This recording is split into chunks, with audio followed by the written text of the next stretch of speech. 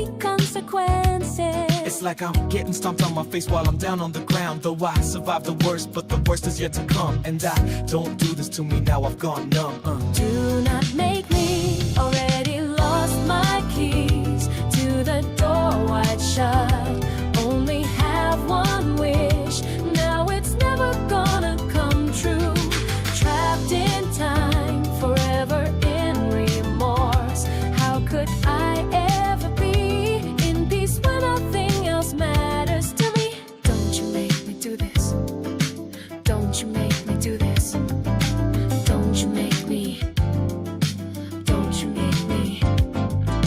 Don't even try what you want from me. Better stop pushing, 'cause I won't tolerate it. There's no returning, no matter how much you want it. It burns me to the core of my body, know it. Now is not the right time for anything, so stop loading. Stay away from me, already lost my keys to the door wide shut.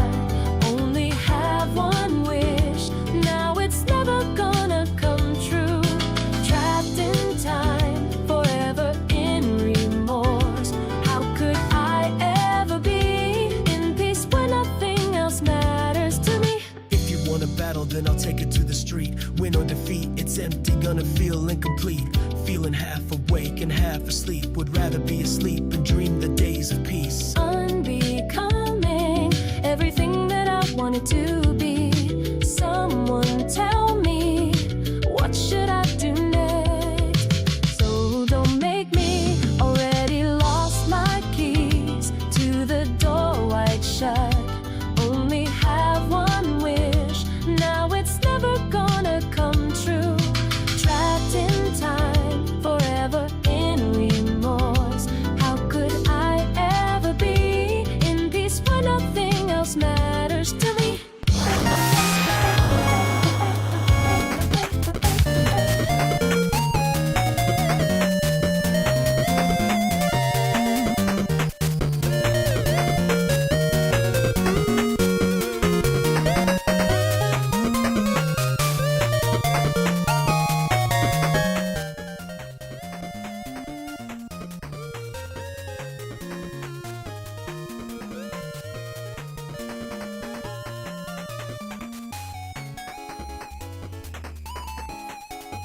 What's going on, everybody?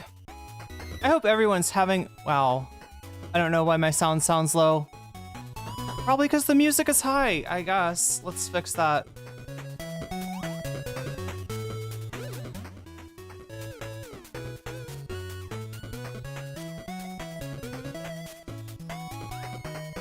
Let's try one more time. What's going on, everybody? Hope everyone is having an amazing afternoon, evening, morning, or whatever it is in your time zone. It is... I have to click over it, chat. Thursday for you, the 17th of July, 2025. This is NCC TV coming at you live from Sumaru City. We're live, or at least that's how it appears to me. Could be a brain in a jar somewhere. Don't know, don't care.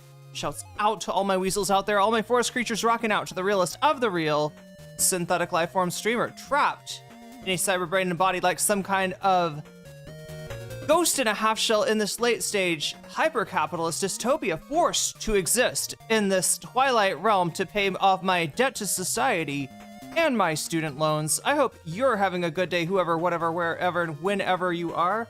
We're about to jump right into it here on twitch.tv, youtube.com, high risk, high reward, high on life, or whatever simulation, simulacrum, simultaneous, spontaneous singularity of consciousness this is, was, or will be sometime in the distant cyber future.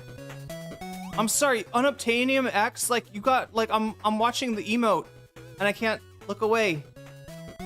Damn it. I gotta break out of it. Okay, I'm better. I'm sorry, chat. It's one of those animated emotes over on Twitch, and it just like, you know, sometimes the motion is a little bit hypnotizing, but that's okay. That's okay. We can deal with I've dealt with hypnotism before. I'm sure I'll deal with hypnotism again. I've dealt with the heaviest layers, the heaviest levels of gaslighting known to humankind. I think I can probably handle this. I should be able to handle this. Don't miss me too much. All right, let's see. I hope you didn't miss me too much. Because I am back. That's right.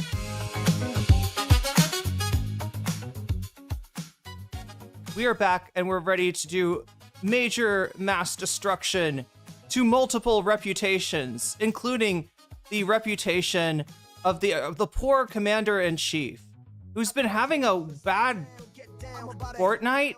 Yeah. God damn. Doing it all night. Definitely a problem when the music is higher than you. Wait, what do you mean? You think my music is higher than me? I mean, definitely. It's early in the morning for me. Remember this. And it's probably a better thing too. I don't know. After seeing other people try to deal with like a change to their state of consciousness at the same time as streaming, I have decided that I'm probably better. Well, I shouldn't say that. What am I talking about, chat? I'm drinking matcha. I mean, look, there's different changes in consciousness. Some of them are more ideal for certain activities. Some of them are more ideal for other activities. I wish I had a whisk, chat. I'm literally stirring matcha with a chopstick. This is not how you do it. If I was in Japan right now, I would be getting made fun of for this. I'm pretty sure. Or maybe being kicked out of the country. Maybe they think I was doing some Johnny Somali thing and just trying to piss off matcha lovers. The music is stoned. But yeah, we gotta talk about Trump. And it just keeps on getting better or worse or both.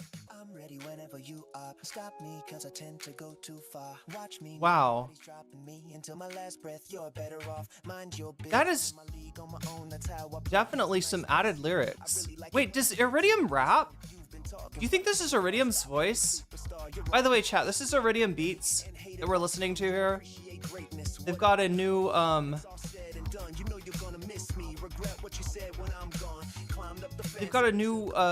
out on YouTube that is episode Ideologues, aka Persona FES.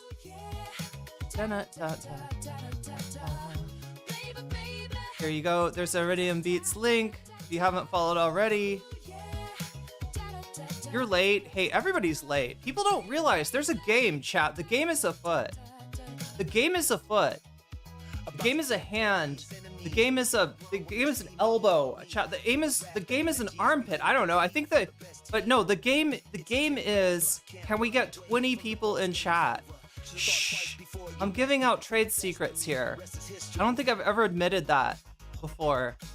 That's basically what starts the stream. And you know what doesn't start the stream? Is coming in here, seeing the music, and like leaving. I don't know. You could do like like I have no control over you.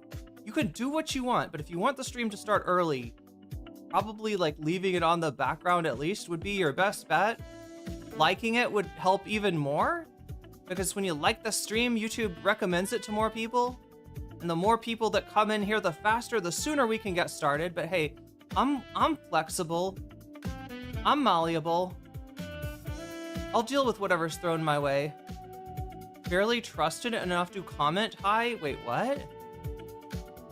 Oh my god, Rave, please don't anybody think that like your moderation status or lack thereof has anything to do with like how much I like that those decisions kind of get made in the moment when I realize I need a mod. But yeah, that's like another mod. Like we're low on mods, right? Then people just end up with wrenches. But yeah, there probably should be a better system for that. I don't know. I just don't want anybody to ever think that it's like a, you know, like I like you.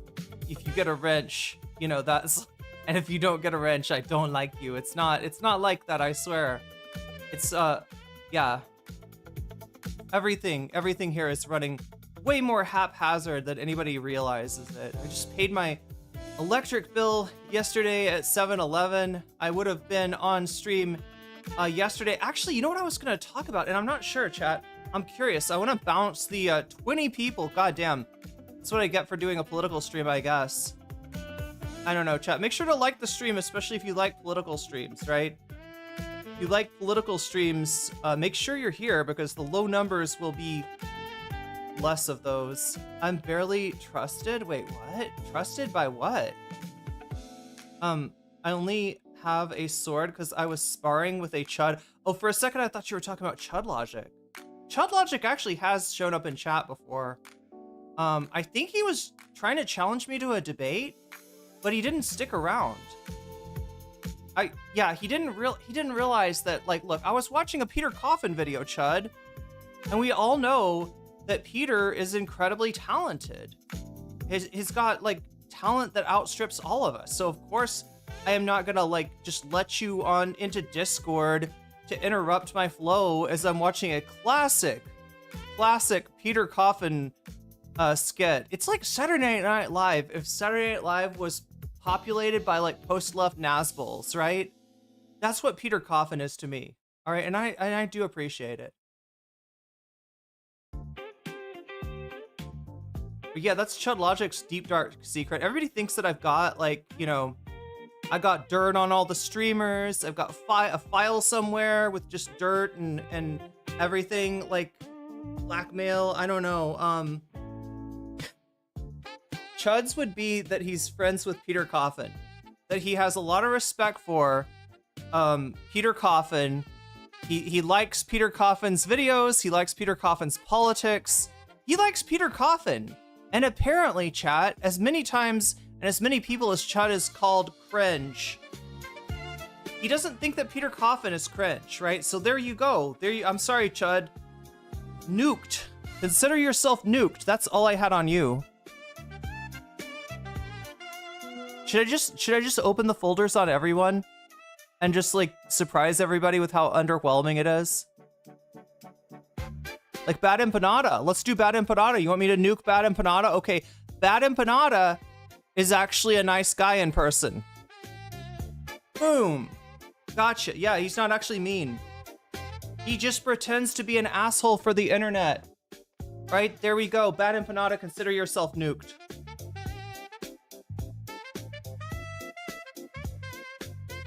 President Sunday, I probably have already mentioned, is an ANCAP. What else, chat? Release the list. Yeah, release the NCC. I would be the one with the Epstein list. Yeah, chat, that was actually what I had in the folders the whole time. It was the client list for Epstein, which includes, like, all of your favorite streamers. Apparently, all of your favorite streamers are on that list, and I just haven't said shit. So I'm waiting for the proper moment. Yeah, Bad Emma Panda. Folders of files. Yeah, not as opposed to folders of short stack goblins, which some other streamers might keep around. I keep around folders of nuke material, of dirt, of the skeletons that they have kept hidden in their closet. But yeah, so I was wondering, chat, speaking of sussy bakas, right, that we're not going to talk about today because today is politics. Unless you decide to make it different. Wait, do we have other stuff that's not politics in the bonus content? Oh yeah, we do. Look at that. Ethan Doxing Redditors is winning. Richie Torres versus Zoran is in second place. Did I spell Zoran's name right, though? I never remember, is the H before the R or is the R before the H? The folders to be sorted. Oh my god. Wait. That was in Vosh's files, right? Is there dirt on chat? Yeah, but it's just not interesting enough. Sorry, chat. None of you are bad enough. The whole time it was you storing the documents in a bathroom somewhere, yeah, next to a golden crapper. Well, that's where else am I gonna do with my toilet streams, chat? Obviously, it's gonna be on the golden crapper. You keep binders full of women's?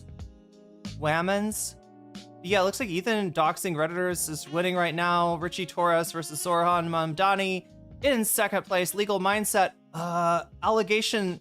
Wait, I said that wrong. I should have said Legal Mindset responds to the allegations. He's talking about the allegations, chat. And then Bad Hasbra on ContraPoints. Apparently nobody cares. That story has moved on. Lucky Contra. Here we go, chat. You know, if you thought that Contra's worst scandal was her friendliness with J.K. Rowling, Hillary Clinton, and Chelsea Clinton, consider yourself corrected. obviously, Contra's biggest, scandal is that Trump is helping her out. Trump has taken away the attention. Trump has changed. He's thrown himself on the ground to let ContraPoints step on him in her high heels. Boom, boom, boom. Yeah, that's what he's done. Because he's like, we must save the queen. ContraPoints, I was your earliest fan. I was your very earliest fan. I was the one spamming all the bread emojis, Contra. You must be protected. The queen must be protected. That's, oh my God. Should I try drinking this matcha? Where's the matcha? There's the matcha. But yeah, I was gonna ask you, chat, one in chat, if you know that President Sunday's got a video out. Does anybody know about this? Anybody know about Sunday's video? Can't wait for Ethan to dox me. I'm so boring. Oh my God, like he like low-key is going after the Redditors now.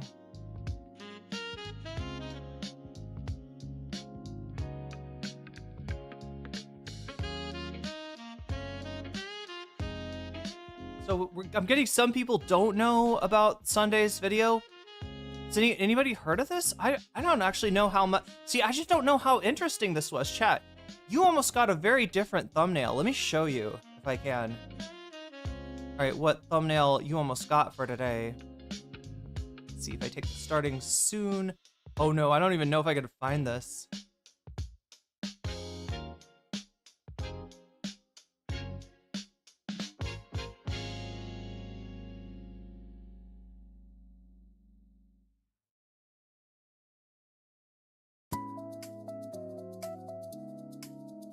Oh no, I don't even know, chat. Oh my God. Well, it's a good thing I didn't try to use that thumbnail, the thumbnail I can't even find. I would have been super fucked then. But yeah, we got a lot to talk about. I don't think I've really talked about Trump other than maybe a few Majority Report clips. Novara, TYT, Ethan D. Klein. Very funny joke.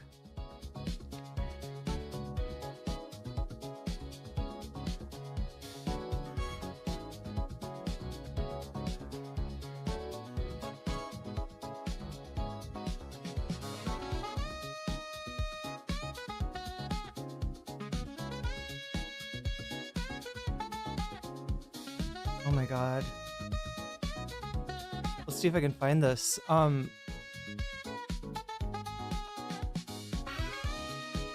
Yeah, apparently everything is in my to be sorted as well. Oh, Buffy, did you fix the link? Did I maybe I didn't copy the link down right or something.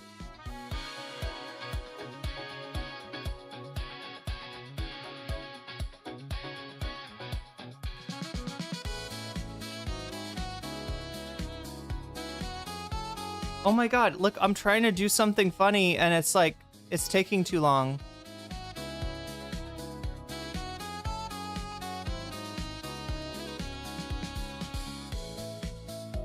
See, it would help if I could remember, like, what the fuck I called the thumbnail. Oh my God, we got some classic NCC thumbnails in here.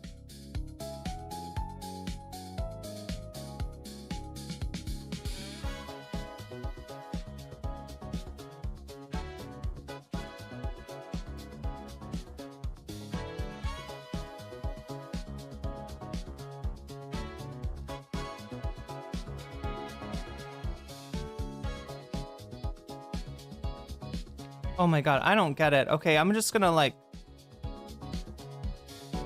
shut up because apparently I don't know what I'm talking about here.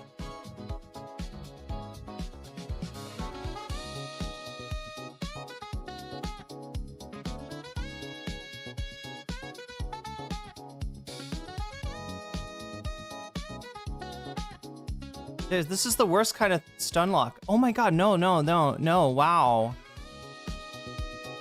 Okay, I don't know where this is. Fuck me. I had the perfect thumbnail for it too, but maybe it doesn't matter. Still can't believe Ethan has, if nobody has seen, okay, so is the link fucked up just on, oh, I bet I left like a YouTube link there or something.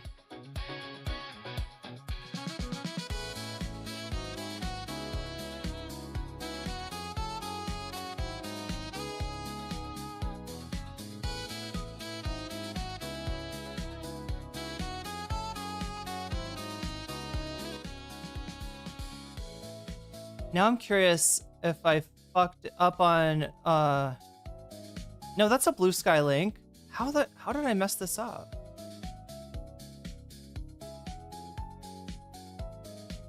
Anyway, chat, I can't find anything and I'm too hot. Can't believe Ethan has a platform at this point. He's not banned. Somebody made a video about that, yeah. When I clicked it, it gave me an error message, so I just found the correct link. Yeah, I don't know what happened.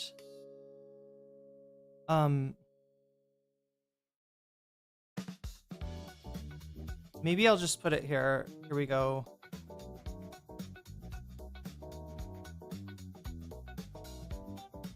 And then I'll just pin this in case it's wrong. Replace the pinned with the new pinned. There you go. There's a new pinned for you. The other thing I gotta do for you is put up a butterfly goal. In case anybody wants to help me put a butterfly in my hair, it can happen for the low price of merely 10 teal super chats.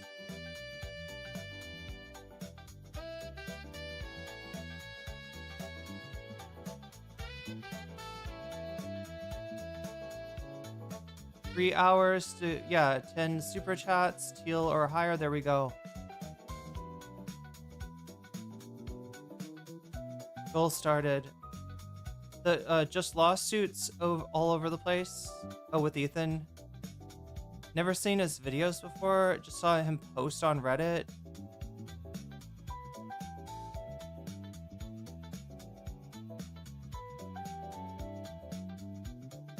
Wait, who is this? Put out a video today called about the Ethan situation, the future of creator discourse, legal threats, and narcissism. Wait, who is this person? Punkin Dassner? Yeah, never heard of.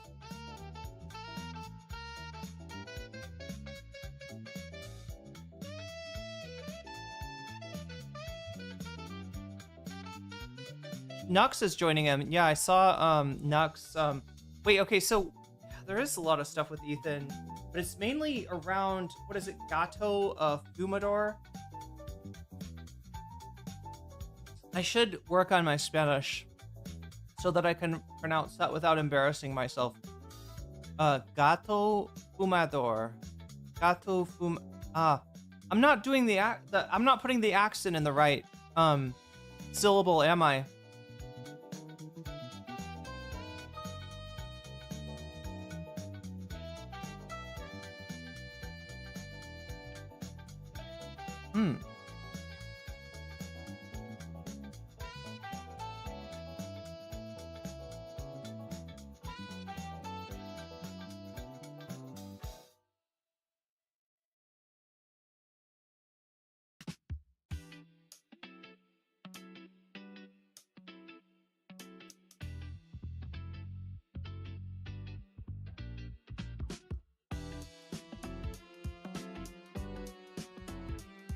Fumador with a Fumador?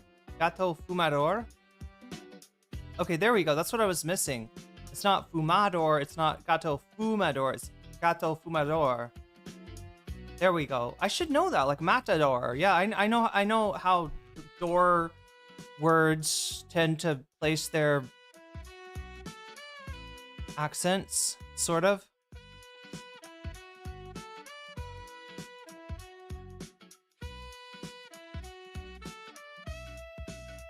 But yeah, this is the Queen in Yellow account on Twitter, and apparently Ethan's kind of focused on this account right now. May have even doxed this person.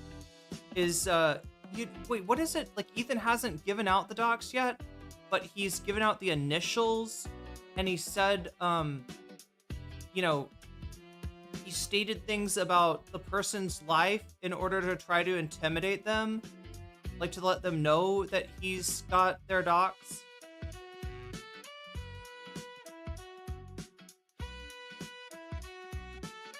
Anyway, chat, I shouldn't be big upping the bonus content just yet, because it only happens if we get to 100 on this baby right here, and right now we're at 0. So I don't know. Right now we're set to go over the Trump material and the Trump material only, which will not be a short stream. No, it'll still be, you know, there's a lot going on in Trump world. There's a lot going on, including the replacement of Donald Trump as their hero. I don't know. A big portion of Trump world has become disillusioned with the guy. Trump is doing his best to reinforce this, and I am at my wit's end trying to figure out how this might be some kind of a, okay, that's what happened. He did it to defend Salty. So what, Dan Saltman got doxxed by Gato, and then Ethan is like waving Gato's docs over his head, basically. I'm ready to hear the Trump T2. Yeah, me too. He only focused on that account because Saltman assigned it to him. Yeah, good point. Trump has been diagnosed, yeah, with circulation, with venous insufficiency, I believe is what the diagnosis reads right now. But chat, I gotta be real with you, okay?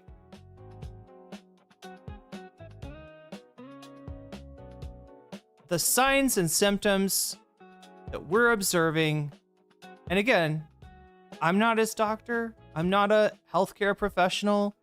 I don't know if any of you, you know, have the ability to diagnose, right? Like, right? But yeah, it's it could just be venous insufficiency. And were the Trump administration a more transparent and honest group of people, I would say leave it at that. Leave it at that. You know, he got lucky and it's venous insufficiency and not something worse. However, I don't trust these fuckers. I don't trust these fuckers at all. I think they would lie their asses up until the day that Trump fucking kicks the bucket. And yeah, I don't trust them at all. What that means, chat, is that we don't know, but there is some chance that we are gonna be dealing with something like heart failure. Yep, Mark Gold, you got it. You got it. Because that's at the venous insufficiency is at the benign end of the spectrum as far as diagnoses that, you know, this cluster of symptoms would indicate. And the deep end, the more serious grave end, yeah, would be you know, some kind of heart failure, right? Which doesn't mean he's like dying right now or dying tomorrow, but it's, you know, it's just a lot more serious, right?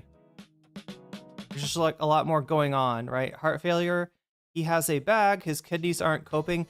Well, here's the other thing about that, chat. The thing that makes me wonder about gives me a second pause about the edema that the president's legs are showing and the you know, the bruising and all the rest, is that this is maybe like, look, I mean, I don't think he's faking the symptoms, right? But I do think that there's part of the Trump administration that wishes that the media and the Trump, you know, fandom would pick up on these health issues and let go of the Epstein stuff. So I'm not going to let go of the Epstein stuff. We'll go over what's going on with the president's legs. Look at the possibilities. Again, you know, I'm not a doctor. I'm not a healthcare professional. Even if I were, I would need to see the president as a patient before making any sort of, you know, any sort of diagnosis. And even then, I mean, I might not get the diagnosis right. It smells like a Weinstein or a Cosby situation where the guilty party is acting ancient, ill, and pitiful, or a Biden situation, as Trump would say. I think he's not sleeping and he's on his feet 24/7. That could do it.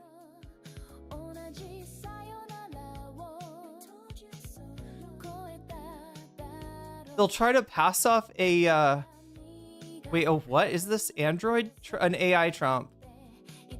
When he passes.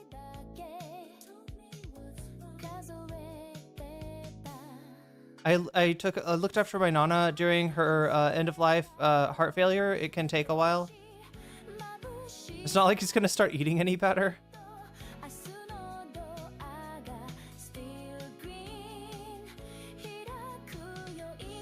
If he's pitting, it's not good. Yeah. Well, I mean, like, the other thing we can see is that the swelling is bilateral, right?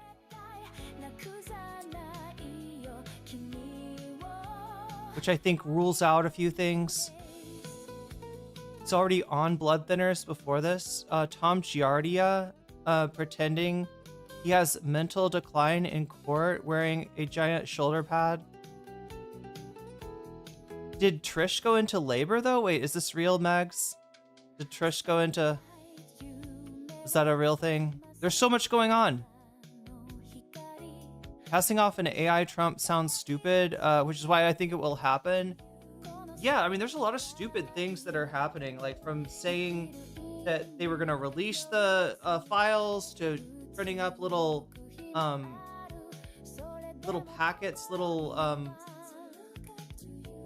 binders. Yeah, he's got binders, you know, that were just stuff that had already been given out to the attempt to bury the story with a file that had been edited, with a file that's got Adobe oh my god, what, Premiere Pro metadata in it. It shows, you know, how much it's been edited, which is not what your lawyer would tell you to do if you were submitting something like this for a legal hearing. They couldn't even stitch the videos. Oh yeah, the videos, there are different resolutions or different ratios. Dying of Cankles is sending me... Wait, Rage Against the Dying of the Cankles? Did he ever make fun of Hillary for having cankles? I know somebody did. Maybe it wasn't Trump.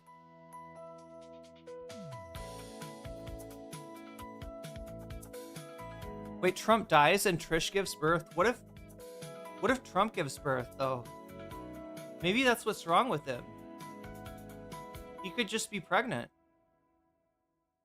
What would he be pregnant with? Probably the Antichrist. Yeah, probably something like that.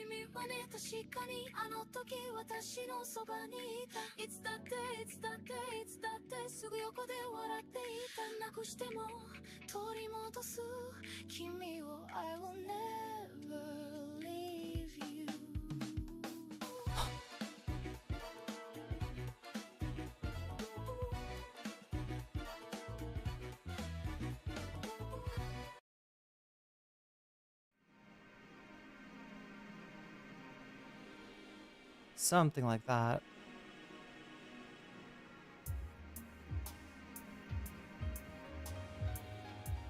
It'd be Rosemary's Baby, yeah. Trump was...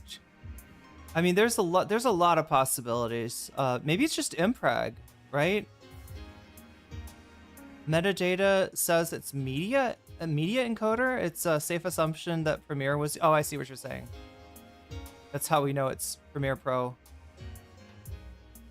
Trish's womb. Oh, I forgot about that. Wait. Yeah. Okay, I get it. Oh my god, Megs. Your joke. Right over my head, but now I get it. Trish going into labor is a sign that somebody is leaving the world.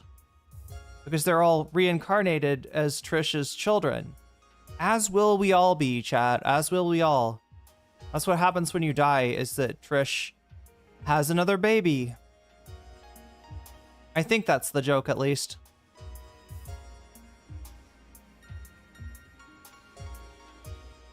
Trish's womb is healing the souls of the spawn of Satan. Queen Elizabeth. Yeah, only if we're evil. Only if we're evil enough do you get to be reincarnated as Trish's baby.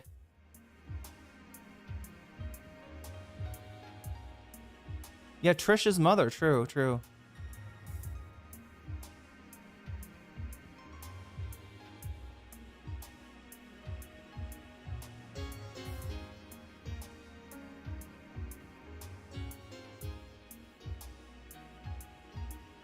And the user was MJ Cole. Wait a minute, wait a minute. There's something with the name Cole. Is that a connection? Is there somebody in the Trump administration or like,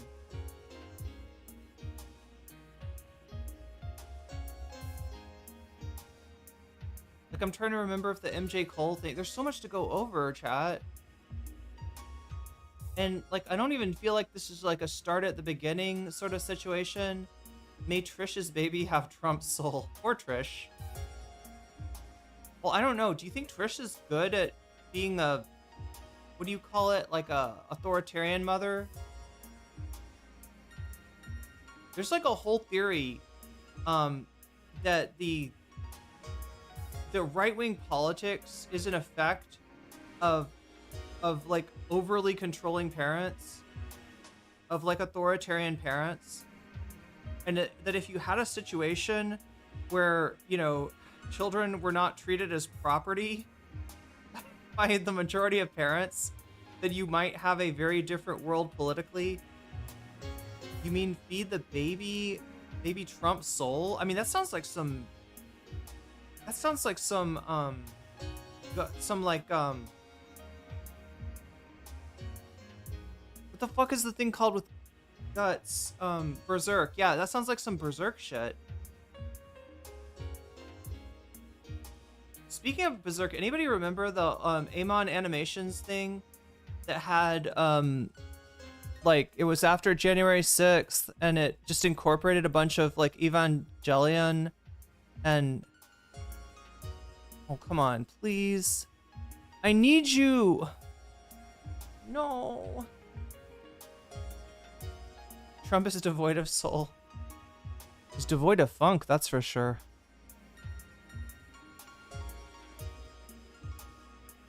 I just know that baby is coming soon, yeah.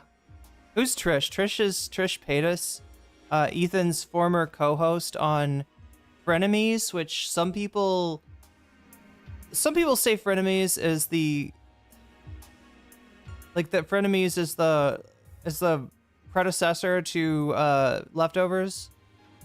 Like, it was a podcast that Ethan had with somebody he didn't really get along with, and his animation is top notch. The thing about, yeah, I love animation plus Berserk. The thing is, I feel like maybe he's put that, I don't know how he does. And honestly, he puts out videos so, like, not very frequently. Yeah, it's been 0 days since our last Evangelion reference. He puts out videos with such a lack of frequency that I don't notice if something's missing. But like, some people might, you know, take their greatest hits like off of YouTube and make them members only, or make them Patreon only. Maybe it's that. Maybe he got in trouble with some kind of like a, you know, copyright thing. I know at first there was some music from Evangelion that was in there that had to be taken out, because I know when I covered it, I got copyright claimed for playing Komm Süßer Todd. I'm garbling that German. Komm Süßer Tod. Yeah? Something like that? Like, come sweet death.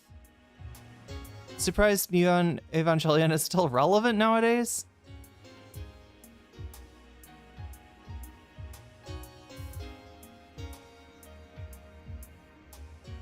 But anyway, yeah, well, wait, what's more surprising, that or Berserk? Isn't Berserk from, like, literally the 80s? Like, wasn't Berserk started when JoJo started? Evangelion is always relevant. Yeah, unfortunately or fortunately. Another great song. There's a lot of great music on that, on those OSTs. I keep forgetting some of the songs I like the best aren't actually in the show itself. They're on the movies that came after the show, which I think I've seen. Like, I saw the end of Evangelion, but there's more. Last Evangelion movie came out not too long ago. Is it all on Netflix? Evangelion is one of those things, if you haven't watched it, you never notice it, but as soon as you do, there's references everywhere. Same with JoJo. I don't know anything about anime past Fully Cooley. Well, funny enough, Wesley, that's the same studio as Evangelion. That's Studio Gainax, which I consider to be, you know, I consider Studio Trigger and Gainax to be the same thing, because there's just enough of the people from Gainax left to Studio Trigger that it kind of makes sense that way. End of is my favorite whole part of the whole property, personally.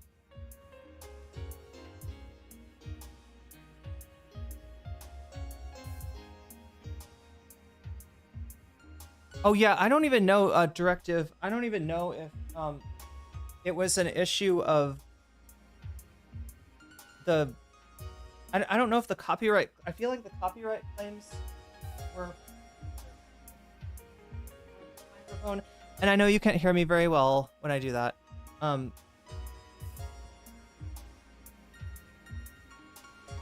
Oh wait, you're talking about if anybody Universal. What is it? UMI, Universal Media something. Yeah, because like it's the music, I think, that I was noticing was getting me copyright claimed. Although I feel like I will get, if I had like the whole, like the congratulations, you know that part, right? And the penguin's like, because the penguin also wants to congratulate Shinji. That's my favorite. It's like the penguin's just like, it's like, what's the penguin doing? Shinji's like, hey, like, Shinji pulls out his mints and like Asuka's like, oh, can I get one of those? And Ray's like, ooh, a mint? Can I have one? Everybody wants a mint, and then the penguin comes up and was like, what's the penguin doing? Oh my god, chat. Did I just combine a Vine reference with an Evangelion reference? I feel like this is how you get Eldritch Gods coming back to life. Evangelion is every transcon creator's personal Roman empire. It is known. It is known. Thus, oh my god, it's raining again, chat. The rainy season. Let me tell you about the rainy season here. So I finally, and this is so lucky of me. In fact, I almost want to open up my window now, right? I do have a screen. I thought I didn't, which is a silly thing, because I've got, you know, a big glass door, and it would be so silly if there wasn't a screen, because yeah, there are mosquitoes out there, and they will suck my blood, and I will look like, it just makes you look like a tourist. I don't know. Somehow I feel like Thai people, they know how to avoid the mosquitoes. I don't know if they're spraying themselves with something, or they know like when not to go outside to avoid the mosquitoes, but somehow Thai people, they never get bit. Well, I don't know. I never, but like it's like a tourist thing to like have a bunch of mosquito bites on you. Speaking of which, where is my freaking, oh my god, I don't even know, chat. I don't even know. There it is.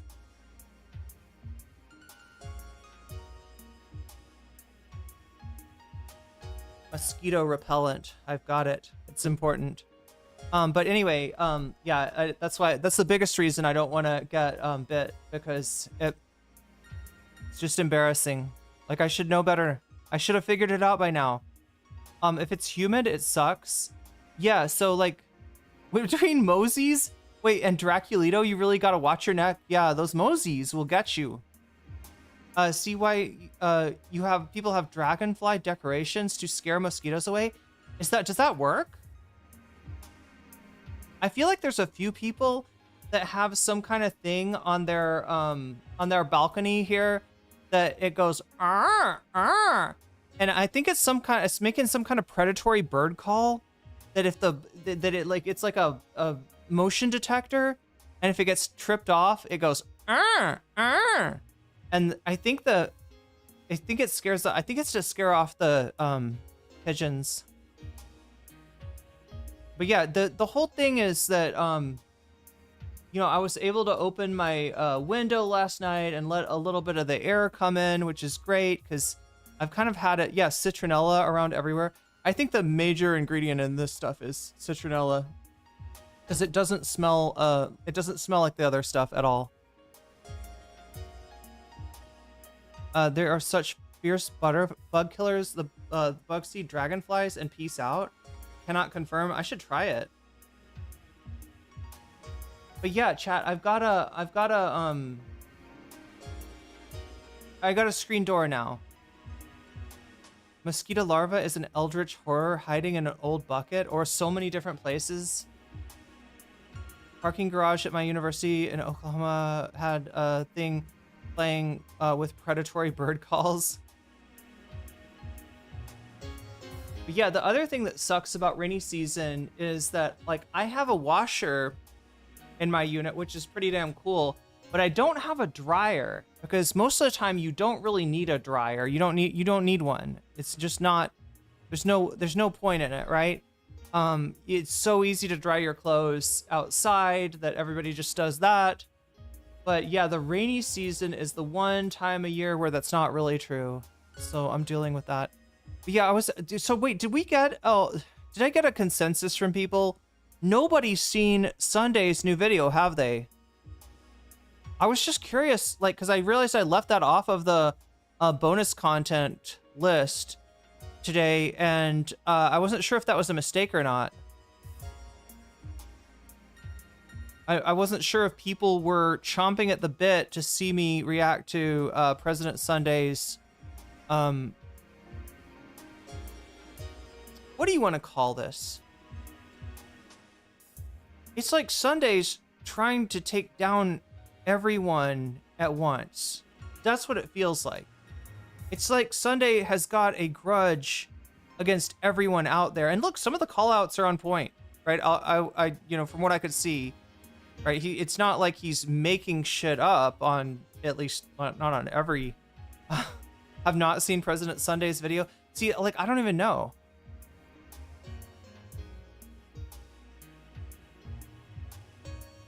I mean, because there's a lot to call out when it comes to BreadTube, right? Obviously, Contra is, showing a certain type of cowardice and just, craven content nature, but she's not exactly the only one. And so I think Sunday's trying to call out more people. Does it get humid there, or is it not too bad? It's pretty humid. It's pretty humid, but it's not too hot. Right now it's wait a minute. Nothing that I unsubbed from Sunday and Westside at the same time. That fucking beef was a little intense, wasn't it? I kind of dipped out of that beef as well. Like, that shit got crazy. They were calling each other PDFs and stuff. Like, I was just like, what am I watching? Yeah, so it looks like most people have not seen the vid. It's probably not worth going over. I just thought, because I do have a he's pro-Palestine. Yeah, he is pro-Palestine. Although maybe to a point from what I've seen. Oh, no, you don't. Speaking of Evangelion. No. Let's not do that. Where is it? Oh my God. I thought, oh, okay. Never mind. It wasn't what I thought it was. I thought it was that. You know that that One Kiss or something. What is it called? It's from one of the movies.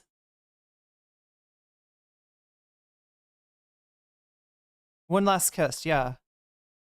Okay, like don't I'm gonna put it on now. Here, let me show you the song that I was afraid I was getting copyrighted claimed by, so that I can actually get copyright claimed. Please stop talking about my dick was a wild song.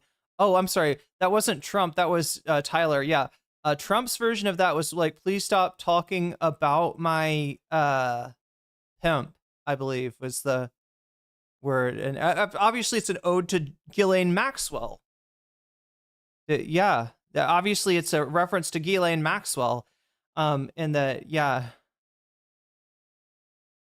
Sunday has a weird hate for philosophy tube. Yeah, and I honestly am not enough of a fan of philosophy tube to really know enough about her stuff to be like, does she have some accountability that, is there something there or not?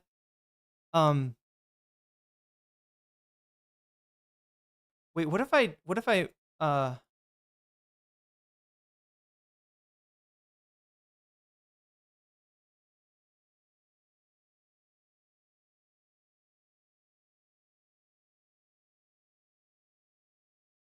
wait, this was a Hikaru song, wasn't it?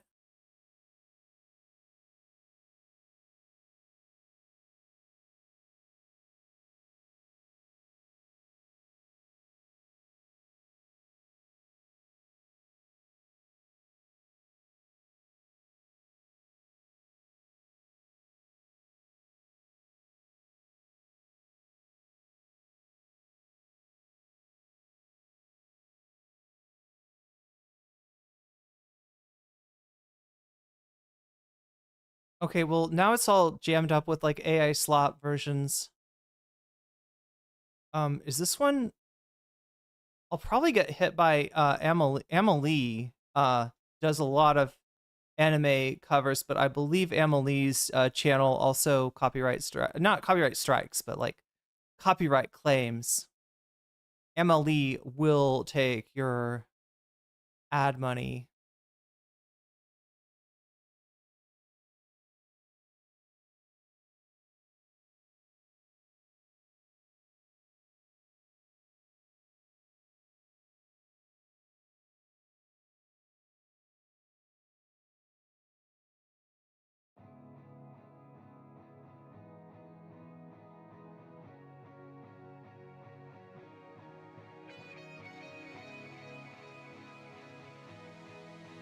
Well, there we go. There's like a synthwave. Oh, is this a rock cover?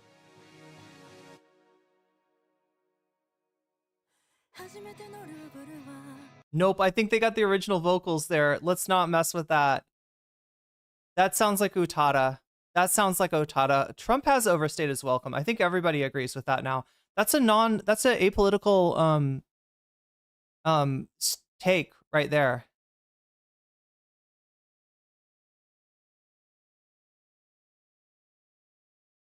Yeah, we should probably get into the Trump stuff. But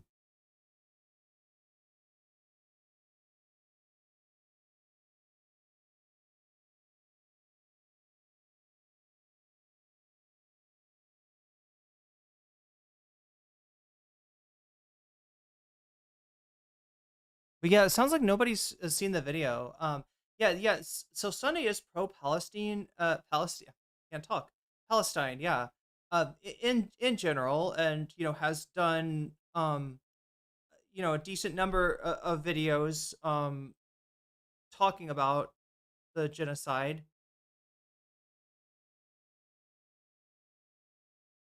He's also called out Hassan quite a bit over takes that I don't think are objectionable, right? So there's like, just like TYT, which like the one good thing you can say about TYT is that they are generally on the Palestinian, on the side of, a free Palestine, right?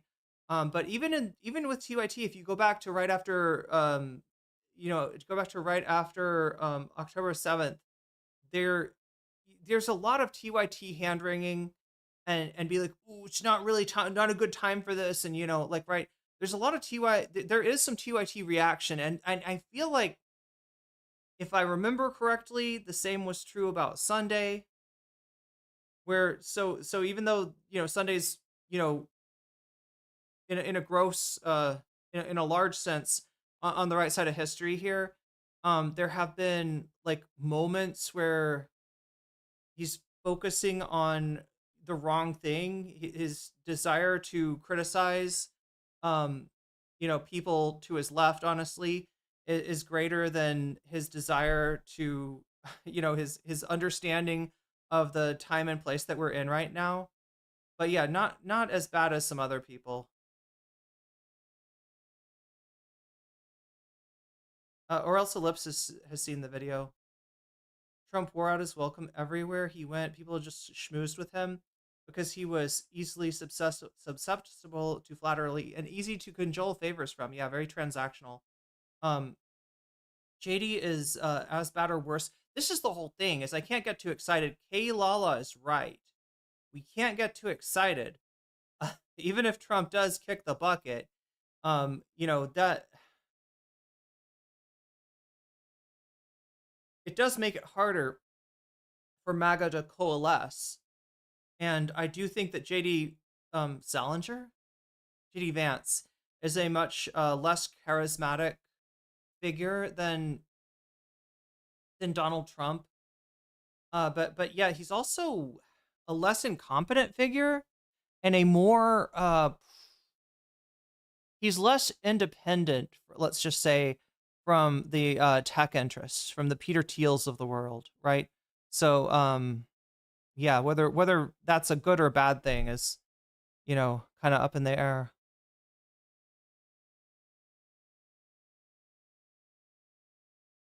It sucks to be forced to live in a world where being politically informed is a responsible thing to do. He used to be a Vosh guy. That's true, George Jackson. He was a Vosh orbiter, in fact.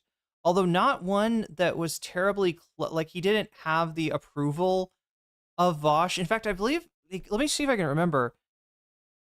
The reason that Sunday, I think, stopped being wait, oh God, I don't want to misremember this. I don't want to, like, slander somebody. His eyeshadow game this week? Oh, JD Vance. Yeah, I mean, if you're gonna have all that eyeliner, you might as well have fake lashes and everything.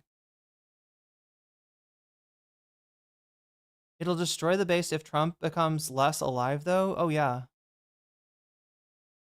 They'll only get less powerful, and JD doesn't have the juice. Well, here's the thing. JD does not have the ability to run an effective campaign. In fact, I think he would lose by, like, Walter Mondale type margins. If you don't know, Walter Mondale is the guy that lost to Ronald Reagan in 1984, where I think the only state he carried was Minnesota, right? It was just Minnesota, right? So yeah, I do think that JD Vance would go down in flames in a presidential election, right? It'd be like Gerald Ford. Wait, how bad did Gerald Ford even lose to Carter? JD is much more compromised by ideologues than Trump. I really think he would be. Yeah, so my worry with JD Vance is not his capacity to be a movement leader or to be a also, oh my God, Chad, I'm sorry. Like, I put the butterfly thing up. Okay,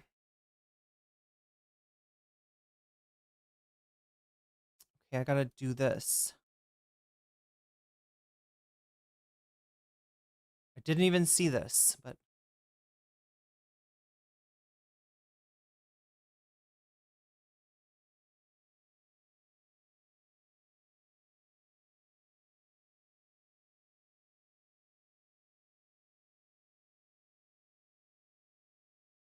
and YouTube continues to troll me, or the software continues to troll me by not showing me super stickers, but there's one. There's one. Wait, is there one? Oh my God, what's going on? It wants to come up. What's going on? I just saw it. Did you see that? It's trying to come up.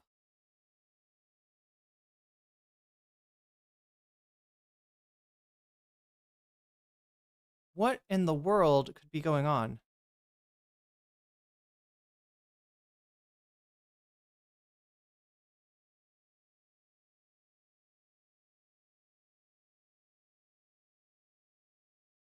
Okay, there we go. There we go. He's a charisma black hole, but yeah, my concern is that, yeah, he's a Curtis Yarvin simp. He's more in line with the tech agenda, which is, it's like the Trump agenda. It's like Project 2025, only maybe more advanced. Majin Vance. Yeah, thank you, Crystal Saphira, for the super chat, by the way, reminding me that I probably need to caffeinate because I'm pretty low energy right now. I feel it's too hot. I don't want to turn up my air conditioner because it costs money, but it's too hot. Oh well. I'll try to just acclimate and drink some green tea here.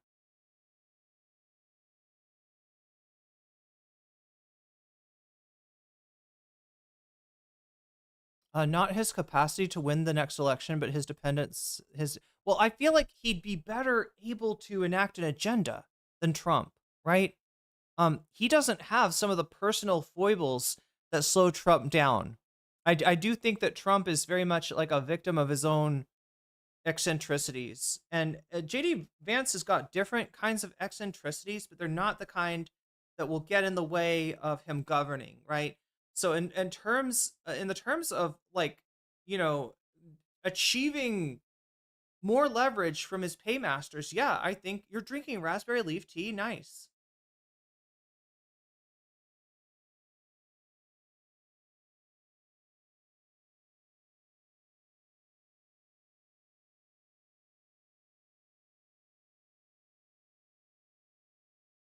Much more compromised by ideologues.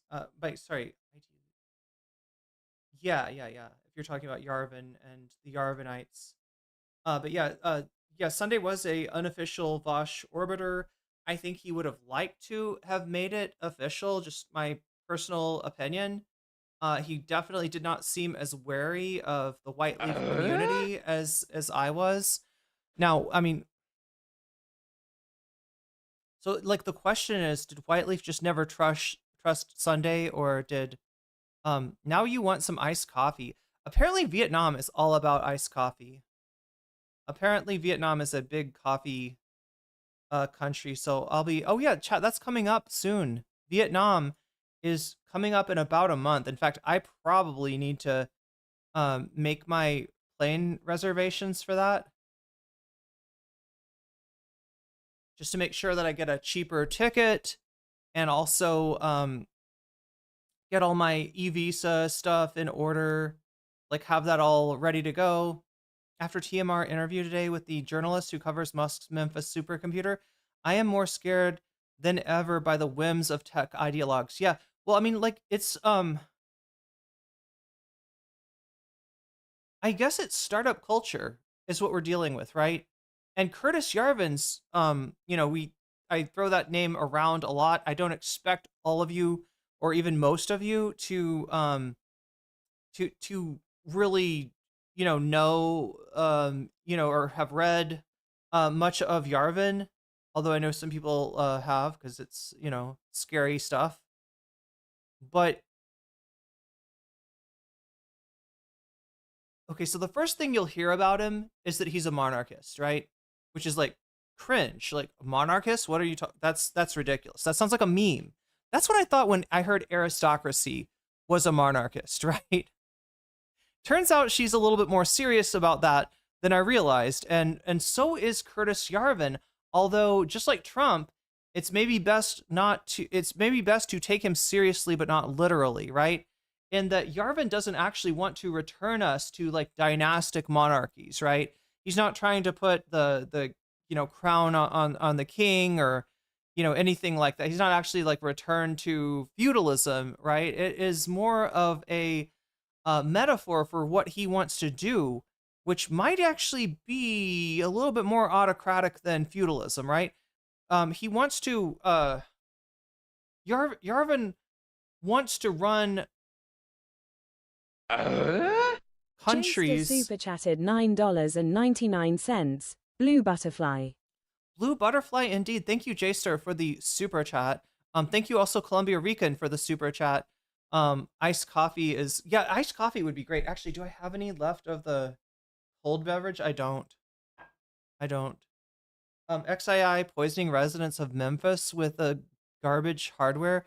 Well, see, yeah, that's what I was talking about. That thing that they're doing where they move into Memphis, in this case, when we're talking about XAI, without really having like they look, chat. Um when I go to Vietnam, um I might like to not have to have an e-visa, all right? But I can't do the thing where I'm like, it's better to ask forgiveness than to ask permission, right? If I don't have my visa, and I learned this the hard way, chat, if I don't have my visa ready for Vietnam, I don't get on that plane. There's no like, we'll get on the plane anyway and then show up in Vietnam and now you're their problem to deal with, and they're gonna have to be like, oh, I mean, you really are supposed to get your e-visa, ahead of time, but no, whatever, we'll let you fill one out right now, or like, right, we'll go ahead and like expedite the processing. They're not gonna do that. They're not gonna do that, and they shouldn't. Chad, I'm a citizen of a country that really that's caused some major problems in Vietnam, right? They don't owe me anything.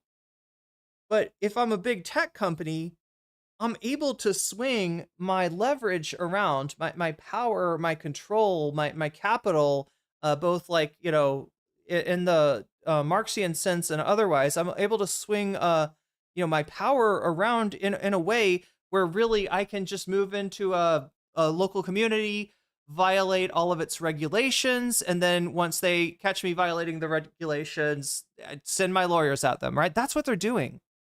That's what they're doing, right? And these towns, these states, these localities, these local and state governments, they don't actually have the power to, to force the, the startups, the tech companies, right? And when I say startup, what I mean is that like this is how it got started: startup culture, right?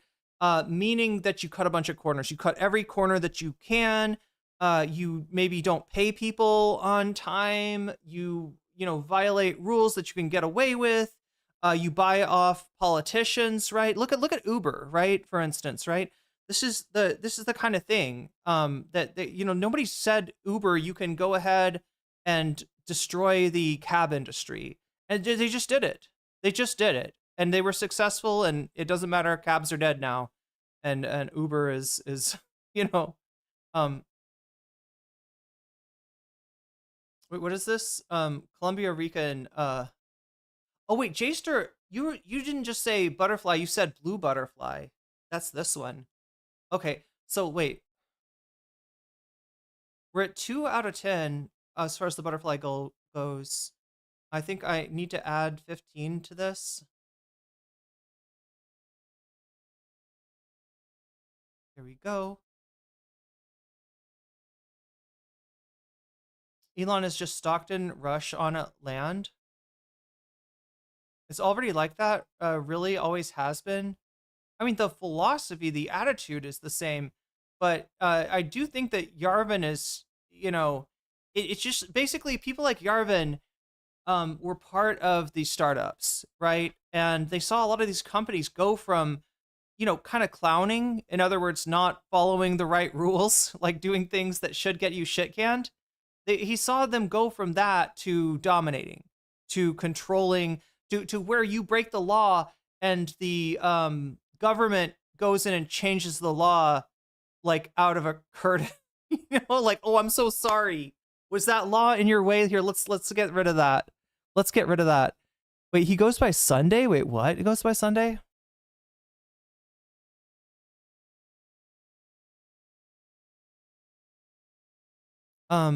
Oh, this is for the butterfly goal, says Columbia Rican. Also, Sunday is going to be awesome. Just saw Mediasan mentioned on Twitter. His Jubilee comes out. Wait, is this going to be Mediasan versus 20 Zionist? Is that what we're doing? That could be really interesting. I'm guessing it's a surrounded.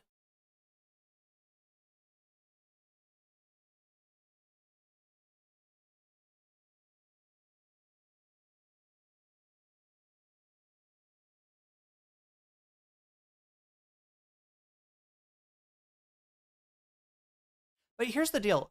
Okay, like, the reason that reform doesn't work, and I think if you're American, your country's tested this out, whether reform works. Your country gave it a try, right? It's called the New Deal. There were a lot of reforms. We went from a state of austerity under Herbert Hoover to a state that was so progressive that the business interest tried to overthrow the president in FDR, right?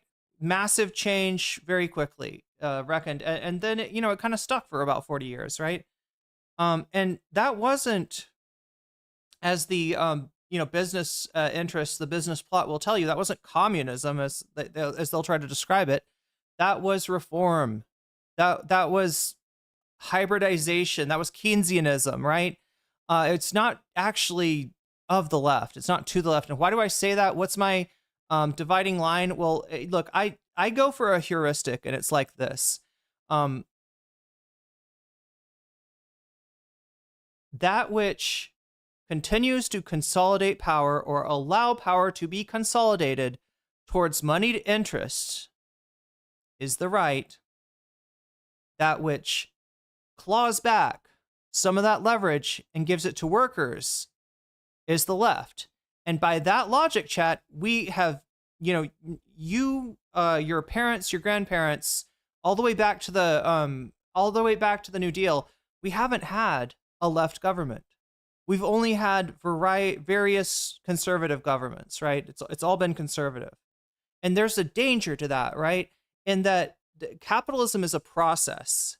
The process, moves along by means of accumulation. In this case, it's, not primitive accumulation. It's accumulation of capital, right? Flowing from the bottom, flowing from the labor power that produces the value to the top, to that which aggregates the value and weaponizes your dead labor against you. Hours that you've already worked, hours that your parents and grandparents have worked, are now part of the power of capitalism. That's fucking dangerous, right? That's not a small detail. That's not that's not me being a perfectionist, and right, that's hugely dangerous. And as long as they continue to aggregate, and I said capital, I said economic power, right? But also other kinds. Like, the basic concept is leverage. As they continue to aggregate leverage, they become more powerful. And you don't really see it happen, but at some point, the government gets small enough to drown in a bathtub. That's what Grover Norquist, a conservative from days yore, said that he wanted. His ideal government was a government that was small enough to drown in a bathtub. In other words, business can get together and kill off any government that it doesn't like. You got an Allende in there, wants to make some reforms. Nope. We're gonna do a coup, right? You got FDR wants to do the New Deal. Nope, we're gonna do the business plot, right? They want to be able to pull the brakes on any sort of government that they don't want. And you don't get a notification in your inbox when that happens. It just happens. And you can see by the fact that that tech startups and tech robber barons really are able to put together they're able to just flout regulation, law, anything, right? You can see that we're there now. We're there where the government answers to the capital class and not the other way around. Like in China, they also have billionaires, but those billionaires exist as billionaires at the pleasure of the party, right? Now, I'm not saying that like that's the system that we want to go to, or that's a system to be emulated. They started from a very different point, and it's a very different country. So I'm not saying this to glaze up China or anything like that. I'm just showing you the difference between a free market economy, which runs at the behest of the government versus a government that runs at the behest of capital interests, right? In the United States. All policy they passing now needs Trump to whip Congress to pass. Yeah, I don't know how much do they need. So I see what you're saying, that Vance, we're arguing now about like whether would Vance maybe be less harmful than Trump. I don't know. The other thing, so Shower Chat's talking about like that Vance doesn't have the ability to whip Congress. What that means is to secure votes, to take somebody that's like, I don't know if I want to cut Medicaid, dog. Half of my constituency is getting their health insurance via Medicaid, right? Take that person from there to be like, nope, I'm a yes, I'm gonna vote yes, right? That's what whipping is. And Trump has been good at it because he's able to threaten to primary anyone who does not help him enact his agenda. Vance is not as charismatic, right? So he represents less of a threat in that sense. But the thing with Vance is, I would say he's more in line. He's less independent than the business from the business interests. So the business interests, right? Vance might not have to do a lot of whipping, given that he knows exactly what the business class wants, and they can do that whipping for him. Oh my God, I scrolled back. That's why we're talking about Vance here. Mediasan versus 20 conservatives. Okay, that'll be interesting. What did Yarvin ever do or accomplish? He wrote a bunch of stuff that tech vampires love to read. That's what he did. My ADD brain was picking up on the mention of someone named Sunday. Yeah, that's President Sunday, a friend of the VOD, enemy of the VOD, high on his own supply. And that's more true than ever. Sunday does seem to be high on his own supply. But we don't really talk about him anymore. We haven't talked about him in a long time. He's a lot less relevant than he used to be. Yeah, Colonel Oliver North, America's favorite traitor. Well, isn't he on Fox News now? Cutting Medicaid equals eugenics. A lot of what they're doing is going to come down to eugenics, Philip Blair. A lot of what they're doing is for that purpose. Yeah. So for anybody that, like in terms of how does Yarvin's agenda, because Yarvin will say some weird shit, right? He'll say stuff like this: the poor don't really do anything for society. They're just useless eaters, right? And every bite that they eat is capital, is value that we could have captured otherwise, is value that should not be wasted on the likes of them. So what we need to do, maybe the best thing to do then would be like, because they should, if they're going to live in our world, they're going to breathe our air, they got to contribute something. What could they contribute? Well, they are made of biomatter, and biomatter can be converted into biodiesel, right? Your fatty, your fatty your fatty acids, your amino acids, your glycogen, like all energy storage in your body, which the body stores a decent amount of energy, could just be converted into fuel. Which sounds wild. And yeah, you'd be right if you're saying like, I don't think that's what he's really going for, right? But then if you ask him again, like, and you say, Curtis, you were trolling, weren't you? You was troll Curtis Yarvin. He'd be like, yeah, you got me. I was trolling. Yeah, of course, turning the poor into biodiesel is, it's a huge human rights abuse, and of course we would never do that. Something more humane would be maybe if we were to plug them into some sort of a matrix and give them simulated lives to just kind of keep them out of the way. He wants Soylent Green again. Doesn't really do anything for society. Yeah, he's talking about a useless eater. You want to see some useless eaters? Look at the 1%. Look at the 0.5%. Look at the 0.001%, right? You'll find some very useless eaters that eat way more than you and I. that have appetites that we can't even comprehend, right? Because the appetites have nothing to do with material needs and everything to do with some kind of self-aggrandizing religion, frankly. He claims he's trolling, but he's only trolling sometimes. Well, I mean, he's trolling in a very specific way, right?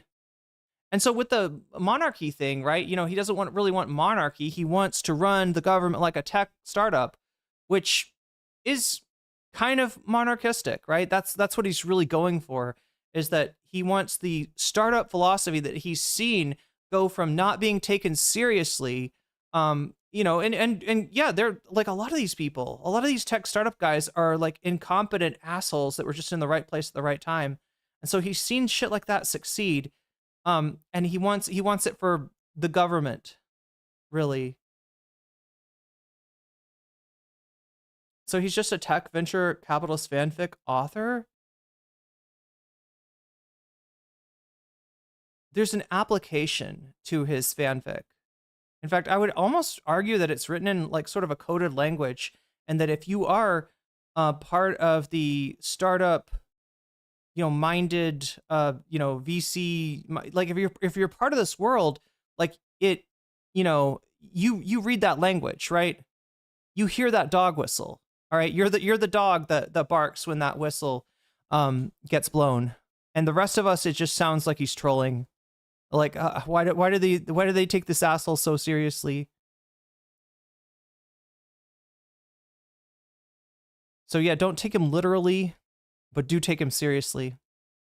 Unfortunately, he wants to create a giant magic tree that you feed bodies to in exchange for boundless power. Yeah, whoever needs essential workers. Well, that's what they're thinking right now with their automation. You know what they're talking about in terms of all the people that are getting rounded up, all the farm workers that are getting rounded up, and you're getting into a situation where California is not going to be able to harvest what they grow. You're going to into a situation where, because of like cuts to SNAP and cuts to USAID, farmers who used to be able to sell their excess crops to the government are now like worried about, possibly having to destroy some of their crops to keep the prices up, right? They're talking about robots well, there's two ideas that they have, right? One is like anybody who gets kicked off of Medicaid, I don't know, maybe you get a brochure that gives you an address, you show up there, and now you do the job of harvesting food, which actually is skilled labor, Chad. I don't know if you know this, but unskilled labor is a myth. All labor is skilled. All labor is skilled. There's no such thing as unskilled fucking labor.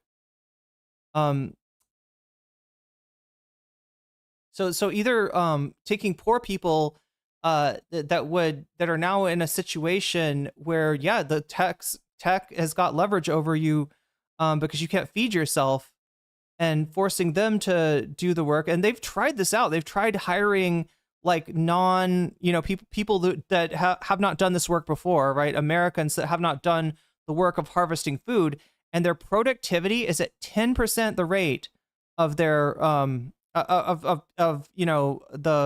undocumented labor that they had there before.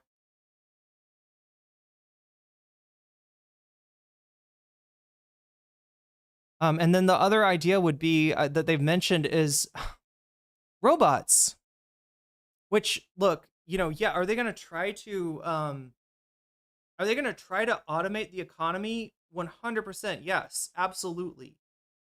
Right? They are going to do that.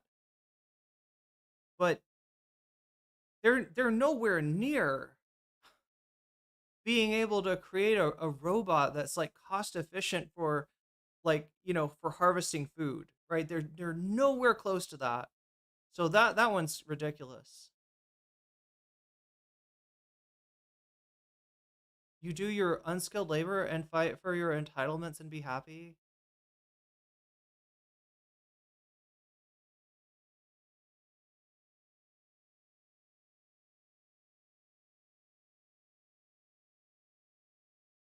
Wait, the McDonald's diet is high in cadmium, coincidentally.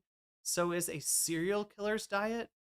That's not the same as a cadmium battery, is it? Wait, are you licking batteries, Sarah?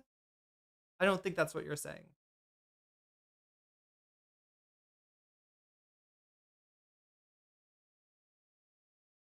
Yeah, they were sold a bill of goods on AI replacing humans. They were sold a bill of goods. First of all, it's not AI. Like, look, I'm fully believe that humanity will develop artificial intelligence at some point, and yes, rising to the level of artificial general intelligence, or whatever, which they can't even define at this point. But I just don't think that we're there yet. What they've done is, instead of deciding to develop better tools for AI and neural networks and all the really all the rest, they've they've decided to just take the tools that they've got and scale them up and scale them up and scale them up. That's why that's why everything needs such an absurd amount of compute. That's why it's killing the environment to do it. That's why they're bringing coal plants back online to have more energy, right? It's because they this is like brute force, like dumbassery is what they're doing, right? Rather than actually innovating and solving a problem by creating better tools that are efficient, they are throwing efficiency to the wind and just, increasing scale, increasing scale. And because they've got the power to do that, because they've got so much control, that becomes somewhat feasible, right? But obviously it's not feasible for the survival of the planet, but it's, feasible for the technocracy. Apples have gone unharvested in Washington State. Yeah, some delicious apples from there. Although Sam Cedar would probably argue with me about that. I think that Washington apples are delicious. And yeah, they're rotting on the trees right now, it sounds like.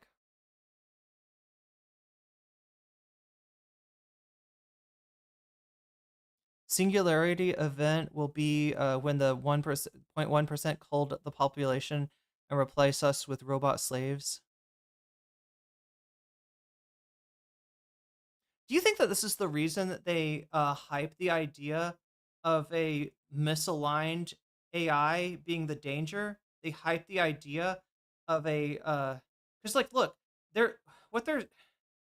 it's like, if you think that, if you look at a large, like a large language large language, like if you look at AI and you say might be sentient, you're in a religion, and unfortunately a lot of the tech world, it has signed up for that religion, and it's not you don't get there with rational thought. You get there with wish casting. But like, I wonder if the reason that they play up the danger of an AI breaking containment, subverting the designs of human beings, and such and so forth and such, I wonder if it's because they are the danger. Like, they literally are the danger. They've got plans in mind to, fuck over humanity. And if we concentrate on, well, maybe the AI will become sentient and develop its own interests, which, it just doesn't have the capacity. It's not even close to the capacity. Like, they haven't imagined the tools that would get you close to that capacity. For an AI to even, like, be able to meaningfully, like, consider its interests, right? It's not. But that's where all the drama is kind of focused on, right? Is the singularity and the Rocco's basilisk thought experiment and all of that shit, right? Rather than, right now it's still artificial innovation. Well, I mean, like, and some of the innovation I feel like should be done, it isn't getting done because they're spoiled. They've got too many resources. They need pressure. like right on them that they don't have right now because they control too much of the government. They control too much of the apparatus of power. And so instead of doing what, innovators, inventors are supposed to do and invent new stuff, they're literally just scaling it up, more compute. And is this a rationalist chat now? I don't consent to that. That's But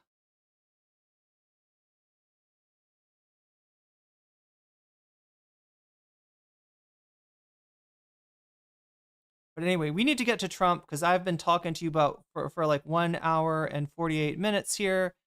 And we really must get going. Okay, let me just check and see where we're at right now. Right now, we've got 2 of the teal super chats that we need for the butterfly goal. We have 1 hour and 51 minutes left to do that. And so you can see I've got lots of butterflies, many different colors, and I just need 8 more super chats of the teal variety or higher in order to make that a reality. So that's where we're at on that. Let's see where we're at in terms of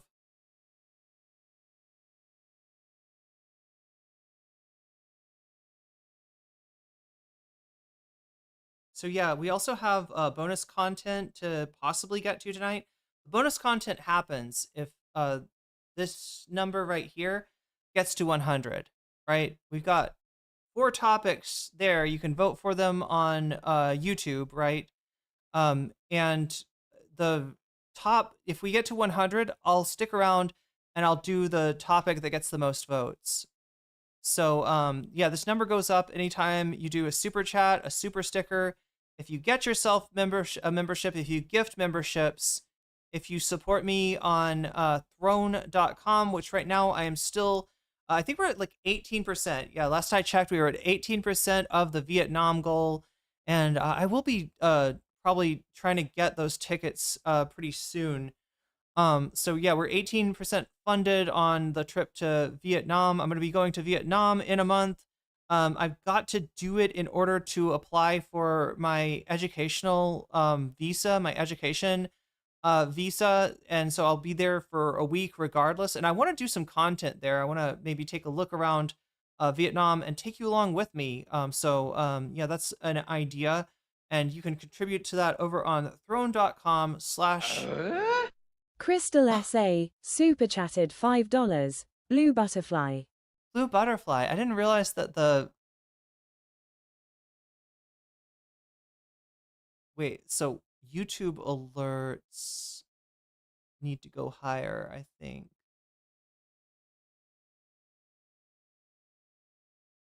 Make the YouTube alerts over the Throne alerts. Okay, sorry that you couldn't see that alert come out, but now I've got it in the right order, and that does get us a little further towards the butterfly goal and towards the bonus content goal.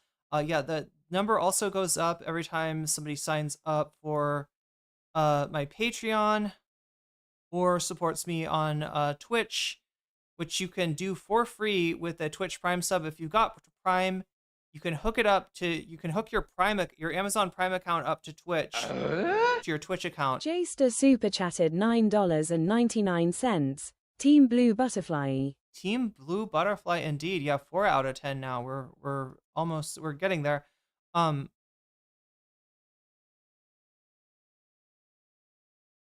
Yeah, so you can actually get yourself emojis on Twitch for free if you have Prime.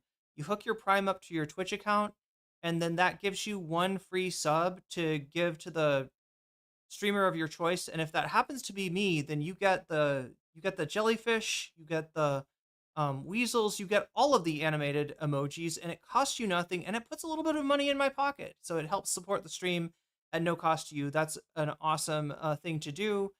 You can also, if you pay for a sub for yourself, it is $6. It's a little bit more expensive than on YouTube, but your emojis are going to be animated, unlike YouTube. So I guess there's the value in that. Or if you gift subs to other people, which is, yeah, that's how we get jellyfish. That's how we get weasels, by people out of the kindness of their heart gifting subs, gifting memberships to other people. So that counts as well, as do bits. So anyway, all that stuff makes this number go up. If the number goes up to 100, I stick around and do extra content for you. And what else am I thinking? Oh yeah, the other thing about this is that you have the ability, if you want to, right? When you donate, to let me know in chat or in the super chat or wherever you want, right? You can let me know. Please avoid giving Amazon money when you can. Daryl Barnett, the great thing about this is it actually takes money out of Amazon's pocket. As far as I can tell, it's a win-win situation. But yeah, you're right. Amazon is a big evil company.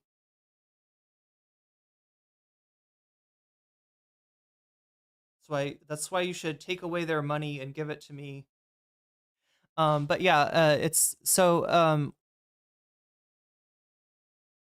you can let me know in chat which of these topics up here that you want to see as bonus content, and I will put your money where your mouth is. In other words, I'll add it to this right here. That's like a plus percentage, plus percentage, plus percentage, plus percentage. So basically it's a plus percentage that gets added to the poll at the end of the stream.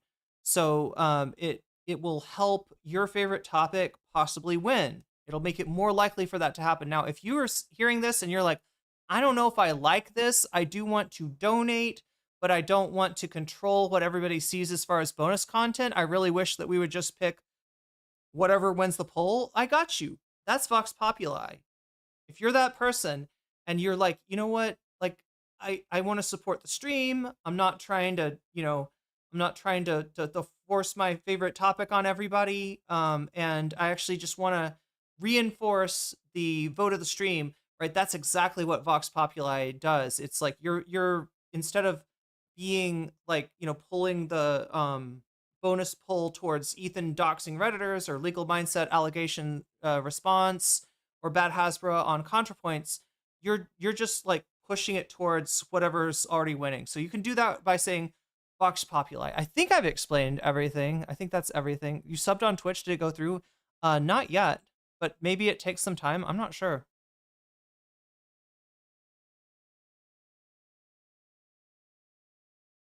Wait, I feel like I haven't added everything.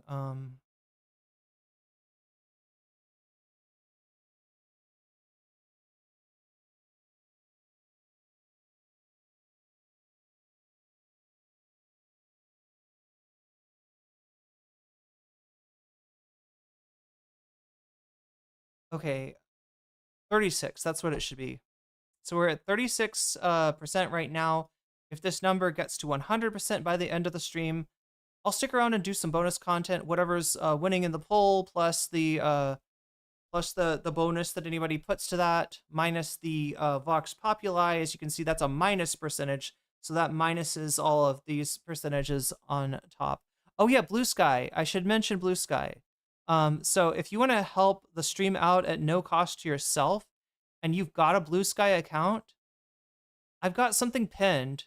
It's the blast off skeet. That's what I'm trying to say. It's a blast off skeet, right? So if you want to help my Blue Sky thread get to more people, you can do that by clicking the link that's pinned. It's pinned on Twitch. It's pinned on YouTube.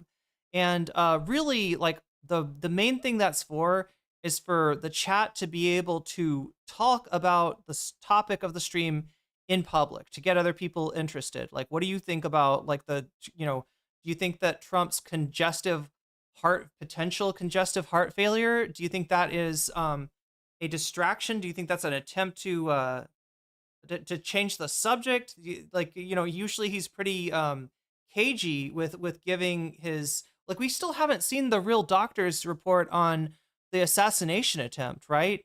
Like, what happened to his ear? How did it heal so fast, right? We don't get to know. We don't get to find out because Trump's not sharing that. But now all of a sudden he's sharing that, yes, indeed, his swelling, his bilateral swelling of the legs is indeed, he says, due to venous insufficiency. But if you kind of know your way around that diagnosis, there's a number of other things just sort of hanging around in the realm of possibilities. Do you think that it's a distraction? Is why they're saying it, or like, where do you think this is going to go? So you can go on there and you can comment and start up conversations. Somebody might argue with you. You can also like the skeet, which really helps me out in terms of Because it was getting so peaceful up here, but now there are freaking communist invading radicals. in terms of getting the message out to other people on Blue Sky. And if you really want to, you can also re-skeet it, repost it. But only do this if you think that people on your timeline would be interested in the stream, right?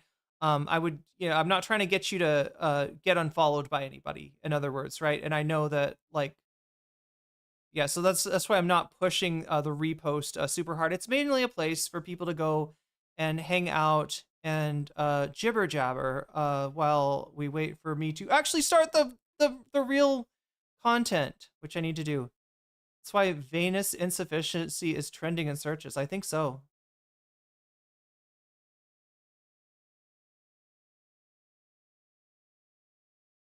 Wait, did a sub happen and just not show up or something?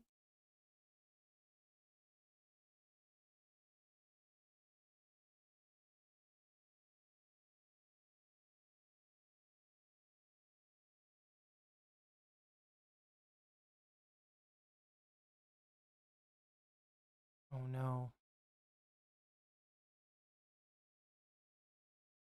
Yeah, huh. Weird. Wonder why that didn't show up. So I'm gonna look for it over here. I mean,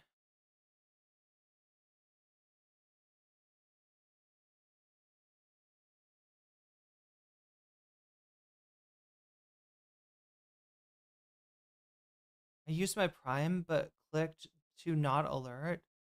Oh. Oh, weird. I didn't know you could do that. Well, anyway, thanks for the Prime sub, Naturoon. What is venous insufficiency? It means, okay, so, God, didn't realize I was going to get into explaining physiology today. So your circulatory system works on a system of, let's see, we got the, I'll just simplify it, right? The blood that comes out of your heart goes through arteries. It goes from the core of your body to the periphery, fingers and toes, earlobes, stuff like that, right? Your tip of your nose, right? It goes from the core to the periphery, right? From the inside to the outside, right? And it travels through arteries. It then goes through really tiny little vessels called capillaries, where it exchanges oxygen and nutrients with your peripheral tissues, and then it gets pumped back through a series of veins. If those veins cannot handle pumping the blood back to the vena cava, I believe it is, in the heart, then you end up with venous insufficiency, which means the blood's getting pumped out to the periphery, but it's not coming back, or it's not coming back fast enough, right? And, that becomes a problem. And it's a pretty, common symptom in older adults, in the elderly. Trump is, in his late 70s, so, it makes sense that this would happen. It can be, somewhat benign, but it also can be like, the swelling of the ankles that we see with Trump, the swelling of the legs and the ankles, could also be a sign of congestive heart failure, which is a little bit more serious. It's not as bad as it sounds, because when I say heart failure, people are thinking heart attack. No, it's a different thing, right? It's a slower process too. Come for DramaTube, stay for anatomy lesson. That's right. Pay attention, chat. This will be on the exam. Well, I feel like I need to take a little refresher. There's lots of little there's lots of really interesting stuff about your circulatory system that I'm kind of skipping over here. But yeah, it's Okay, so yeah, we should get into this, right? Because otherwise I'm not gonna have time to cover any of this. Let me um start us off here. Oh wait, no. Let's thank Patreon first. Like I've got like an order of operations I'm supposed to go in.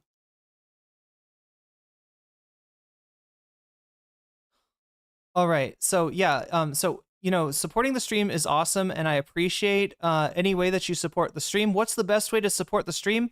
The way that's easiest for you. I've honestly got a lot of different ways that you can do it through YouTube, through Twitch, through Throne, and through Patreon, through I think I've even got like a Cash App and a PayPal link there. So whatever's easiest for you, right? That's why we have so many different ways to support the stream, because I want to make sure that we make it as frictionless as possible. But sometimes people ask, but like, no, really, what's the best way? Like, if I want most of my money to support the stream and less of my money to go to the platforms, less of my money to go to YouTube, to go to Twitch, etc., right? Then if you're asking me that, then I would say that the answers are, first Patreon and then second, Throne, right? In terms of which platforms take the least out of your donation and send the most of it to me. So that's why supporting me through Patreon is an awesome way to go. You also get your name read off if you're at the $5 level or higher. I read off your name in the beginning and ending of each stream, do a little shout out. So let me do those now. Shouts out to Orals Ellipsis. Shouts out to, burp. Sorry, not shout out to burp. Shout out to Temporal Insanity. Shouts out to Steven Sayers. Shouts out to Funky Monkey. Shouts out to Sarah. Shouts out to Nadia Yvette. Shouts out to Moe Noip. Shouts out to Jules K. Shouts out to Izzy Mandius. Shouts out to Infallible Fowl. Shouts out to Hot Ham Radio. Shouts out to Good for a Gabby. Shouts out to Direful. Shouts out to Buffy Geek. Shouts out to Big Owl. Shouts out to Animus. And a fancy shout out to Zara Xerix, to Rachel K, to Crystal Saphira, and to Omega Star. Oh yeah, and also make sure to like the stream. All right, with that, chat, with that in mind, I feel like we can finally get let's get this party started somehow. Whoa.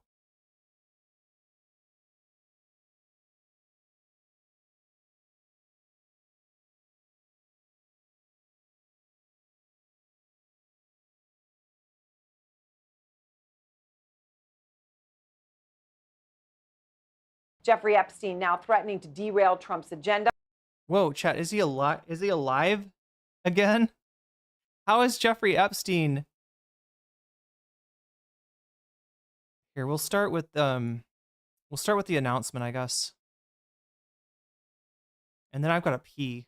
All right. So, let's make this happen. Moe Hyun.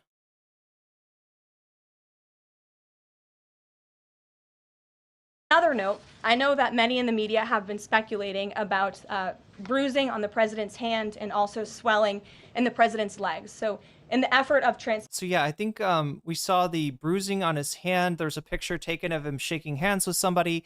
You could see actually makeup. You could see concealer on his hands. Maybe is that Melania's the field with them, and hung out while they were doing the picture and celebrating and everything, and I guess took a medal and also took the trophy.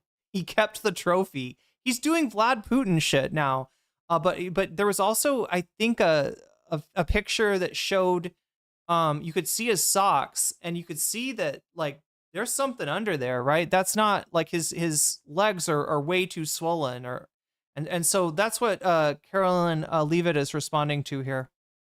Transparency, the president wanted me to share a note from his physician with all of you today. In recent So a doctor's note to get you out of publicizing the Epstein files? Is that how it works?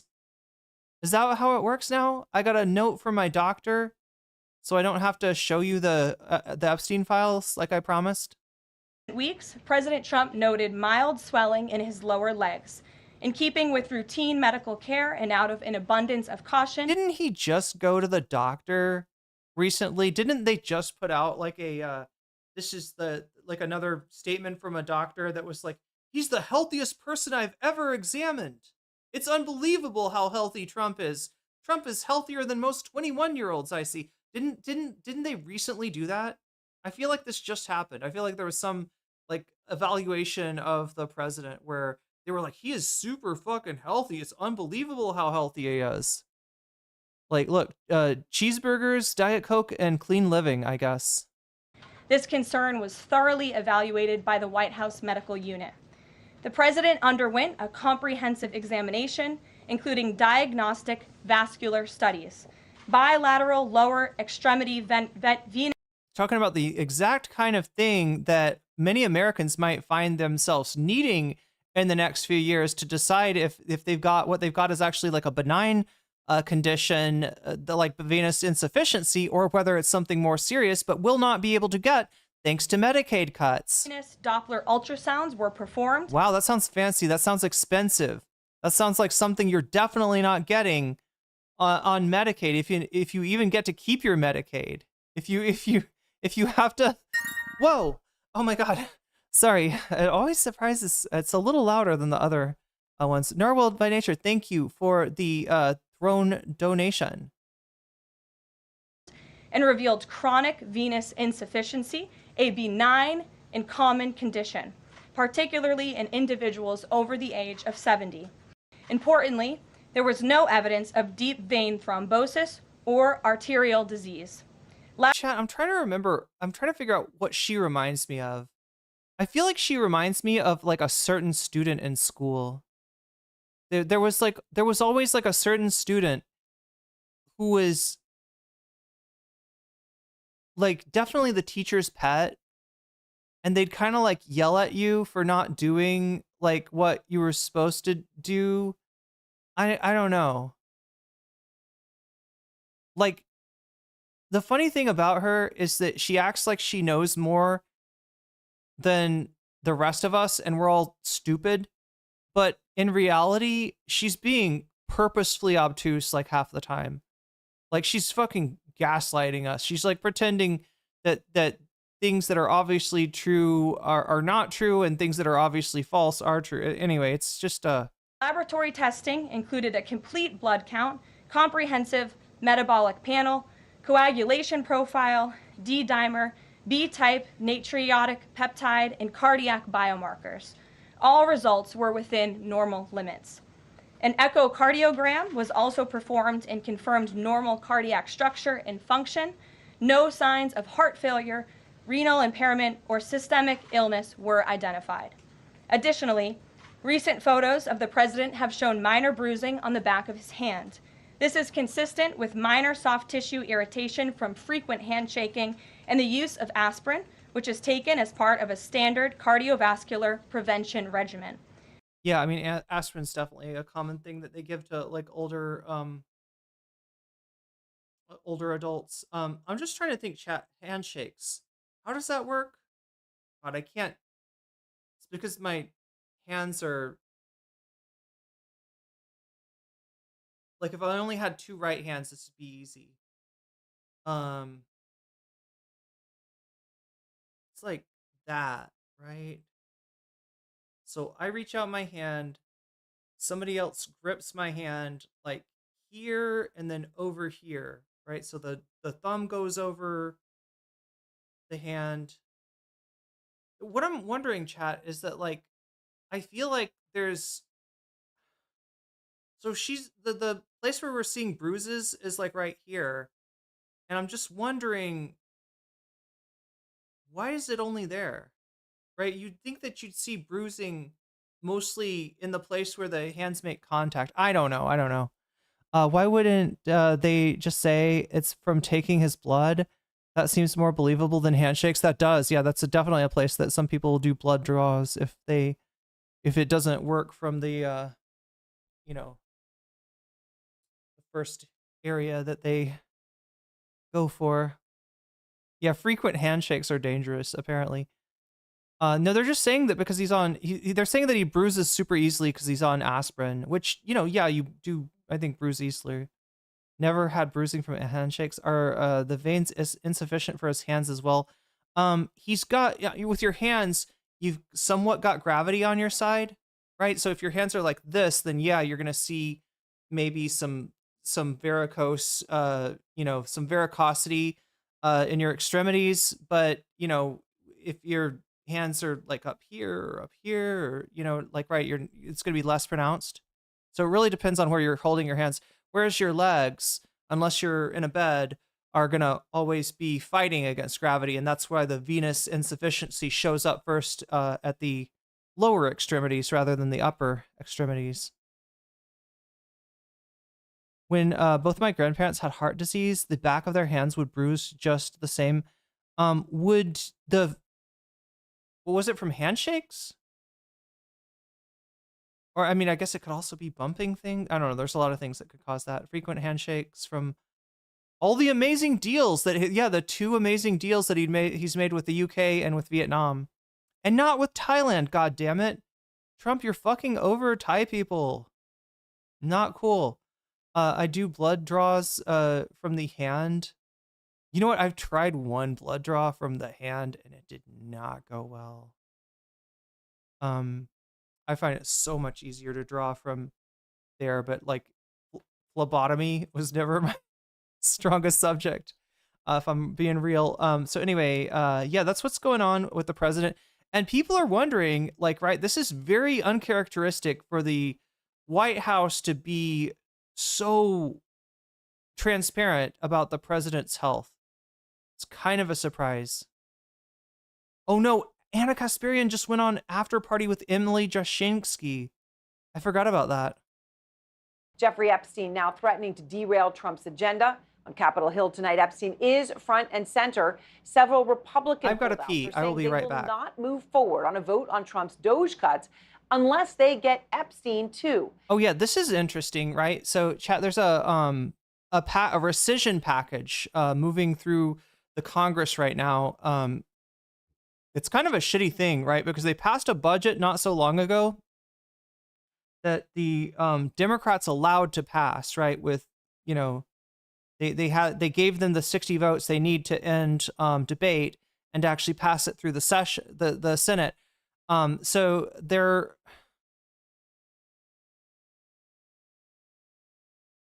it's passed the Senate. I believe this time Murkowski voted against it, as did Collins. And then the guy Tillis, the guy that's quitting, the guy that should be the one to stand up to Trump and say fuck no, or at least not until we get the Epstein files or something like that. He expressed concerns about it, right? Because it's a fucked up thing. Rescission is a fucked up thing, right? You're able to get your agenda through. You're able to essentially edit the budget that you passed with 60 votes with only 50 votes. That's some bullshit, right? So, but it went ahead and it passed the Senate by 51 to 48. It's headed to the House now. Now, in the House, you've heard MAGA Mike Lee. You've heard him say that he wants to see more come out about Epstein, right? And there's a lot of people in the House that are like that. So it looks like what's happening right now is negotiation between Republicans in the House and the White House. And the Republicans saying, dog, you got to give us more than this, right? You said Epstein, we're going to release the files. It's going to be great. People were excited about this. People wanted to know what the government know. And then you say, it's nothing to see here. Epstein killed himself and that's it. Right. Can you please stop killing us in the 2026 midterm elections? Cause that's what you're doing. You're killing us. There's going to be like 40 less of us in a year or two. Right. So that's what's going on right now. They're trying to use it as an inflection point to get him to do something. Maybe some of them just want him to performatively do something that they can use it as an excuse, something where they can say that some kind of effort was made to inform the public of what was going on with Epstein. But yeah, for now, it doesn't look like it's going anywhere. I'm going to pee, like I said. And House Speaker Mike Johnson's back is up against the wall because the House faces a Friday deadline at midnight. So we're counting down here to act on Trump's cuts to the government funding package. And GOP holdouts say that their constituents are the ones that are demanding answers on Jeffrey Epstein, as MAGA media is not letting up. Trump has done a F- I mean, my God, it's worse than enough. I mean, it's like a 0 on the Streisand affecting and not having clarity and flip-flopping back and forth. It's just been horrifying. Trump did this to himself. And it's not even about, let's say, Epstein hooking him up with some hot 20-year-old 40 years ago. It's the fact that he came out and insulted his base and said it was a hoax. And so the whole thing is just crazy, and I don't want to get into all of it now. We'll get into it coming up, but it's just going to get worse. All right. The man you heard speaking right there at the end was someone who spent time in jail because of his role leading up to January 6th. All right, so the people who are saying this aren't people who were on the fence about Trump. These are the people who vaulted Trump back to the White House, like Nick Fuentes, the white nationalist whom Trump has hosted at Mar-a-Lago. And now he says, if you're not on board with the Epstein cover-up, oh, I don't want your support. You're a weakling. F you. F you. You suck. You are fat. You are a joke. You are stupid. You are not funny. You are not as smart as you think you are. We are going to look back on the MAGA movement as the biggest scam in American history. I mean, to think that those words came out of his mouth, they're going to look back on the MAGA movement as the biggest scam in American history. I mean, these are people who made their names on the MAGA movement, inside the MAGA movement, by support of Trump. And their attacks are heard by millions and millions. And then there's Elon Musk, who's also stepping up his calls for more information. Today, he posted this, "Where's phase 2?" And alongside that was a picture of the Epstein files, phase 1. Now, the White House is doing all that it can to make this story go away. In fact, the administration's completely trying to change the subject.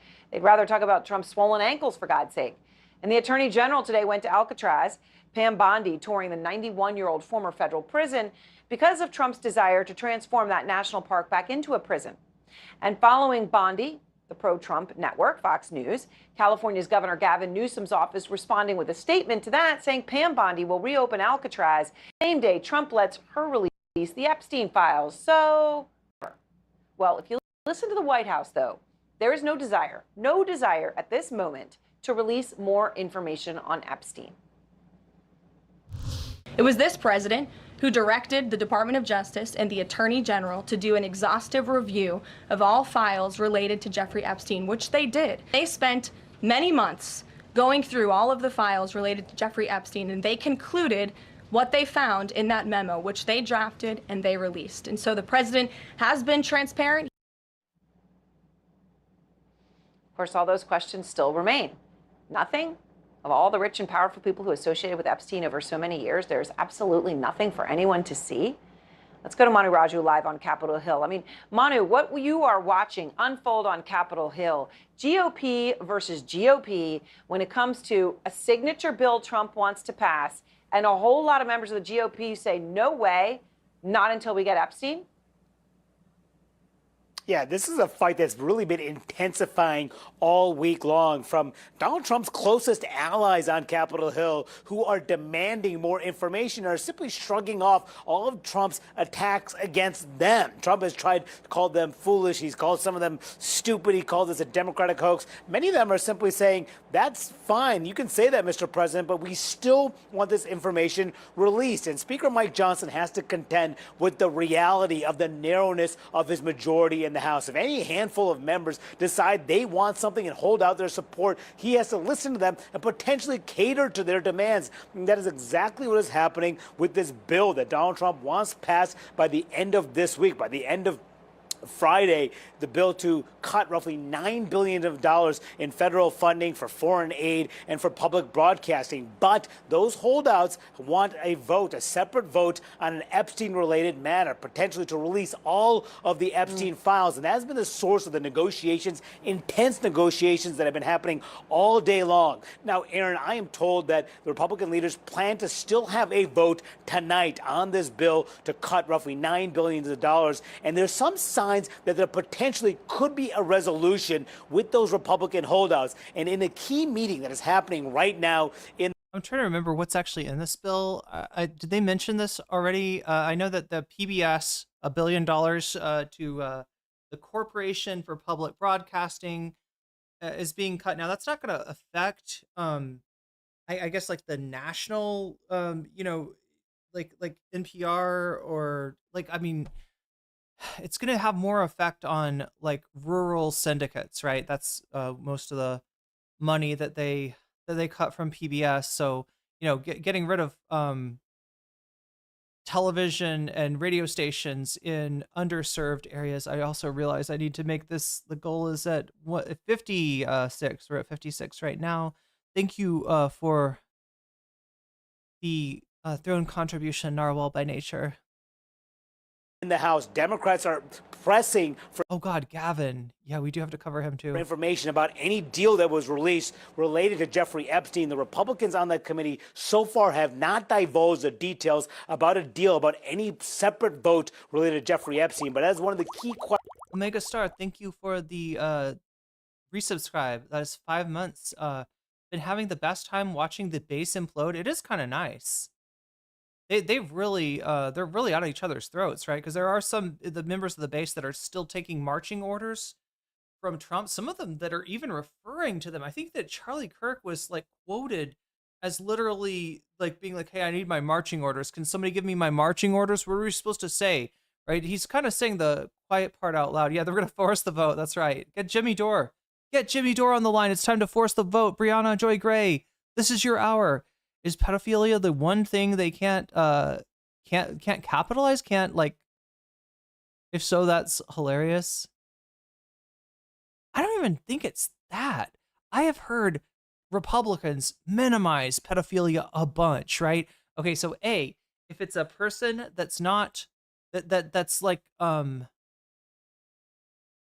if it's a person that's post-puberty, they'll the perpetrator is somebody they like, then they'll make an argument like that they're not attracted to they're not attracted to children. That's what a pedophile is. They're actually a phebophile, right? She was 17. That's clearly an ephebophile and totally different, right? So I've heard them make that argument. I've heard them make the argument that like in nature we would all be getting married at age 16. So there's no chance for any funny business, any exploration of your gender identity or your sexual orientation. You just straight to marriage, and we'll just assume that you're straight. I mean, like, and this will this allows like the laws that they make, the laws that they want in place allow like child brides to go on. So they'll always try to. I have heard them minimize the fuck out of pedophilia and out of that kind of like predation on minors when it is somebody that they like. So I'm not sure what I think it's just that they like this was so crucial, chat. Like, so QAnon is a story about Democrats, about oh my god, I'm trying to remember who were the notable characters in the original Pizzagate thing. Podesta, right? Anthony Podesta is a Clinton official. They found emails of Anthony Podesta saying, "Hey, who wants pizza? Should we get pepperoni or should we get cheese?" And they're like, "Oh, I know what you're doing. I know what you're doing, Podesta. You sick fuck. You sick fuck. When you're saying, do you want cheese? You're saying, do you want little girls? And when you're saying pepperoni, you're saying, do you want little boys, right? That we got you. We're onto your code, right? It's just like, okay, or he's just ordering pizza for the office, like, right? Instead of paying people where they're worth, Chad, I don't know if you know this, sometimes you just get a pizza party at work. Wait, 59? Oh, yeah, wait, I'm missing something. I think it actually might be more than 59. I don't know if I counted Omega Stars, having the best time watching the base implode. Oh yeah, because okay. So we definitely got to add 3 to it from somebody that signed up with a Twitch Prime. So that makes it 59. And then I think I add 6 to this for Omega 65. There we go. billionaire bonus bill. What's Nick's background? Like a park bench. Fuentes. Yeah, this is you heard him call the president a fat loser, basically. A fat dumb loser. I'm surprised we didn't get the R slur, because I've been hearing more and more Republicans use the R slur to describe Trump. And what doesn't make sense is that like they've never like I don't know, it just seems like the most obvious thing for them to throw at Trump, but when he's when he's the Messiah, you can't call him the R slur. You can't call him a chud logic, chat. There's two types on that issue: the guilty and the sus people, and the people who were dead serious about it. The sheep in wolf's clothing are getting sniffed out on this issue. Duster disrespect. Yeah. They will absolutely defend like some very sus people. That's true.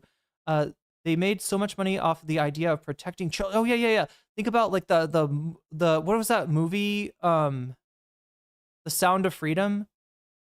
That made $1 gazillion. They had people basically buying gift subs for the movie theater. You know what I'm saying? Like there was a program where you could go on there and order your tickets, like set up your tickets to see Sound of Freedom yourself, like buy them online through the website. But you could they also had a thing of like, hey, do you want to just give away some tickets to like other people so that they can see it too? And you're like, yeah, I want everybody to see this. Yeah, let me give some tickets, right? They're like 50 gift tickets, 100 gift tickets, 30 gift tickets, right? They basically use the same like thing that Twitch does with gift subs and YouTube does with gift memberships, and Patreon, I believe, does as well. Although I've never seen anyone actually use that. I'm not sure how that works, but they used that on the studio that made Sound of Freedom. Used that. They made a ton of money too. Out of a film that really wasn't expected to make much money. But yeah, there's so much grifting. Like it's an economy. The Trump grift economy is in a lot of ways based on the idea that Tony Podesta is, ordering little boys and girls for a pizza party, and that that's right. Trump was diagnosed with a vein disorder, venous insufficiency, I believe. Omega Star, thank you for the super chat, getting us one butterfly closer to butterflies in my hair. They turned off the AC to keep people out. Wait, who did? Oh, wait, the Comet Pizzeria? Feels like the Black Eyed Peas are going to re-release the original Let's Get It Started any minute now. Yeah, because it makes you cool. If you can say a playground taunt as somebody, it definitely makes you cool and edgy. That's some really goal. That's some goal shit right there. 70. That's where we're at. 70. Thank you, Narwhal. Okay, we're at 70.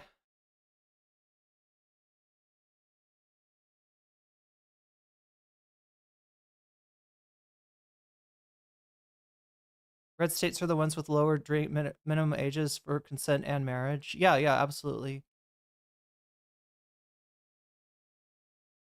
But yeah, so they've got this whole mythology built around Pizzagate, right? And it goes deeper, Chad. If you've ever heard of Frazzle Drip,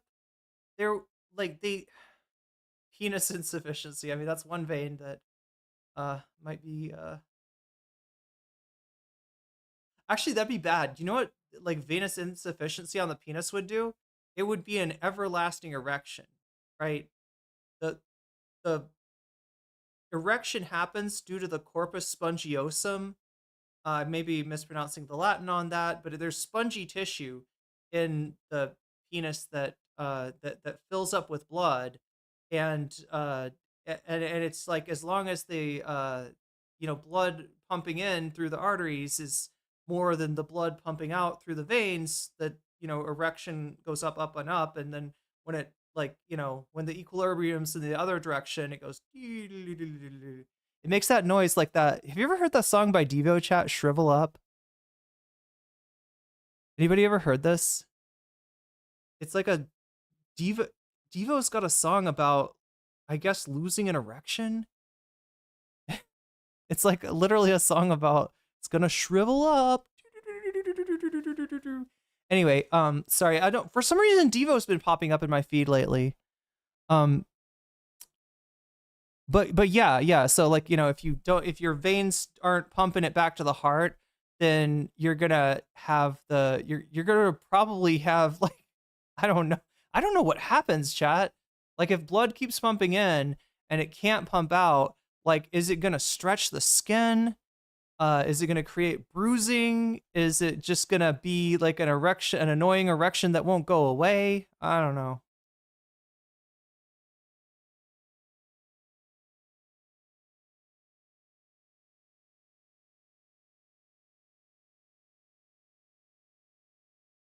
Ex-Australian Prime Minister Scott Morrison is besties with QAnon founder. They're trying to bring him to the White House to meet Biden. No, it's like an earlier song. It's from the I was told I'd go blind, not shrivel up. I wish I could play it for you, but it was totally did I go blind?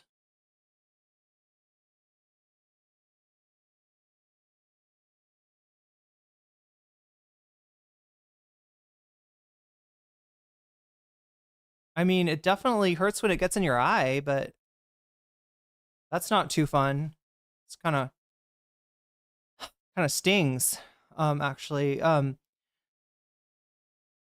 They can't go full blasphemy, but yeah. So anyway, Pizzagate, right? You've got you know, Tony Podesta. They're just like creating fan fiction about the Clinton White House, and I mean, like, look, you know, the Clintons are sick people, all right. Podesta's probably a sick person. Podesta's legitimately got some really weird art in his house. Does that mean that he is a PDF? No, not necessarily. Not necessarily. He could just be a weird guy. Then there was this artist who did a thing called Spirit Cooking, which she's like a performance artist, and they were like, well, that's clearly satanic as well. So now you've got like satanic pedophiles, like, you know, and then they world build some more when Anthony Weiner's scandal happens. Now, as far as I know, the scandal was that he shared his wiener with somebody that was 17, right? Anthony Weiner shared a picture of the wiener, of the dong, with an underage person, right? But in the QAnon headcanon, his computer was seized and it had a file called Frazzledrip on it. And supposedly this file was Hillary Clinton and Huma Abedin, Anthony Weiner's wife at the time, who they alleged were lesbian lovers. People love to ship Hillary with women for some reason. I don't know where that comes from, right? Because that's been going on since her husband was president. They've been like, you know, weird theories about Hillary being only interested in women, right? But supposedly Huma Abedin and Hillary Clinton were like sawing off like the faces of their victims, of their underage victims, like, you know, with the bruschetta thing, and they would take the skin of the face and they'd put it on their face to scare the little girls. And then the idea was that the fear that they caused by wearing, you know, when you see this monstrous Hillary Clinton coming at you, like wearing literally your face, which she just shaved off, then you get adrenochrome because you're scared, and then they harvest the adrenochrome came from this, right? Although really, Fear and Loathing in Las Vegas has a lot to do with people even talking about adrenochrome at this point. Yeah, I think you're right. We're at 74 out of 100. So anyway, all this lore was built upon the idea that the Clinton campaign are a bunch of sickos. They're doing bad things to children. They're doing satanic rituals, just anything that you could imagine, right? Including Frazzledrip, which is some pretty wild stuff. And then that's how Tom Hanks gets in it too, because you remember that Tom Hanks movie where he's got he's on an island and he's got to keep him company as a volleyball, and it says Wilson, so he names the volleyball Wilson. But somehow he like cuts his hand and he puts the bleeding hand on the volleyball to make a bleeding hand shape, and that's the symbol for Frazzledrip. So that's how Tom Hanks gets and these people literally do think that Tom Hanks, the actor, is doing bad things to little kids. Is it Castaway? Is that what it's called? I think my dad liked that movie. Anyway, gonna have to ask him what he knows about Pizzagate, apparently. What about Michael Jackson? He owned photos of a boy dressed as a... Oh, I have no idea about Michael Jackson. I have not looked into the Michael Jackson allegations at all. Yeah, this is the thing, is Hillary is kind of a sick person, so it's like, I guess they chose a target that, yeah, it's Castaway, Chad is telling me. But yeah, all this stuff, like where they think that Tom Hanks and Hollywood is in on it, and that Podesta and the Clinton administration and Hillary Clinton and Huma Abedin are doing, like, lesbian hijinks amidst cutting little girls' faces off. And it's just like some sick, it's like, in the fucked up thing about QAnon is that all this shit existed in the imagination of your average conservative. Like, like it started off on as 4chan stuff, right?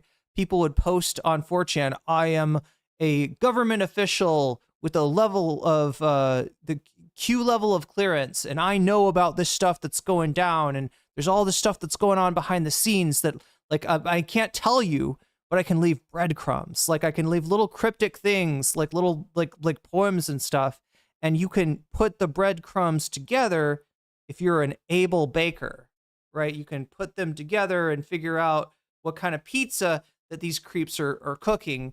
Right. So it started off on 4chan. I think on 4chan, most people that looked at it regarded it as a shit post. Like, I don't think that 4chan took it super serious, because it's, not very serious stuff. But then this stuff gets transported over to Facebook, and you get like all the boomers on Facebook, and they're like, oh, Clinton is eating girls' faces. Oh, Podesta has, like, art, PDF art in his house. I mean, he does have some weird art, right? But it's nothing like that. They were just like, they shared it, and it just metastasized, right?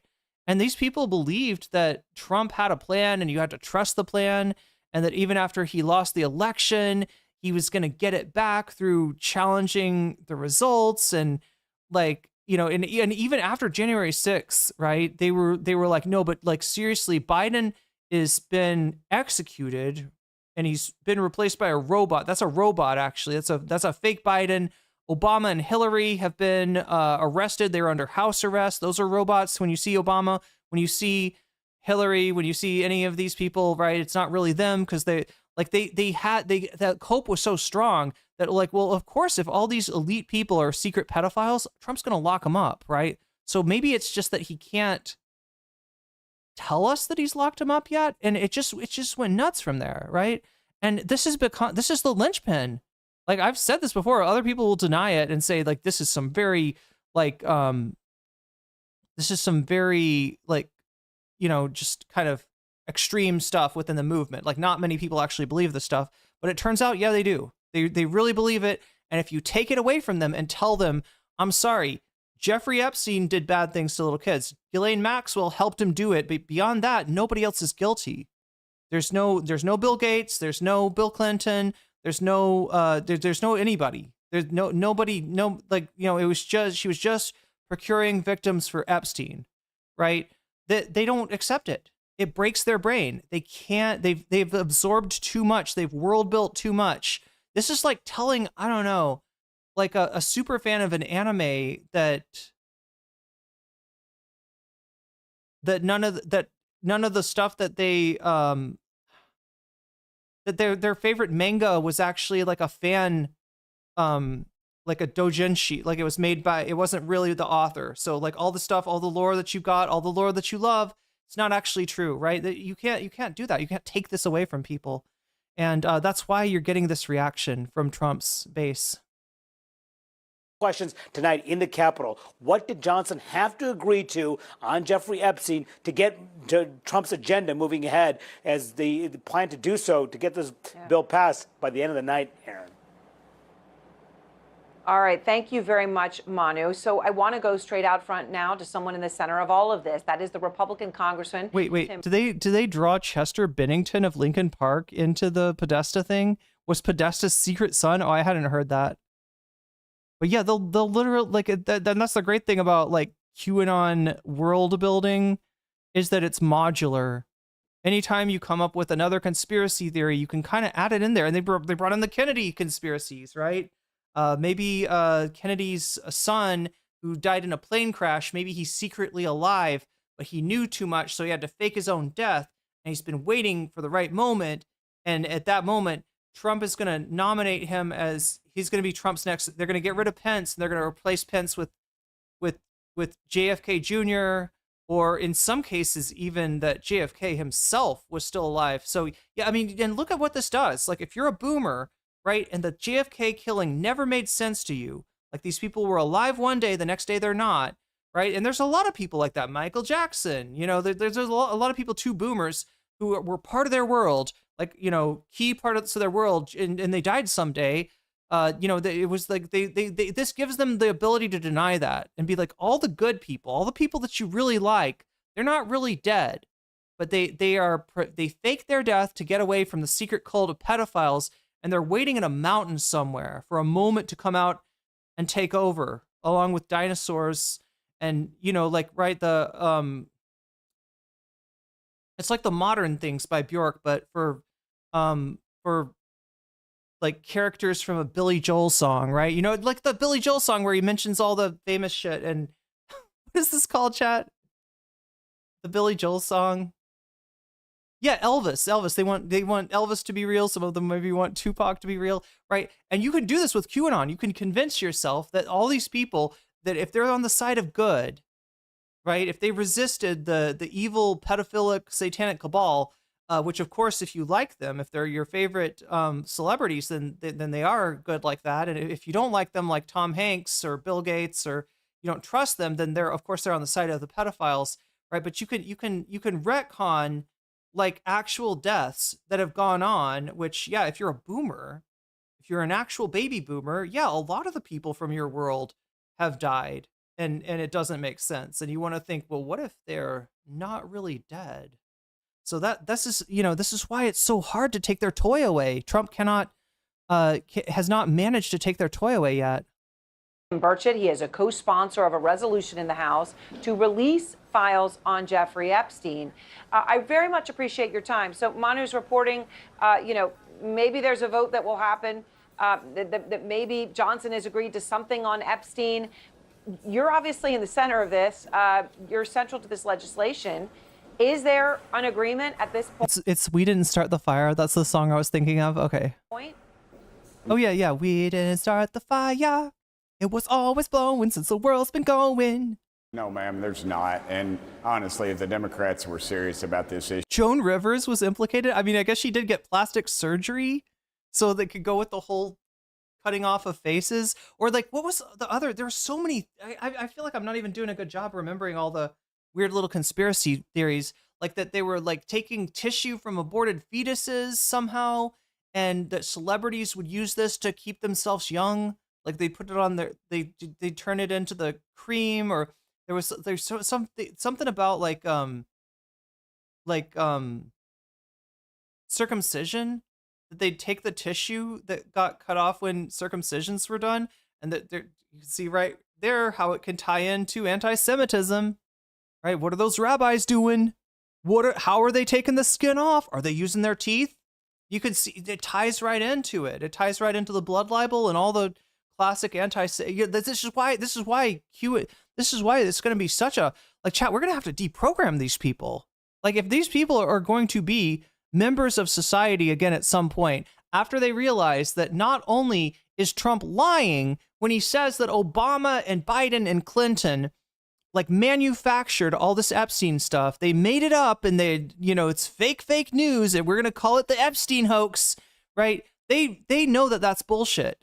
And some of them, the ones that are a little bit smarter, are remembering, wait, didn't he also say that what else was Russia, that was a hoax. Okay, so maybe we go look into that and see what's going on there. Like, right, this is going to open some people's eyes. There's a lot. Yeah, I like fresh. It's got to be fresh, right, Jeddah Fakey? Been listening in down here in Australia. The Cookers think Trump was killed in '89, and this is his third clone. Oh, I love that. That's beautiful. That's wild. I'm Solus 67. I'm trying to, what does that remind me of? It's like kind of like Doctor Who, but like isn't there like a Rick and Morty? Yeah, Rick and Morty has like clones, right? That if he dies, he can transmit his consciousness into them. But then he wakes up in a Nazi universe somehow. Anthony Bourdain's partner killed him because she, Asia Argento, was perhaps actually involved with underage man at one point. And Time's Up later. Yeah, a lot of this shit is recycled anti-Semitism. Anti-Semitism is one of the oldest forms of bigotry that exist. Human embryonic stem cell research was banned in the US under George W. Bush, if I recall correctly.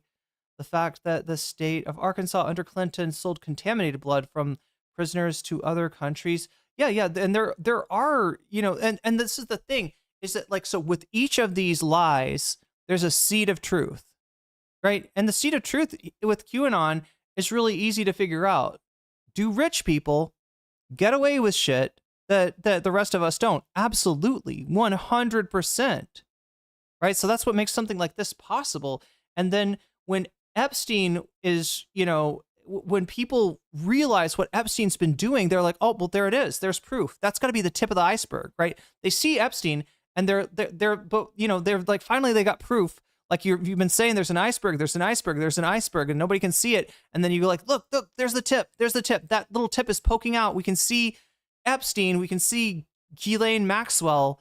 But there's going to be like all this stuff underneath, like all this Podesta, Tom Hanks, like all the people that we want to get that's like underneath there. So that's why this is so important, right? They finally got what they think is the chance to substantiate their world building, and Trump won't give it to them. Issue, they wouldn't have waited 4 years to bring it up. This is all politics. We need to be worrying about the victims in this thing, and we need to worry about justice and these dirt bags that were involved with these kids, and we need to publicly ridicule them and possibly hang them. But the reality is there probably isn't a list. I've known a few criminals in my life. Heck, I've known a few criminals in my life. Nice catch. I call her Ghislaine. How is it actually pronounced? I feel like it's Ghislaine. I think is the French way of pronouncing it.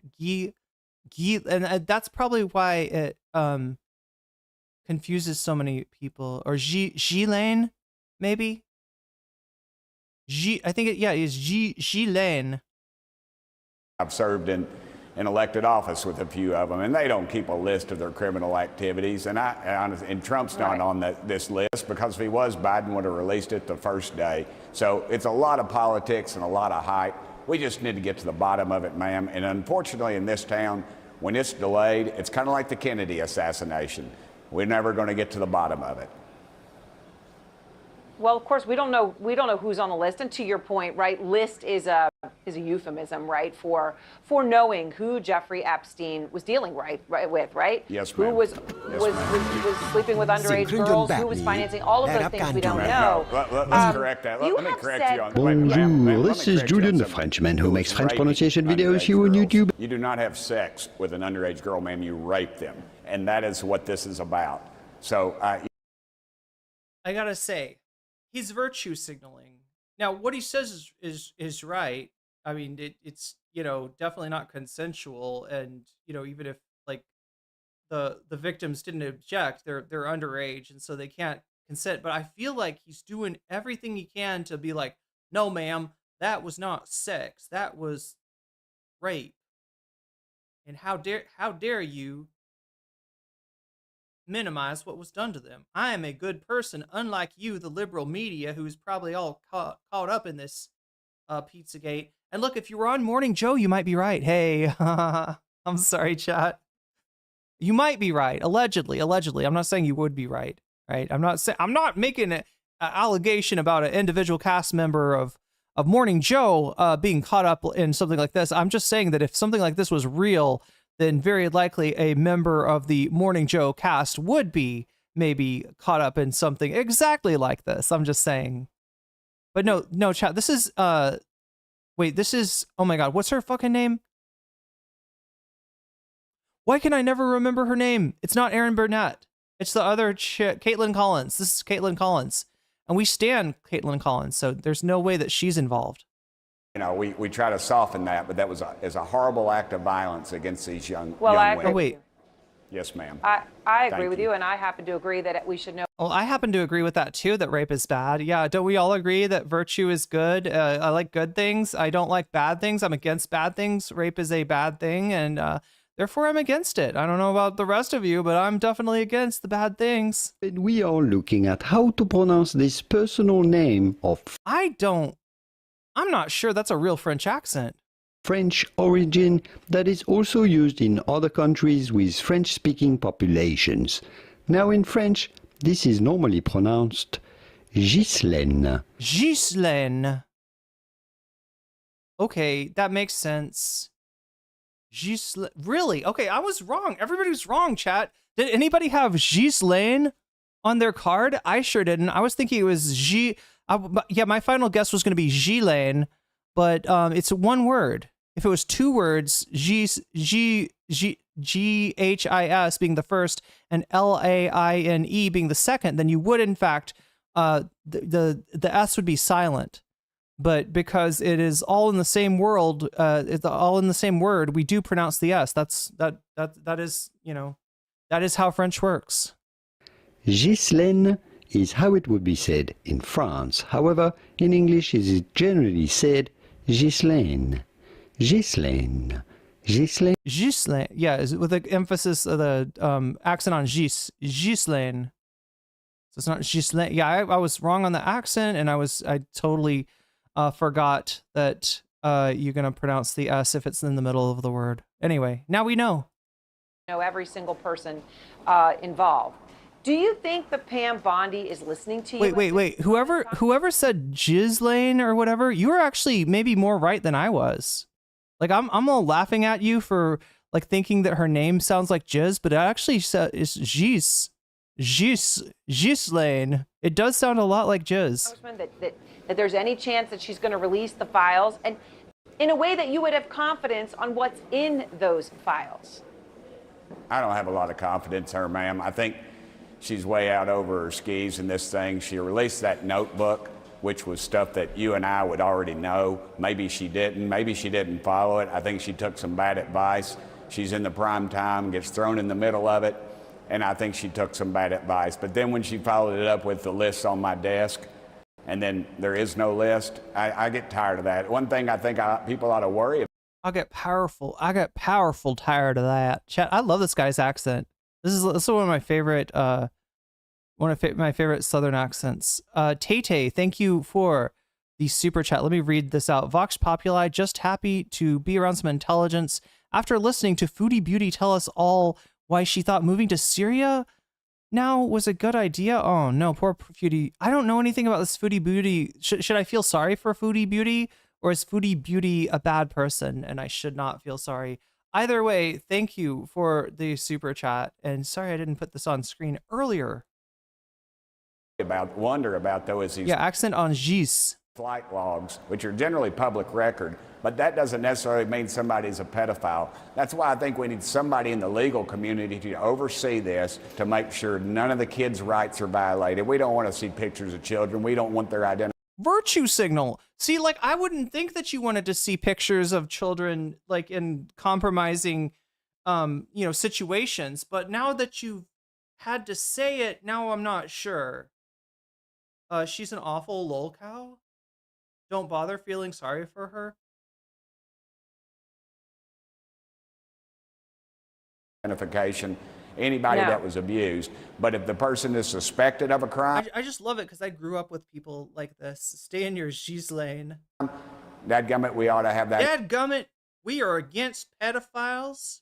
We are for good things and we are against bad things. And like so we don't want the Department of Justice to put out the CSAM itself because we are not interested in seeing the CSAM. That does not do anything for us over here in the Republican caucus, right? None of us are about that lifestyle whatsoever.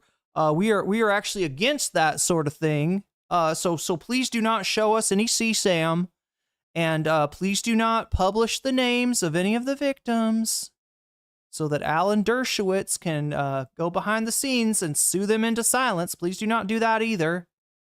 These here pedophile fellers, what's done the Pizzagate, they're out there harvesting the adrenochrome, and we're against the adrenochrome harvest. You should not harvest. As delicious as adrenochrome is, and as much as it does keep you looking nice and useful, you should not scare children by cutting off and wearing their faces in order to harvest adrenochrome. That's very bad of Hillary Clinton. I am against that. Department of Giardia? Oh my God. Where did Giardia go? I have to say Giardia wants to stream. That's true.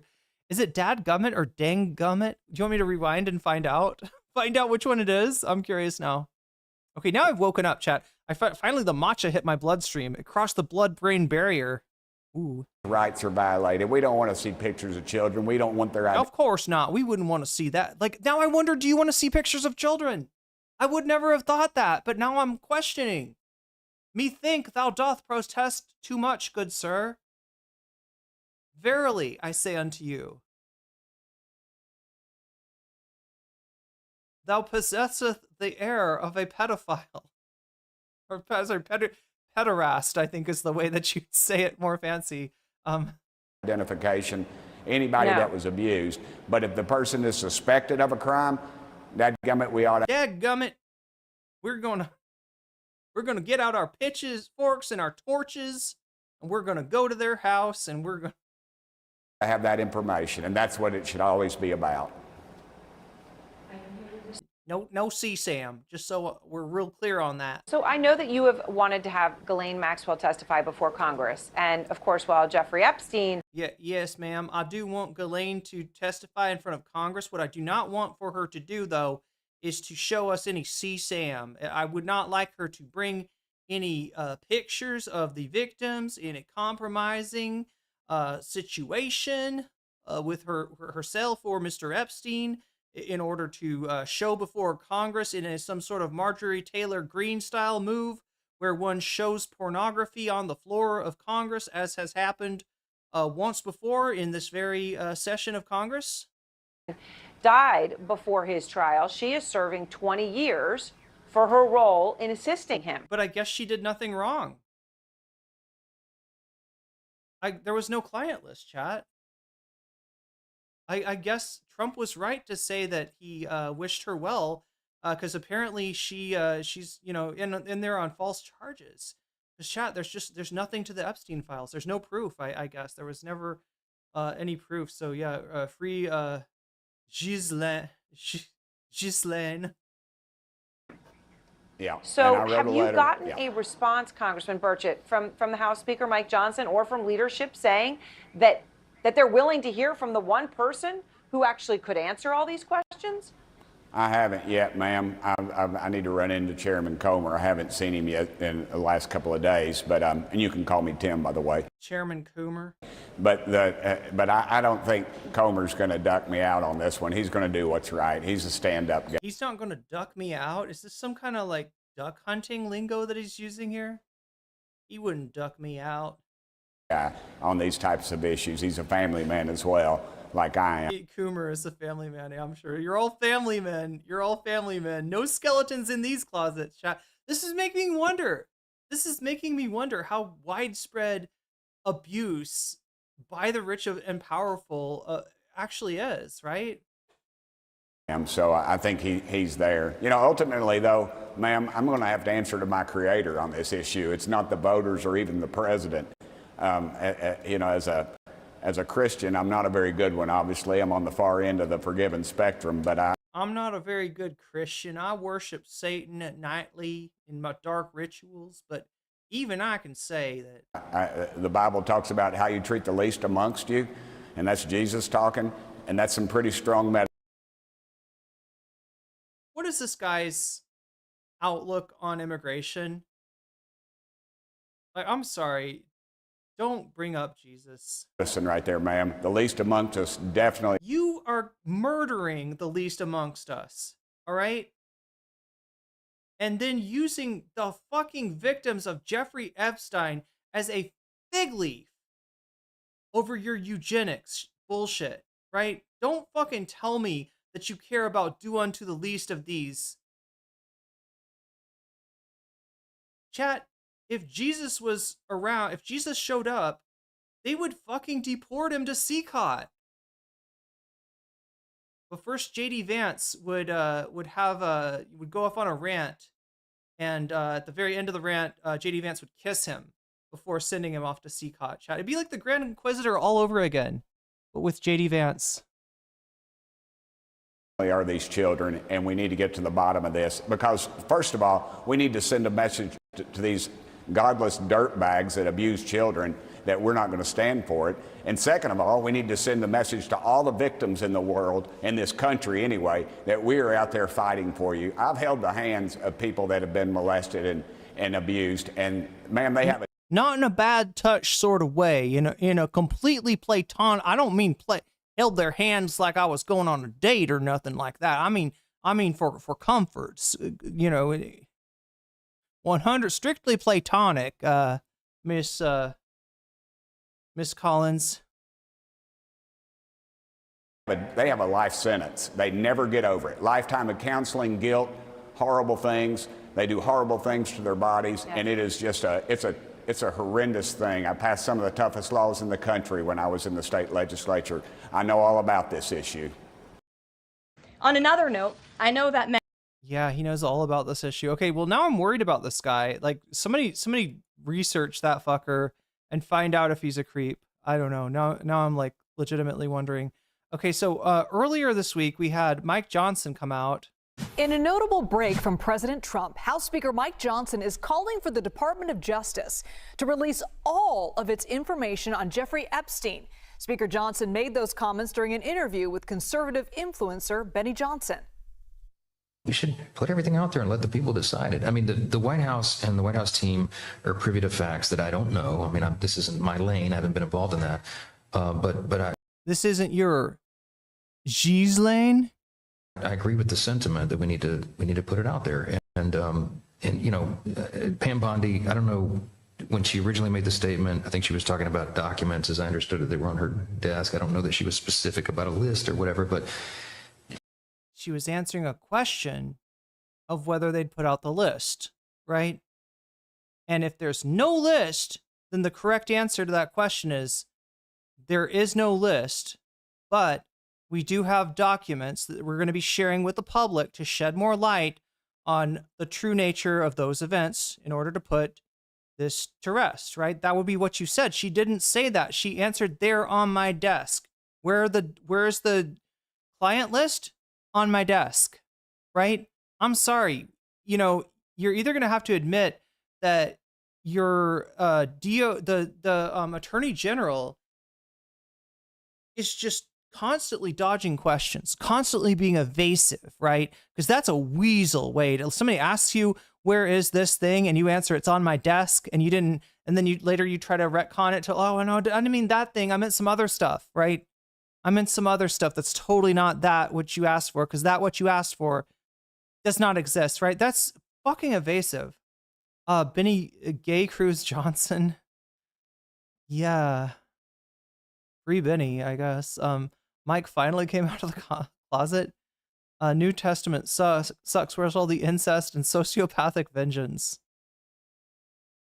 She needs to come forward and explain that to everybody. Wait, Mike Johnson married his 13-year-old daughter in a ceremonial. Wait, was that some kind of like? I've heard of daddy-daughter dating before, which is weird and fucked up. What would Baby Dog have to say all about this? I don't know. Baby Dog would just be like, it's just the jowls say it all, I guess, with Baby Dog. I like Pam. I mean, I think she's done a good job. We need the DOJ focusing on the major priorities. So let's get this thing resolved so that they can deal with violent crime and public safety and stolen elections. Is that what we're going to deal with? Are we going to deal with the laptop from hell? Are we going to deal with some other very real and very important crimes such as these? Election integrity and going after Act Blue.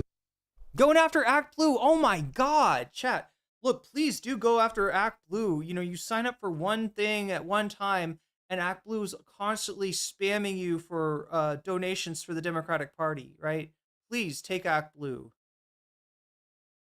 But goddamn, don't act like that's like an important thing, right? You're actually doing like you're actually doing Democratic voters a solid there. Let's get this thing resolved. All right, I want to bring in CBS News. Wait, she's pledged to stay yeah. Wait, there's like a promise ring or something like this.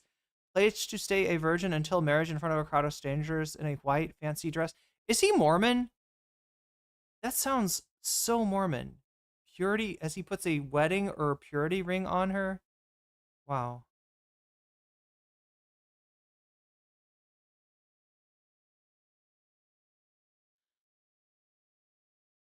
News Chief Washington Analyst Robert Costa. Robert, always great to be with you.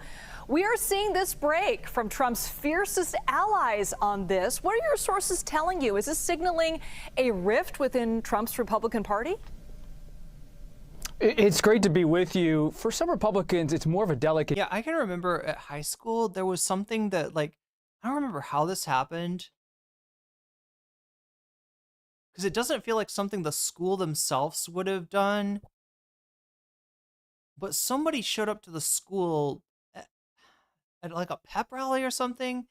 And they were like, we've got purity pledges for you to take. If you are willing to commit your life to God and Jesus and say no to premarital sex, then you could sign one of these purity pledges to say that, you know, you're going to stay pure until your wedding night, basically. Not a Mormon. He's an evangelical Christian from Louisiana. There are layers to the issue. There are layers with that guy. Just like Shrek, there are layers to that man. Dance, like for Speaker Johnson, they want to signal solidarity with the Trump White House and with President Trump. But at the same time, they know there is real concern among Trump supporters around the country about this Epstein case. They don't want it to go away. President Trump has said he's not going to be releasing any files, that he has. I'm curious if Steve Bannon is going to be releasing any files, Chad. I don't know how many of you know this, but Bannon apparently before, was it Epstein's, I don't know if it was his first trial or his second trial, but he told Epstein that he was going to like let him rehearse his testimony. And then he filmed that, right? And he's never shown this. He's got Epstein talking about the charges and stuff. He's got video of that, and he's never released that. I wonder why.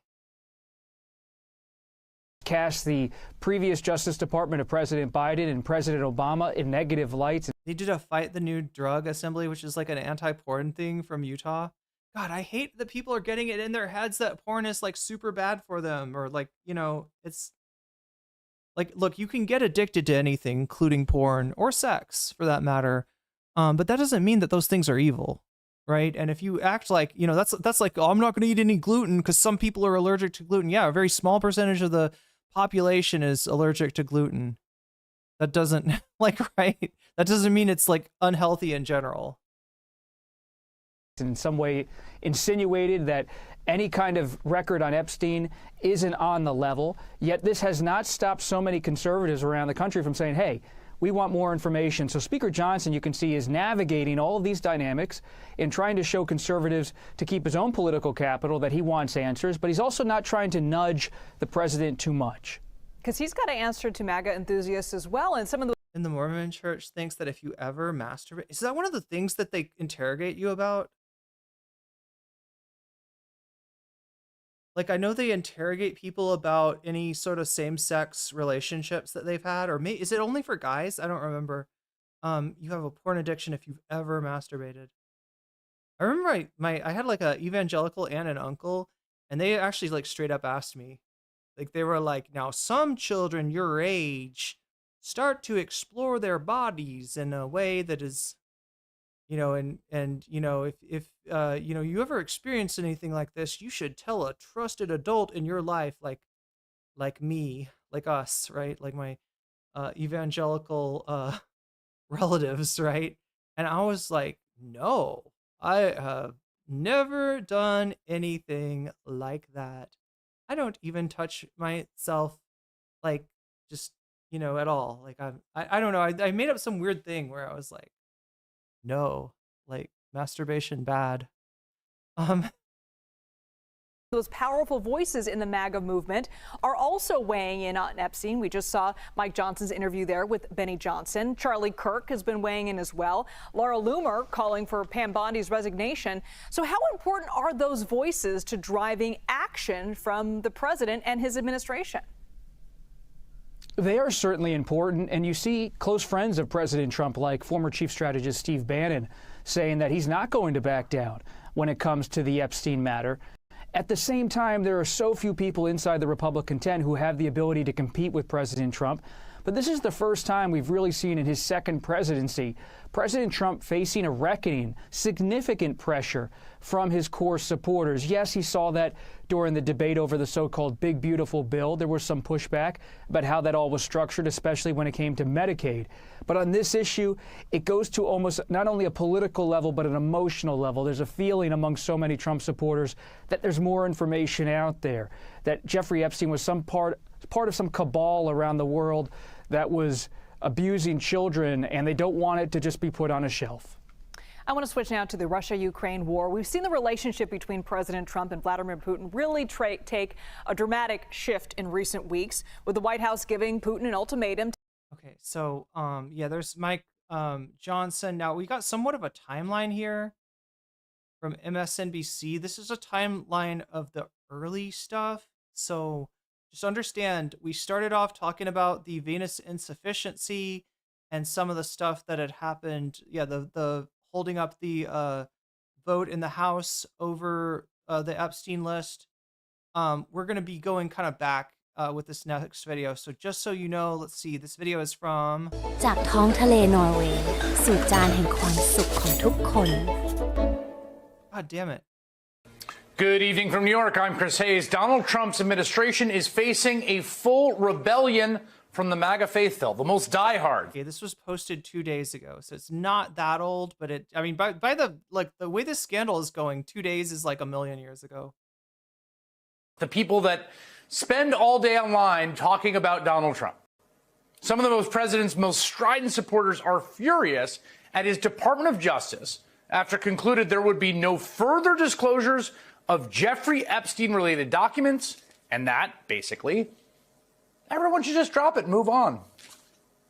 This comes after his Attorney General, Pam Bondi, basically spent months hyping some sort of big reveal from the Department of Justice.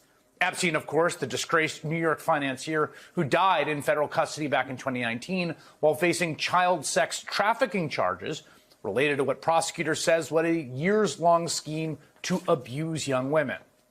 A new memo from the DOJ reiterates the department's position that Epstein was not murdered, noting, quote, after a thorough investigation, FBI investigators concluded that Jeffrey Epstein committed suicide in his cell. They even released nearly 11 hours of security camera footage from outside Epstein's cell that night of his death, although that will likely do little to quell the ongoing conspiracies, especially considering the video is missing an entire minute. The DOJ attributes that to a long-standing glitch with the system.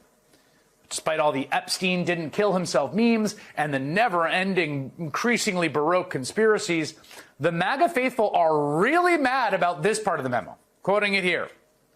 This systematic review revealed no incriminating client list.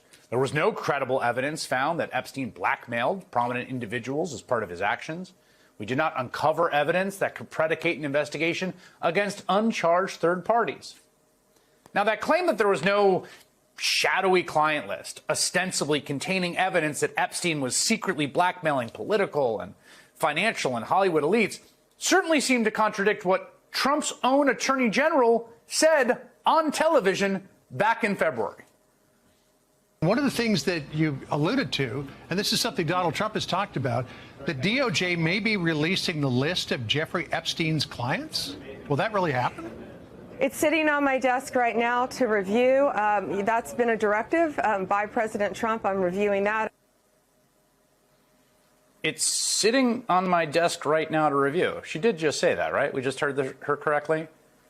Now her Department of Justice says no such list exists. But again, this wasn't just Pam Bondi misspeaking or speaking ambiguously, one-off remark. I mean, seriously, 4 months, this has been a drumbeat. She's promised some sort of big revelation from the documents. I mean, do you remember this? Back in February, the White House even held this big event with right-wing influencers sharing a bunch of what turned out to be previously reported in the public domain information. They had repackaged into a bunch of fancy binders, which they handed out to people. And so when the DOJ comes back basically yesterday and says, you know what, looked at it and turns out nothing to see here. Well, now that same right-wing media ecosystem is absolutely fuming. The whole thing that this tape shows he didn't kill himself is like a joke. But worse than that, it's a joke that we all get. Like, they're not fooling anybody. So I feel like we're at a dangerous point now. So now by coming in and being part of the cover-up, the Trump administration has become part of it. I mean, it's just you cannot see it any other way. So I just got to the office. So I'm going to go throw up, actually. And this only happens every few years when something really, really bad happens or something. I mean, I'm physically going to puke probably right now. My mouth is watering right now. Because is that a side effect of Ozempic, though? Mouth watering? Does the GLP-1 agonist do that? Probably tricked your school with the old switcheroo. Well, yeah, they just, it was like in my school they just had us like sign a purity pledge and say that we wouldn't.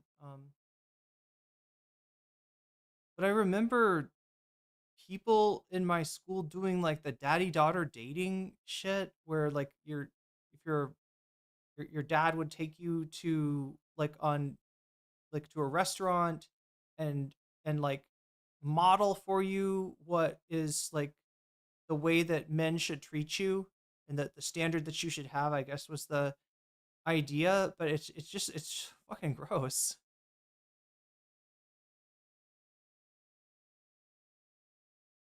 Jonas, sounds like a faulty toilet. I mean, because I have integrity. And, I just really need the Trump administration to succeed and to save this country, and they're doing so much good. And then for them to do something like this tears my guts out. Do you see what you've done, Pam Bondi? You have made Steve Bannon, yeah, something like that directive. Alex Jones cry and possibly puke, which he only does a few times a year because of how much integrity he has. In hindsight, though, I don't think that those people should be very surprised. As we have said before, repeatedly, this has been a consistent theme of our reporting here on this program. If you were a single-issue voter in 2024 and hating Jeffrey Epstein and people associated him was your only issue, Donald Trump should not have been the candidate for you. Trump and Epstein were friends. Everyone has seen the photos and the party tapes at Mar-a-Lago where they seem to leer at women. And we remember when Trump famously told New York Magazine, "I've known Jeff for 15 years, terrific guy. He's a lot of fun to be with. It is even said he likes beautiful women as much as I do, and many of them are on the younger side." One of the women at the center of the Epstein sex trafficking case, Virginia Giuffre, who recently died by suicide, claimed that she was actually recruited as a minor by Epstein's collaborator Ghislaine Maxwell at Mar-a-Lago. And when that collaborator was facing trial for sex trafficking, Donald Trump seemed oddly concerned about her. Ghislaine Maxwell is in prison, and a lot of people want to know if she's going to turn in powerful people. And I know you've talked in the past about Prince Andrew, and you've criticized Bill Clinton's behavior. I'm wondering, do you feel that she's going to turn in powerful men? How do you see that working out? I don't know. I haven't really been following it too much. I just wish her well, frankly. I've met her numerous times over the years, especially since I lived in Palm Beach, and I guess they lived in Palm Beach. But I wish her well, whatever it is. Her friend or boyfriend, Epstein, was either killed or committed suicide in jail. She's now in jail. Yeah, I wish her well. I'd wish you well. I'd wish a lot of people well. Good luck. Do you remember that? Remember that when Maxwell was being tried for sex trafficking and Donald Trump was asked about her, and his first instinct was to be like, I wish her well. Used to know her back in the day in Palm Beach, saw her all the time. Now think back to the 2024 campaign. Do you ever remember Donald Trump talking about Jeffrey Epstein amid all the crazy nonsense he said about all kinds of insane internet sewer gutter stuff? I mean, and then there's the JFK stuff and the Hannibal Lecter riffs you would do. He conveniently never brought this case up. And then when he was asked about it, Trump gave this truly remarkable answer. Americans have lost a lot of trust in institutions, and I think there's been a lot of discussion, especially online and especially with young people. How do we rebuild that trust in institutions, the CIA, the FBI, all those institutions? You're right. Some people think that one way to build trust is to declassify things that everyone's talking about. I know you talked earlier about, I don't want to be a conspiracy theorist. So if you were president, would you declassify, you can answer yes or no to these. Would you declassify the 9/11 files? Yeah. Would you declassify JFK files? Yeah. Would you, I did a lot of it. Would you declassify the Epstein files? Yeah, I would. All right. I guess I would. I think that less so because, you don't know. You don't want to affect people's lives if it's phony stuff in there because there's a lot of phony stuff with that whole world. But I think I would, or at least Do you think that would restore trust? Help restore trust? Yeah, I don't know about Epstein so much as I do the others. Certainly about the way he died. It would be interesting to find out what happened there because that was a weird situation and the cameras didn't happen to be working, et cetera, et cetera.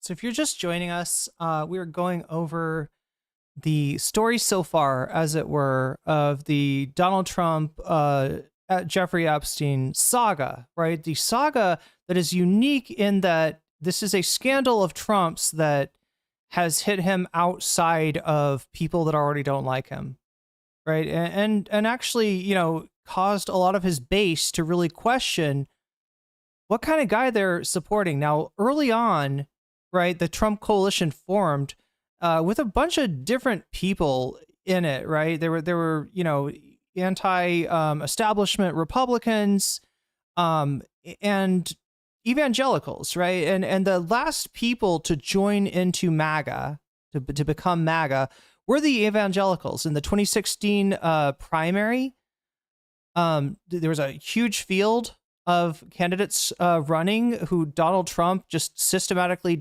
dispatched one after another, making fun of them. In the case of Jeb Bush, doxing them in the case of Lindsey Graham, et cetera, et cetera, et cetera, until it was down to Donald Trump and Ted Cruz. Ted Cruz was the choice of the evangelical vote. And he did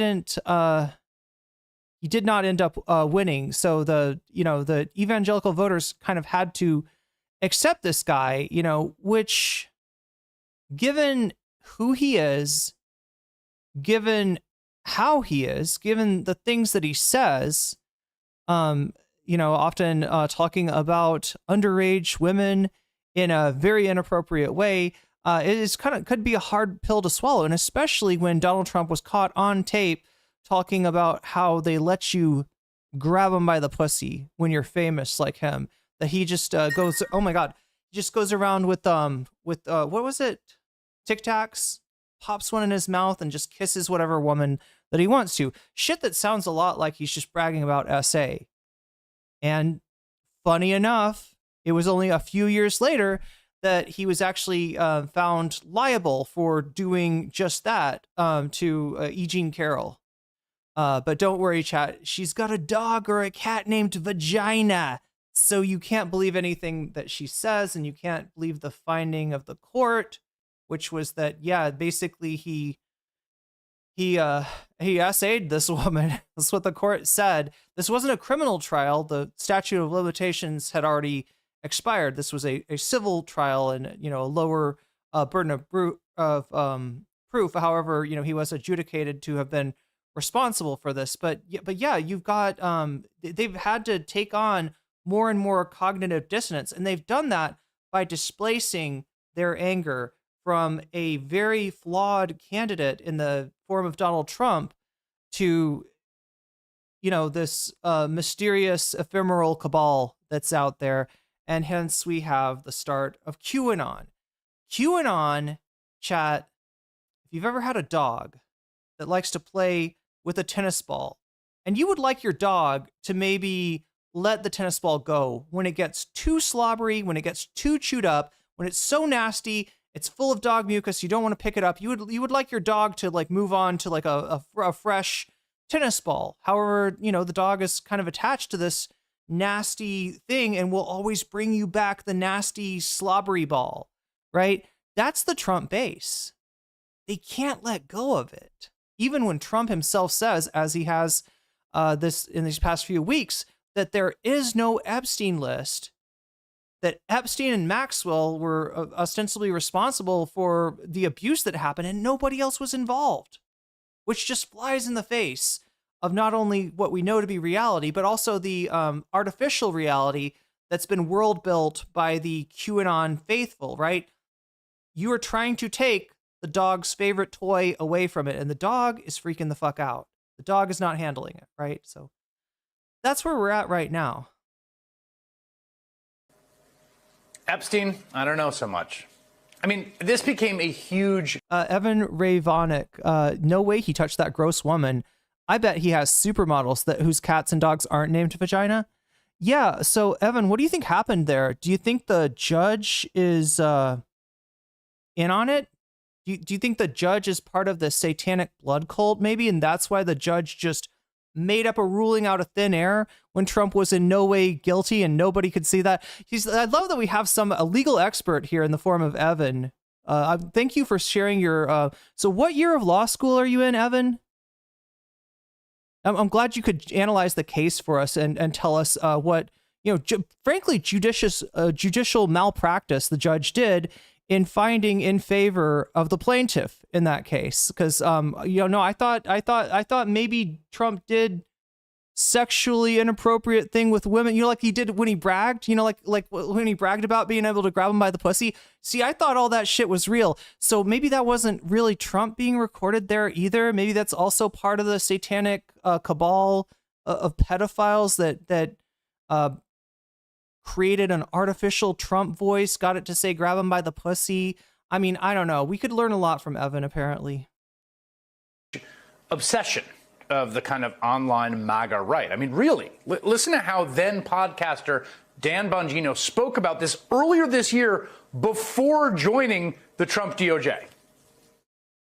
This isn't about Epstein or 9/11 or JFK or RFK. It is, but it isn't. It's about a bigger thing. Now, I've got to ask, chat. People call this guy Dan Bongino or Dan Bongino, and I'm wondering, does he actually have... I know that gyno can be a side effect of certain regiments, certain performance-enhancing drugs, let's just say, might produce some swelling in the chest area that's not, it's not skeletal muscle there. It's actually fatty tissue. So I'm just wondering, do people call him that because he's got like gyno, or like, does he actually have that, or do they just call him that because his name is funny? If you're lying about that, you're lying about everything. Oh, chat, he's way too close to the truth. If you're lying about that, maybe you're lying about everything. Maybe all those hoaxes that we heard about. Chat, I remember Trump talking about how every bad thing that the media or the Democrats or anybody would say about him, it was a hoax. It was fake. It was a big hoax. It was a big hoax, and it's satanic pedophile cabal obviously pulling the hoax, and but this is it seems like the person that's lying right now is actually about the non-existence of a client list. That would be Donald Trump. So if we start to think that maybe some of the things that Trump said were hoaxes, maybe not hoaxes, what do we have? We've got a lot to look at, don't we? Who's on the Epstein tapes, folks? Who's on those tapes? Who's in those black books? Why have they been hiding it? Good question, Dan Bongino. That was back in February. And here is Dan Bongino just 2 months later, now installed as Trump's second in command at the FBI. You know a suicide when you see one, and that's what that was. He killed himself. You want me to? I've seen the whole file. He killed himself. Kind of a different vibe. Bro just said Epstein himself. This idea that Donald Trump, of all people, was going to be the one to crack the Epstein case wide open was always a ludicrous notion, a weird bit of projection. And it seems like MAGA world has finally figured that out. And despite all the furor from his base, and it's sizable. Wait, video affidavit of Katie Johnson is on YouTube. Wait, in regards to what? Today, Trump is desperate to talk about anything else. Your memo and release yesterday on Jeffrey Epstein, it left some lingering mysteries. Can you say why there was a minute missing from the jailhouse tape on the night of the set? Yeah, sure. If could I just interrupt for 1 second? Are you still talking about Jeffrey Epstein? Excuse me? Excuse me? Are you still talking about Jeffrey Epstein? That Jeffrey? Yeah, the very same one. This guy's been talked about for years. You're asking, we have Texas, we have this. He's like, look, I've got a bunch of shiny new tennis balls for you dogs to slobber all over, all right? You can hear me lie about how I wasn't responsible for the fucking carnage in Texas. You can, hear me lie about... We have all of the things... And are people still talking about this guy, this creep? You can hear about the big, beautiful bill where I cut your Medicaid and, SNAP. I fuck over farmers and people that are hungry. We got, look, I've got a whole pack of fresh tennis balls if you would like to chew on these instead. Could you please give me back that slobbery ball that you've been chewing on forever so that I may throw it into the fires of Mount Doom and see it consumed by the lava, never to come back again. Because I really, really, really, really don't want you talking about Epstein. Why are you talking about Epstein? That is unbelievable. Do you want to waste the time and do you feel like answering? I don't mind answering. I mean, I can't believe you're asking a question on Epstein at a time like this where we're having some of the greatest success and also tragedy. It was the greatest of times and it was the worst of times. Yeah. With what happened in Texas. We finally got our eugenics, component of Project 2025. The thing that I said I wasn't going to pass. Haha, gotcha. I did. I passed it. And now we're ready to kill off the poor. But don't worry. We'll wait until after 2026 for most of the Medicaid cuts to hit in, so then we can blame the Democrats. This is what he's used to doing. He's used to blowing smoke up your ass. And he's used to like 50% of the country being like, I don't know, makes sense to me. Guess what, Donald? They're not saying it anymore. They're not saying that. And they're not going to give up that slobbery, nasty tennis ball that is the Epstein client list. They are not interested in talking about Texas or the big, beautiful bill or any of your other bullshit, or your failed attempt to bring peace in Ukraine, or your failed attempt to bring peace in the Middle East. They're not interested in any of that. They're not even interested in your fucking cankles, Donald. You can hit them with the cankles thing. You can hit them with the venous insufficiency. And for the first time in your presidency, admit that you are not in tip-top physical condition. And they're not letting go of that Epstein ball. They want that. It seems like a desecration. Kraken Smack says Epstein 2028. Well, I didn't realize we had Jeffrey Epstein supporters in chat. President Jeffrey Epstein is awesome, says Saved by Grace. Wow, another fan of Epstein. I didn't realize he was so popular, chat. Maybe he did nothing wrong. Look, if there's no client list, right? Maybe these chatters from Shorts Chat are right.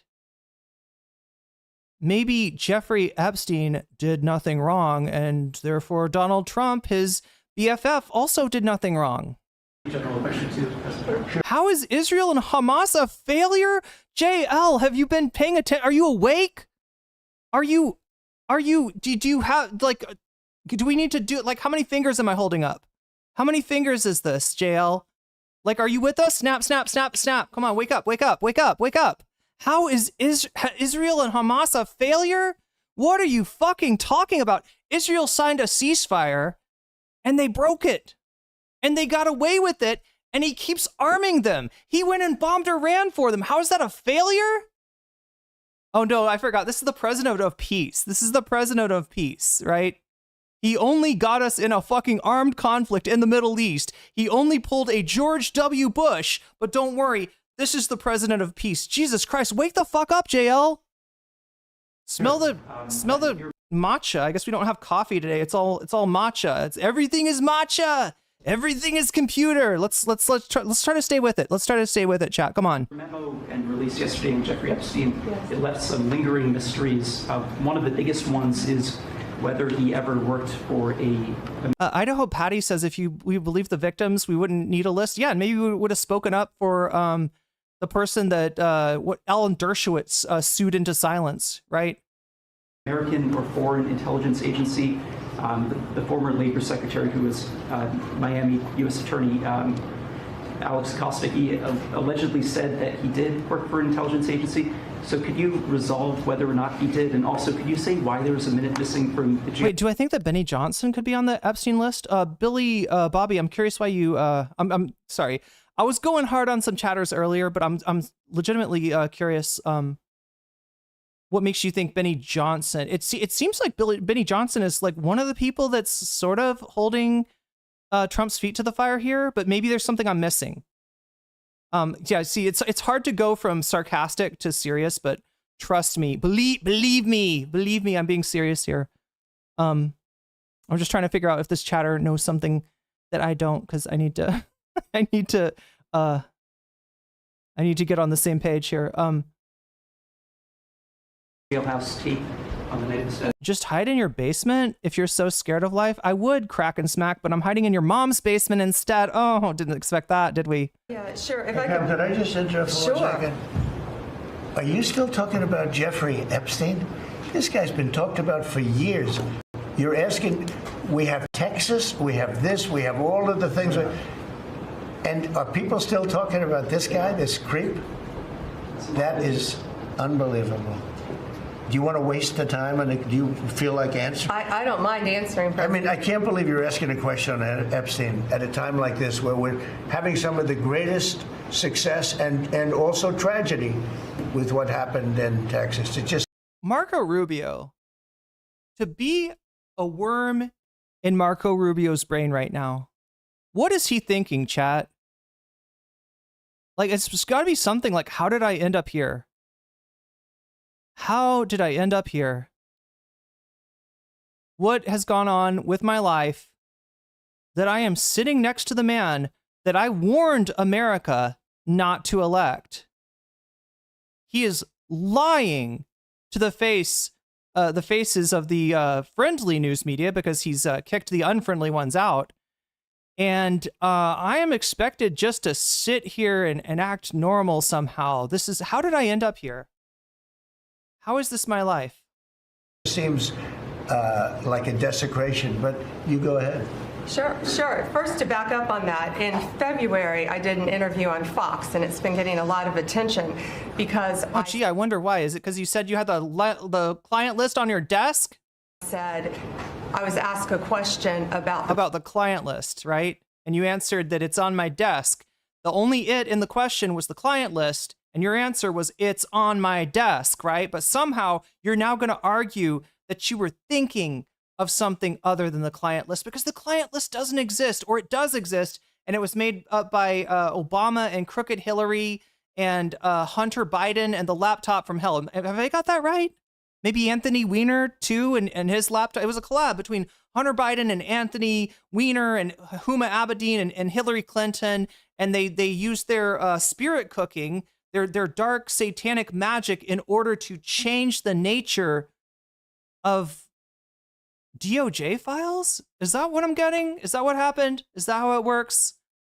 Client list. Please. And my response was, it's sitting on my desk to be reviewed, meaning the file. Of course, the file, not the thing that I was asked about, right? I wasn't answering, you should know this by now, I'm a Trump official. I never answer the question that I'm asked. I always pivot and obfuscate, because we're a bunch of fucking Weasley little liars over here, right? And we think the American people are stupid. Trump has said it himself today. We think that the news media is stupid, and so far we've been proven right. We've been rewarded for going at an election with the mentality that everyone else is just dumb as fuck, right? And why should this not continue to work for us now? Along with the JFK, MLK files as well. That's what I meant by that. Also to the tens of thousands of... The one Joe says you're beyond naive, all part of Trump's plan. I mean, clearly this is part of his plan. What does he want to do, one Joe? Can you leave this chatter unbanned? I'm curious. I wonder, I feel like one Joe could teach us something here. I want to go into your beautiful mind, one Joe, like John Malkovich style. You know what I'm saying?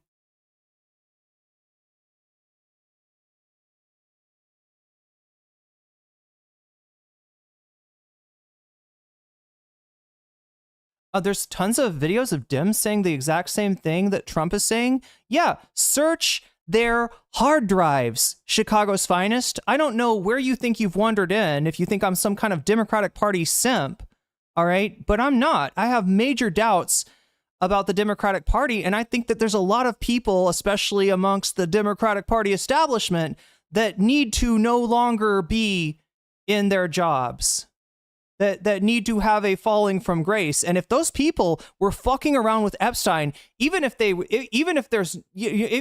was just like they met with him, they had dinner with him, they were friends with him, I think they got to go.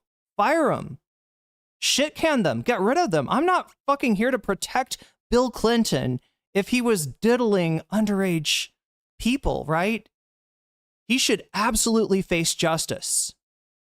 Anybody who's you know, guilty of this should be facing justice. Video. I'll see you tomorrow. One Joe, come on, quit being so cryptic, because it's making the chat think that you don't know shit. And I don't want to disappoint I built you up so much. You're like the Epstein files, one Joe. I built you up. I said, "Ooh, I bet one Joe's got a beautiful mind. I bet we could get some interesting conspiracy theories out of that. Let's just let him talk. Leave him unbanned." I told the mods to leave your ass alone, just so we could see what's in your brain. We could do a little biopsy and see what's wriggling around in there, right? I'm curious. And you're just going to disappoint everybody like Trump and be like, no, there was no files. There was no client list. Ghislaine Maxwell did nothing wrong. She's an innocent woman and I wish her well. Jeffrey Epstein has great taste in women, many of them on the younger side. Yeah, that's what he said.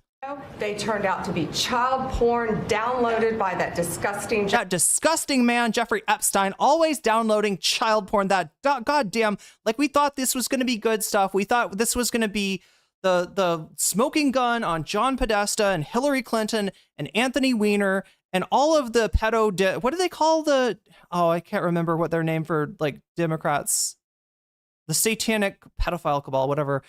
We thought we were going to get all that information, and God damn it, wouldn't you know it? Wouldn't you know it? It's just Jeffrey Epstein with his goddamn CSAM. What a letdown. But not as much of a letdown as that chatter. Like I feel betrayed. Chatter, I built you up, one Joe. I thought you were the one, like in the Matrix, you know? I thought you were going to bring balance to the Force. Like you were supposed to take down the Sith, not join them. Come on. Jeffrey Epstein, child porn is what they were. Never going to be released, never going to see the light of day. To him being an agent, I have no knowledge about that. We can get back to you on that. And the minute missing from the video, we released the video showing definitively the video was not conclusive, but the evidence prior to it was showing he committed suicide. And what was on that, there was a minute that was off the counter.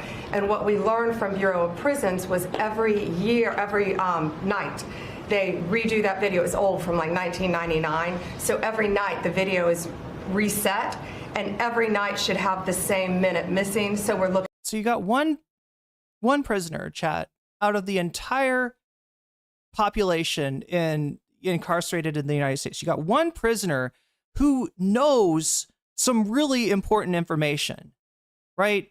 If we believe that there are rich people using their wealth to take advantage of minors, right, and abuse minors, then, you know, this man is a treasure trove of information, and we need to tap into that. We need to mine that treasure trove and find out what's in his beautiful mind. You have one guy, and you couldn't fucking keep him from killing himself? Because, oh gosh darn, wouldn't you know it, the videotape machine is from 1999. 2019, 1990 is 20 years old. It's 20 years old. We can't get a better camera recording in the age of digital media. We can't get a better 2019 chat. This isn't like, this isn't DVR, era. This isn't VHS era. This is, this is like, MOV, MP3, MP4, MKV era, right? This is like digital format, right? It should be digital. It should be digital. It should be uploaded to the cloud. It should not get lost. It should not have a minute missing. We can't have one cell that is actually secure for the guy that's got information that we need in order to uncover what is apparently the crime of the goddamn millennium. We can't do that? Oh, I'm sorry. It was the video camera was from 1999. There's nothing that can be done. Okay, Pam Bondi. Looking for that video to release that as well, showing that a minute is missing every night. And that's it on Epstein. This is truly unusual. Oh, that's right, Solar Punk Suncatcher. I forgot about the Laserdisc era. I forgot all about the Laserdiscs. Anybody ever have a Laserdisc growing up? I feel like I had like. Because it was so peaceful up here, but now there are freaking communist invading radicals. I feel like I had friends whose families were like slightly better off, maybe, that had Laserdisc, but I never got to watch anything on one. Communist invading radicals. Communist invading radicals. Welcome in. Good to have you with us today. Let's proceed. Breaking news. You know the breaking news animation. You know sometimes the news is big, significant, serious. This one is unusual. A major escalation in what is increasingly a kind of political, quiet, peaceful civil war, but a civil war of political proportions for MAGA over these Epstein files. And it's roiling the Trump administration at quite literally the highest level. Wow, a lot of chat had a Laserdisc growing up. Sources detailing the ongoing... Yeah, are they really the size of record? They're like that big? That's wild. Clash over a fight that... So it's just basically like a CD. Is it basically like a CD with more space on it? Is that the idea? Could cost someone their job. Trump's Attorney General Pam Bondi clashing with the FBI #2 official Dan Bongino. As everybody who follows these kind of stories... RPS, like the government is going to hunt down rich elite fucking pedophiles and lock them up. Yeah, you're right. I'm asking for too much. I'm asking for way too much. Knows technically the AG oversees the FBI, but if you remember Comey or other strong-willed FBI officials, when you're at that #1, #2 level, they sometimes fight with the DOJ. Sources say Bongino. Bongino? Chat, I feel like calling him Dan Bongino is less weird than that. So upset about Bongino. At least that makes sense with the steroids, right? He's saying maybe he'll just... Not that he's on steroids or anything like that. I feel like Hassan got threatened with legal action when he implied that this guy might be cycling. He asked, for his regiment, and Bongino, but whatever his name was, threatened to sue Hassan for implying that he was on the sauce. Clearly, chat, this man is full natty, all right? I don't want to hear any different from any of you. This man is full natty, all right? Our full natty Sigma god here, Dan Bongino. Bongiorno. Yeah. Leave, which would be a very quick tenure, by the way. And he would be... Dan Bongiorno Giovanni. Leaving in a sort of protest or criticism of Bondi's handling of the Epstein files. Other outside agitators, including Tucker Carlson, saying she's lost confidence. Maybe she has to go. Wait, Hassan's in trouble. Which Hassan, Purified Water? Are we talking about Hassan Minaj? He was not at work today, reportedly. Sources also say Bondi and Bongino got into a heated clash Wednesday in a high-level meeting with him, her, FBI Director Patel. Federal prisons just don't have enough access to the advanced technology of Russian dash cams, says Phoebe Weeby.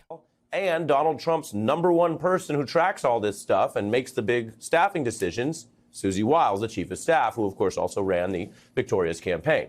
Axios has a report on this where Pam says her piece, Dan says his piece. Didn't end on friendly. Bon Giovanni, yeah, terms. There we go. Bongino left angry. And you don't need to be a scholar of reporting or Watergate level intrigue to know somebody in this small meeting is leaking this stuff to Axios. Gee, I wonder who it would be. A source close to Bongino saying he ain't coming back. Out of control furious is the other quote. This destroyed his career. He's threatening to quit and torch Pam unless he's fired. Said, so no chat, just an update. This is from 2 years. Sorry, I said 2 years ago. It feels like 2 years ago. It's actually from 2 days ago. And in this scandal, I mean, 2 days might as well be 2 years, right? Because, yeah, at this point, there was massive speculation that Bongino would not come back. He has come back since then.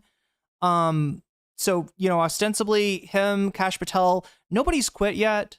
But there has been talk behind the scenes that these two guys, Patel and Bongino, are pissed at Pam Bondi because she's the one who built this whole thing up. Like, you know, she's the one that promised, like, we got the client list that got everybody excited.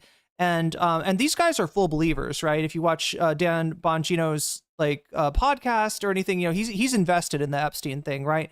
So and they made these two in some kind of humiliation ritual, these two conspiracy theorists, which in this case, chat, I think there is a conspiracy. I'm saying conspiracy theorist in a very neutral way, realizing that these two guys are very conspiracy minded. A lot of the shit that they talk about doesn't make any sense and seems like motivated reasoning to just, you know, make up lies about the opposition. But in this case with Jeffrey Epstein, I don't think that's a conspiracy theory. I think that it's pretty clear at this point that's a full-blown conspiracy. So these guys had to eat shit publicly and be the ones to bring out the fake evidence that there's Epstein killed himself and there's nothing to look at here. Please, everyone, pay no attention to the man behind the curtain. That's just Donald Trump. And, you know, those cankles, well, we'll get to those later. someone who, again, according to that reporting, spoke with Bongino. By the way, hire podcasters and right-wing media. Joe Mama is reminding me there's a big difference between 2 days and 2 years. I think you're right about that. Figures to run major parts of the government, and you may find major parts of the government are being leaked on and run like another piece of podcast content. I'll come back to how some of this does swirl around MAGA content. Other parts of it, of course, are serious when you think about the victims in the original Epstein case. All of this, though, occurred because the DOJ... Communist invading radicals. Look, we got to pause it to let the communist invading radicals come in. I think it's just easier if we... So peaceful up here, but now there are freaking... Look, I'm calling it, chat. There's going to be gay space, luxury communism in like the next 10 years. All right, look at that. Look at all these communists. But now there are I'm trying to be an apolitical center-left streamer, and all these radicals are coming in, communist invading radicals. Your audience capturing me. You're pulling me to the left. So thank you. Thank you for that. Thank you for waking me up. Has fallen short of the pledges that people around Trump, including Bondi, made. There were many questions about the Epstein case. From what's this ugly man's name? Jeffrey. The moment of his in-custody death, this news program, for example, has reported on those questions. There are some suspicious details. This news program has not done what a lot of the internet and MAGA right-wing sort of circles have done, which is assert without evidence what maybe happened and then wait for the government to confirm it. Now we're seeing significant backlash from MAGA, probably some of the loudest against Trump since he took office. Journalists, other people following Doge and Musk may be reporting one set of problems to the administration, but on the right, this is the big problem. All of this is because it was partly stoked by the very people who now say nothing to see here. They stoked this conspiracy. That look right there. I'm sorry. Wait. Look at that, chat. What is this man serving? And is it cunt? Oh, look at that. What the fuck? No, this is freaking me out. I don't want Jeffrey freaking Epstein looking at me like that. Look at that shit, chat. Oh my God. Now we're going to get into the birthday card later. I don't know if any of you have heard this, right? But apparently when Trump and Epstein were BFFs, he had a birthday party. Ghislaine Maxwell collated like a book of material cards and well wishes from his closest friends, including Donald Trump. And yes, there was apparently a birthday card, hand drawn, if you believe the Wall Street Journal. So I got to say allegedly, because Trump is looking to sue anyone and everyone. He tried to stop the story from coming out. He was unable to do that. Now he says that he's going to sue the Wall Street Journal. So we'll see what happens with that. Sometimes the owners of media companies find it more useful to actually settle out of court with Trump and give him what he wants rather than defy him and actually make him take it to trial to show that, like the case against the Iowa newspaper and the pollster that called that made an incorrect call on her poll in the 2024 election, that the case ends up dying and does not proceed through court because there's no court case on a lot of these things. The ABC thing, there was no court case. ABC just their parent company had a merger that they wanted to do. Donald Trump's got to sign off on that merger, so they decided, let's settle out of court. We'll see what happens with the Wall Street Journal. What is that one owned by? The DOJ may be releasing the list. Somebody remind me who owns the Wall Street Journal now? Is it Bezos? Jeffrey Epstein's clients? Will that really happen? It's sitting on my desk right now. In Epstein's case, it is incredibly disturbing.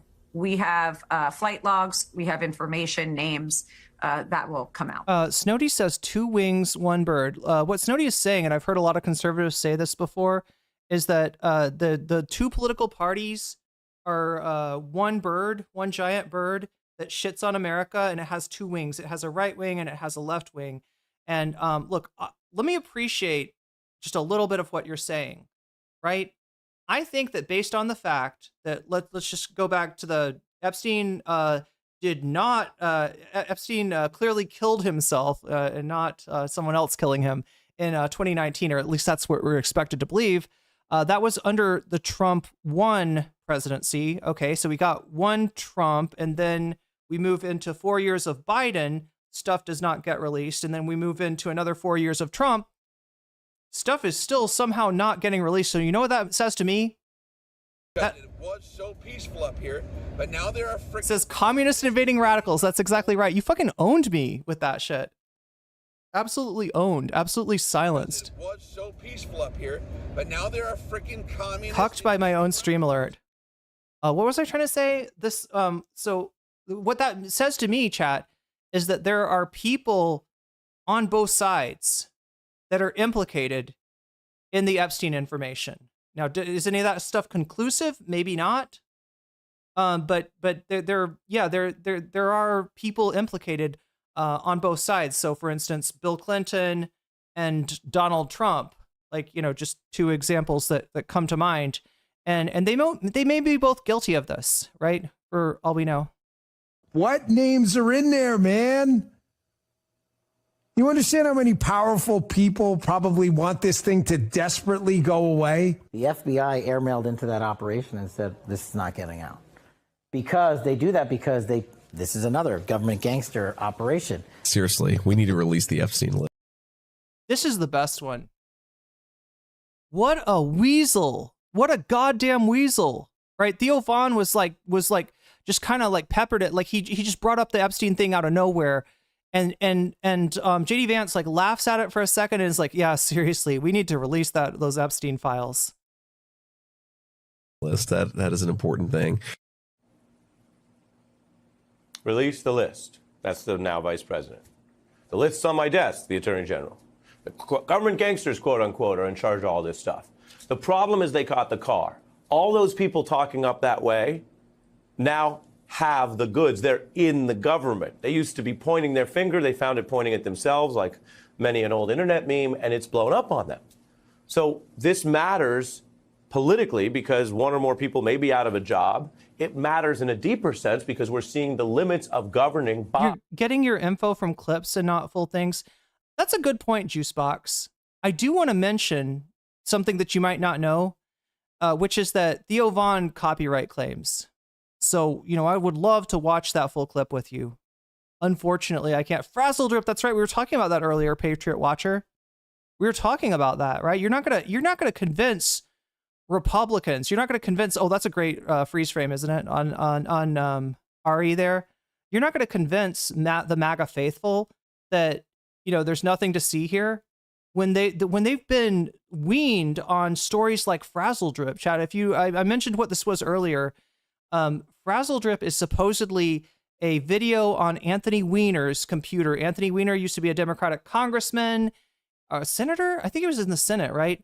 And he was caught showing his wiener to somebody who was underage, right? So he got in trouble. He got he was forced to resign, right? But at some point when they're doing the investigation, I guess they looked at his computer, and a story started that there was a file on Anthony Weiner's computer, and that this file was video of Hillary Clinton and Huma Abedin, that's Anthony Weiner's wife, or was Anthony Weiner's wife at the time, in some kind of preternatural lesbian courtship, yeah, and they were also cutting off the faces of underage victims, putting the skin on their face to scare their underage victims, and then draining the adrenochrome out of their blood, like.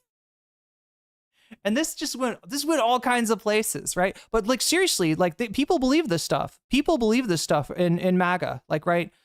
People believe the whole thing. So when you tell them there's literally nothing there, there's not even a client list, they don't believe you. And honestly, as far as there not being a client list, as far as there not being any powerful people implicated in this shit, I don't believe them either. I don't. That's one. The one time you're gonna hear me agreeing with QAnon on one specific thing. Send Hillary to jail? I mean, absolutely. Conspiracy theory.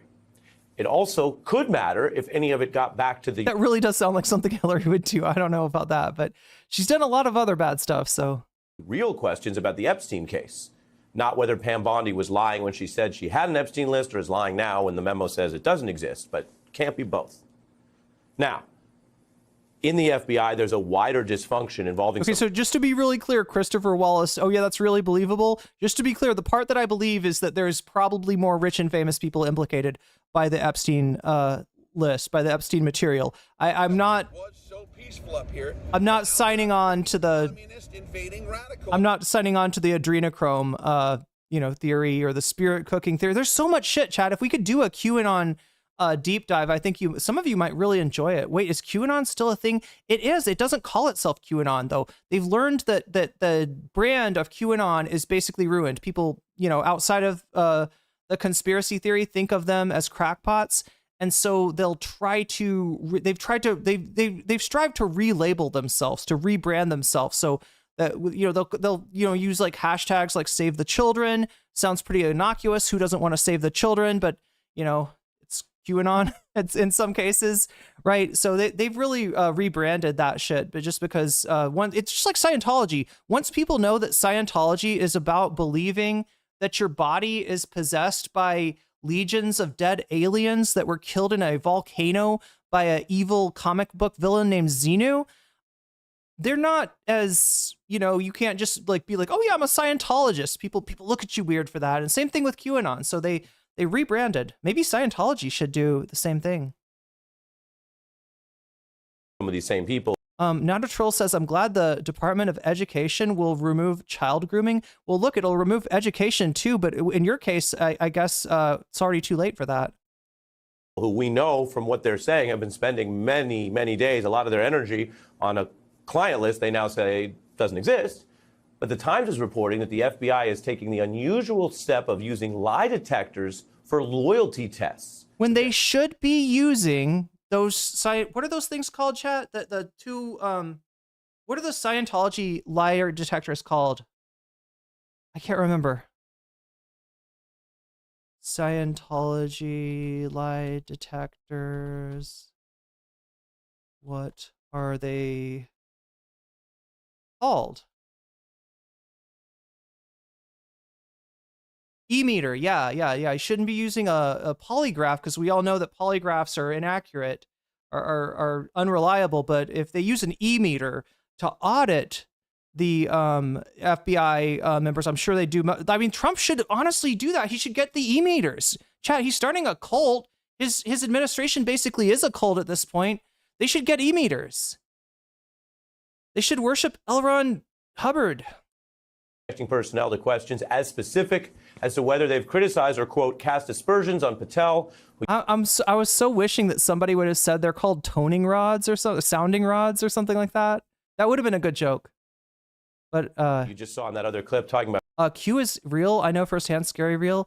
When you say Q, do you mean the individual with Q level clearance that posted on 4chan and 8chan when you say Q is real, or do you just mean like some of the theories behind QAnon are real. Just follow the breadcrumbs. Yeah, don't let it ruin your psychology.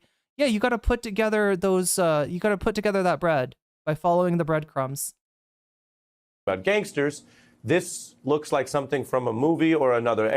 Billy Bobby says, I know Scientology is a cult, but like, what do they believe? There's a million memes about like, this is what Scientologists believe, but what do they actually believe in? God, do I know enough to be able to turn it into like a 1 minute explanation?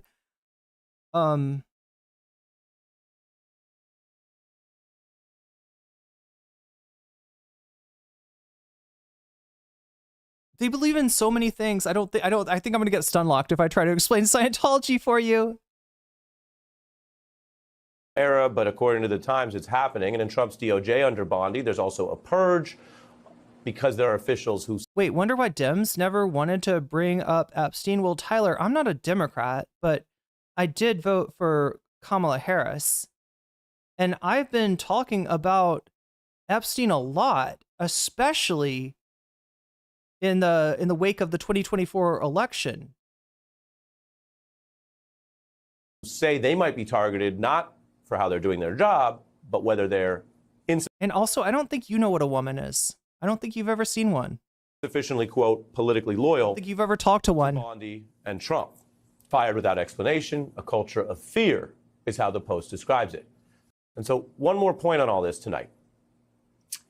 What started as a very real question about a suspicious in-custody death. Any journalist or lawyer could tell you the government's holding a high-profile detainee and they die under suspicious circumstances. Hobo, what do you want me to say? Waluigi? You want to investigate that. What started with something real morphed into a MAGA conspiracy theory that was sold so hard by these leaders.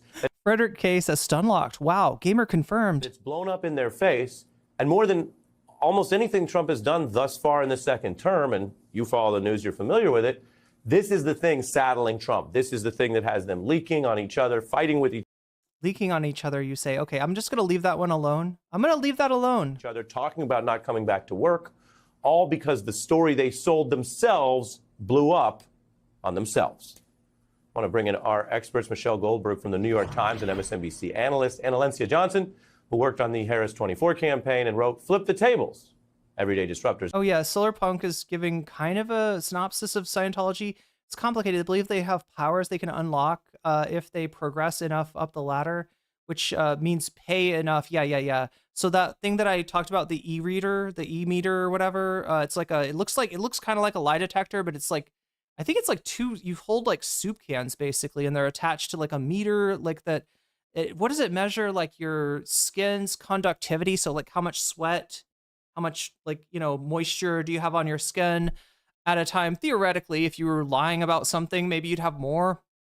If you were upset about something, maybe you would have more. I think that's the theory. And yeah, they sell this as tech, like as if this is like a replacement for psychology. Oh, that's another thing. They don't like psychology.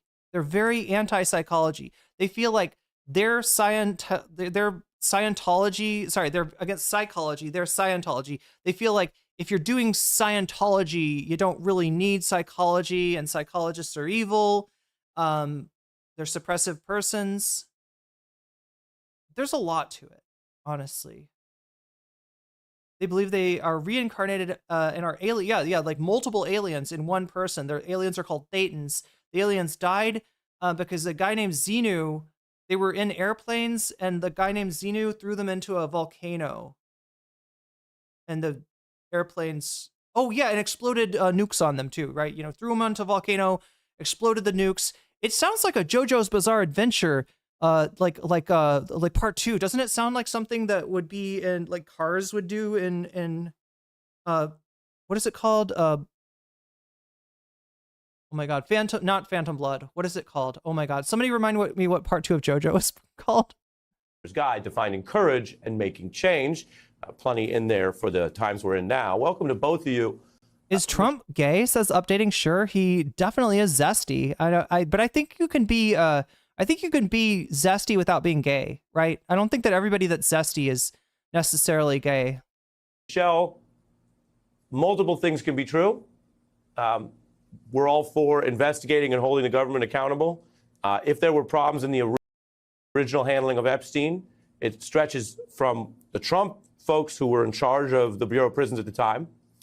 If there was further cover-up or lack of transparency, that would include, of course, the ensuing Democratic administration. I'm having a chatter ask me what I am respectively. Before I give you that answer, could you respectfully tell me how to pronounce your name? Because I can't refer to you without using your name, and I'm afraid I'm going to mispronounce your name, which would be rude. Anybody remember what the fuck is part 2 of JoJo called? It's the one with Joseph.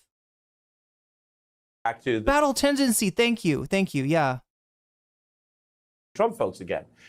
So there may be good questions to ask, and yet so many of the questions that have blown up in their face seem to be of their own making. In Bondi's case, saying things that she would know to be untrue.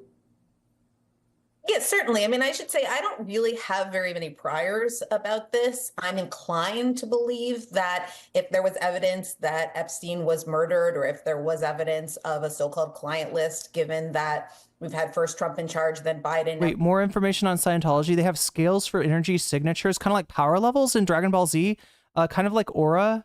Okay. But gay people are low vibe and straight people are high vibe. It's from all that heterosex that you straight people are having out there, right? It gives you a high vibe. I can feel that vibe. So everything you do or feel has, it's almost like the CCP and the non-existent credit rating that everybody always moral panics about, except in Scientology, it's a real thing. That's a real thing. Trump again, there would be somebody who had the incentive to leak it or to put that out there. You know, that said, is Jeffrey Epstein's ghost trying to interfere with the stream today? You said earlier. Come on, Jeffrey. Settle down, Jeffrey. Settle down. We're just trying to get you justice, okay? You obviously did nothing wrong. We now know because Trump said that there's no... you didn't have a client list, so you're an innocent man, and you were...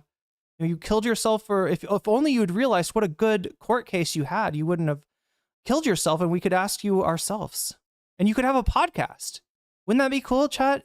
Jeffrey Epstein's Sigma grind set. Yeah? Like he wakes up at 2:30 in the morning. He gets his sparkling water to wash his face with. And then, I don't even know.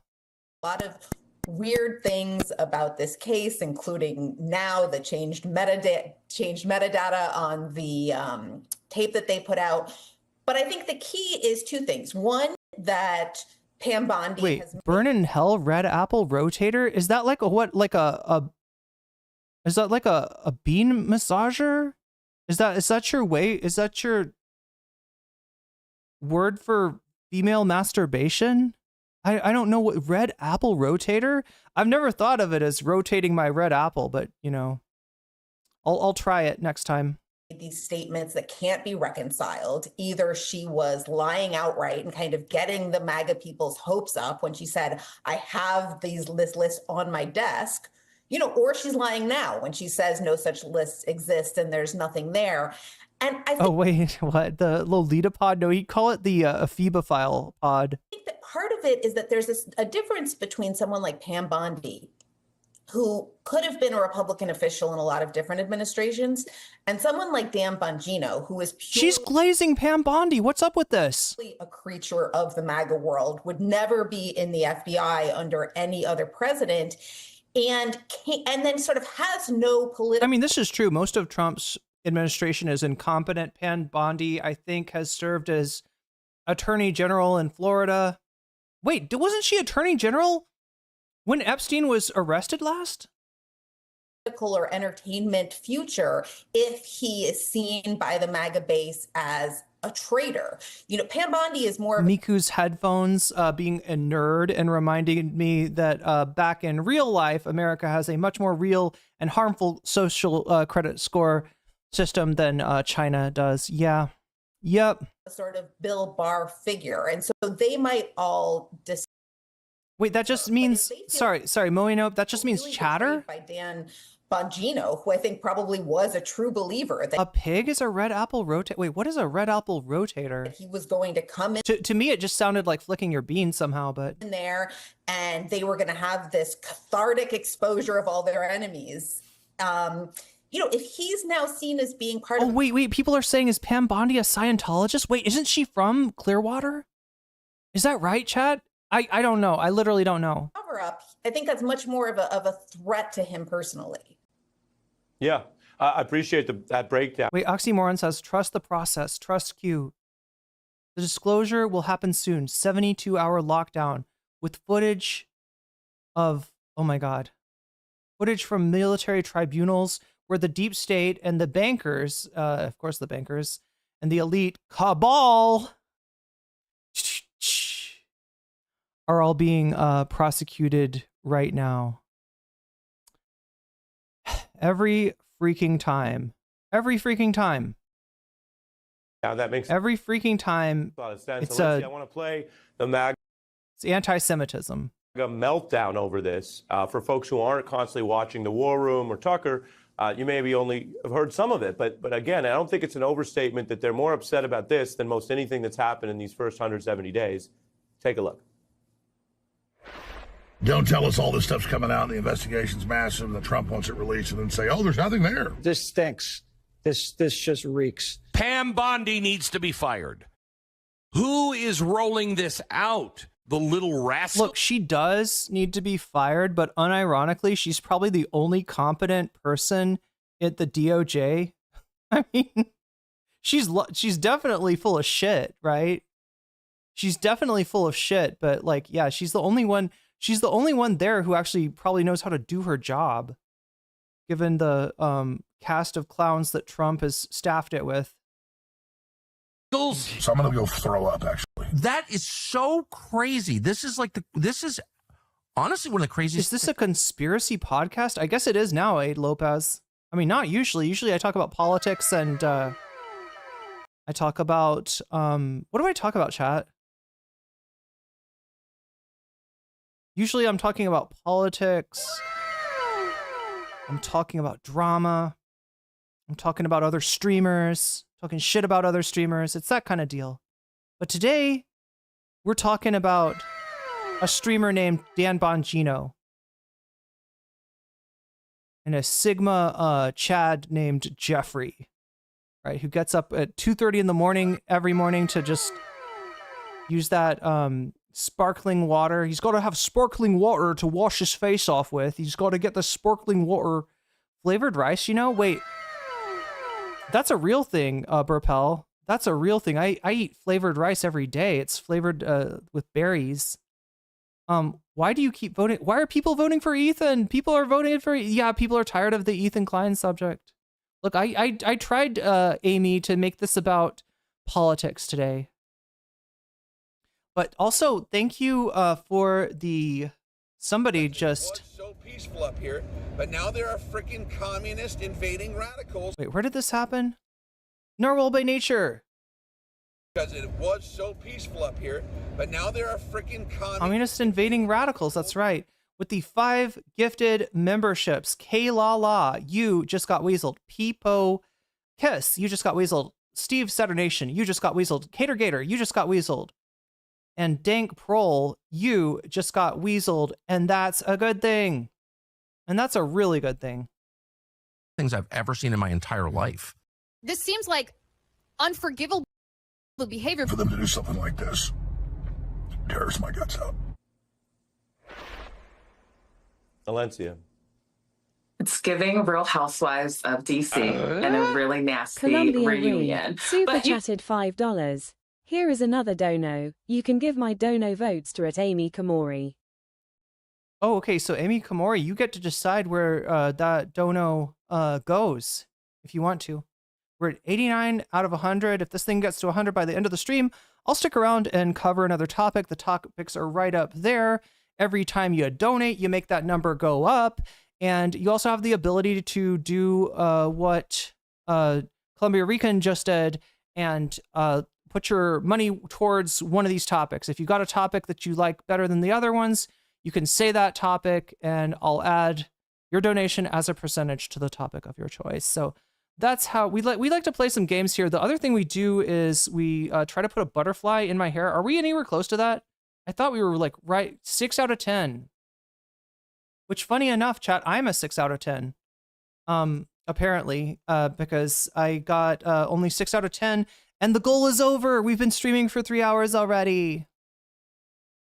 You know, it's interesting. Your lead into that was the point that I've been thinking about. There have been so many egregious things that have happened in this administration from, we see unemployment having gone up under this administration. We see this horrible bill that happened last week. We see Amy Kamari says, Zoran. what is happening with these ICE raids, all of these things that have happened in this first 170 days. And this is the thing that the base is literally crying over on television and on video. And so it'll be interesting to see how moving forward. Wait, I'm sorry. Anybody that throws like skepticism on whether there is a there in terms of this particular conspiracy, I've got to be sus of. If you're coming on MSNBC and you're like, well, we all know that there's nothing really to the whole Jeffrey Epstein thing, then I'm like, let's look at your phone. Can we please take a look? Could you hand your phone over? Hand your hard drive over. I would like to see all of your hard drives. Actually, I'd like to take your laptop. I'd like to take your phone. We got to take a look. We got to see what's in your phone. We got to see what's on your laptop, because you are sus, lady. Burn, something like that. Okay, so forward, the administration actually starts to bring in some of these MAGA loyalists who, quite frankly, are these conspiracy theorists that they would campaign with, right? So there we go. 10 extra points to Richie Torres versus Zoran Mondani, thanks to the teamwork by Columbia Rican and by Amy. In 2024, they brought them into the administration. No, Amy, I'm not mad at you for being tired of Ethan. All right, I'm tired of covering Ethan. You notice I try to I don't unless there's something groundbreaking, I don't really cover it. He is going after the Redditors again, and I guess people are interested in that. And now they are infighting, and it's leaking out publicly. Is that continuing to erode? Wait, did I say frankly? Did I say what is wrong with me? The trust that the MAGA base has with the Trump administration, and I think it will. Now, I actually don't have a lot of empathy for a lot of MAGA supporters because we've been here before in his first administration, right? He'll make one promise and then go. Narwhal, are we at 99? The complete opposite direction. He continues to spew conspiracy theories, or people in his cabinet do, but yet that's actually not enough for people to pump the brakes. And the people who can I'm sorry. Somebody on, somebody that I was watching said frankly. Brakes right. Are actually the people. Let me jump in.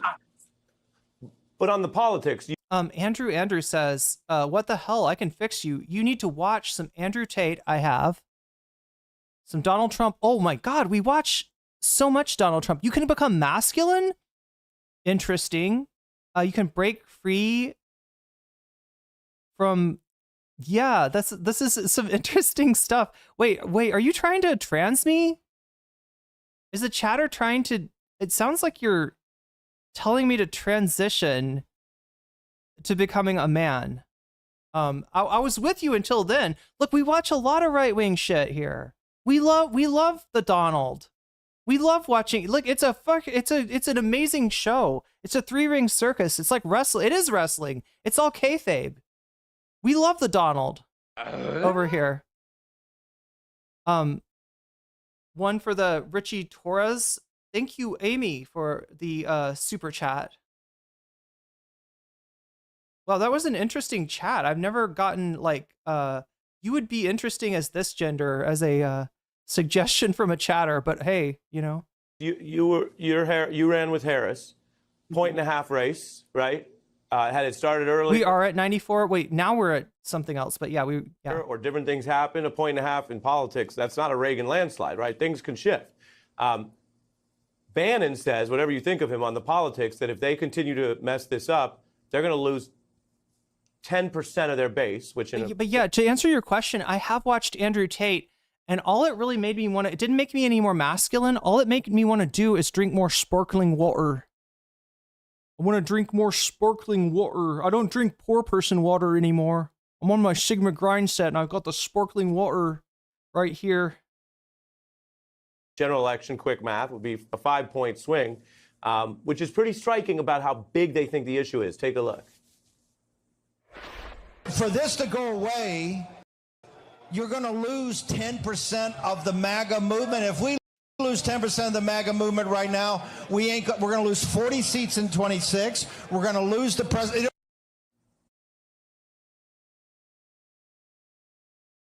Darren K says, you love the Don. Listen, he's very entertaining. All right. Whether he's saying it's everything is computer or I mean, it's scary. It's scary. It's like a scary movie, but with a, you know how like Freddy Krueger or like Saw, they're like funny, but they're also scary. You know what I mean? Like Freddy's literally trying to kill you in your dream and Saw is trying to, I don't know, get you to unalive yourself in a most horrible way, but they're like funny. You appreciate their humor, but also, yeah, I mean, that's what Donald Trump is like. Like we're watching like fascism metastasize in real time, and it's done by like a WWE heel. And there's something, you know, darkly funny, I suppose, about that. It's at 97, says Columbia Rican. Thank you. Thank you. I didn't have time to figure it out, but we start today with President. Not as scary as Biden. I don't know. Biden's like, you know, you just fall asleep. Trump is like you wake up in a cold sweat. Donald Trump's firm support. It is orange, Fiend. Yeah, I got orange juice and actually some lime in here too to flavor the sparkling water because I'm not masculine enough yet, Chad. I gotta watch more Andrew Tate.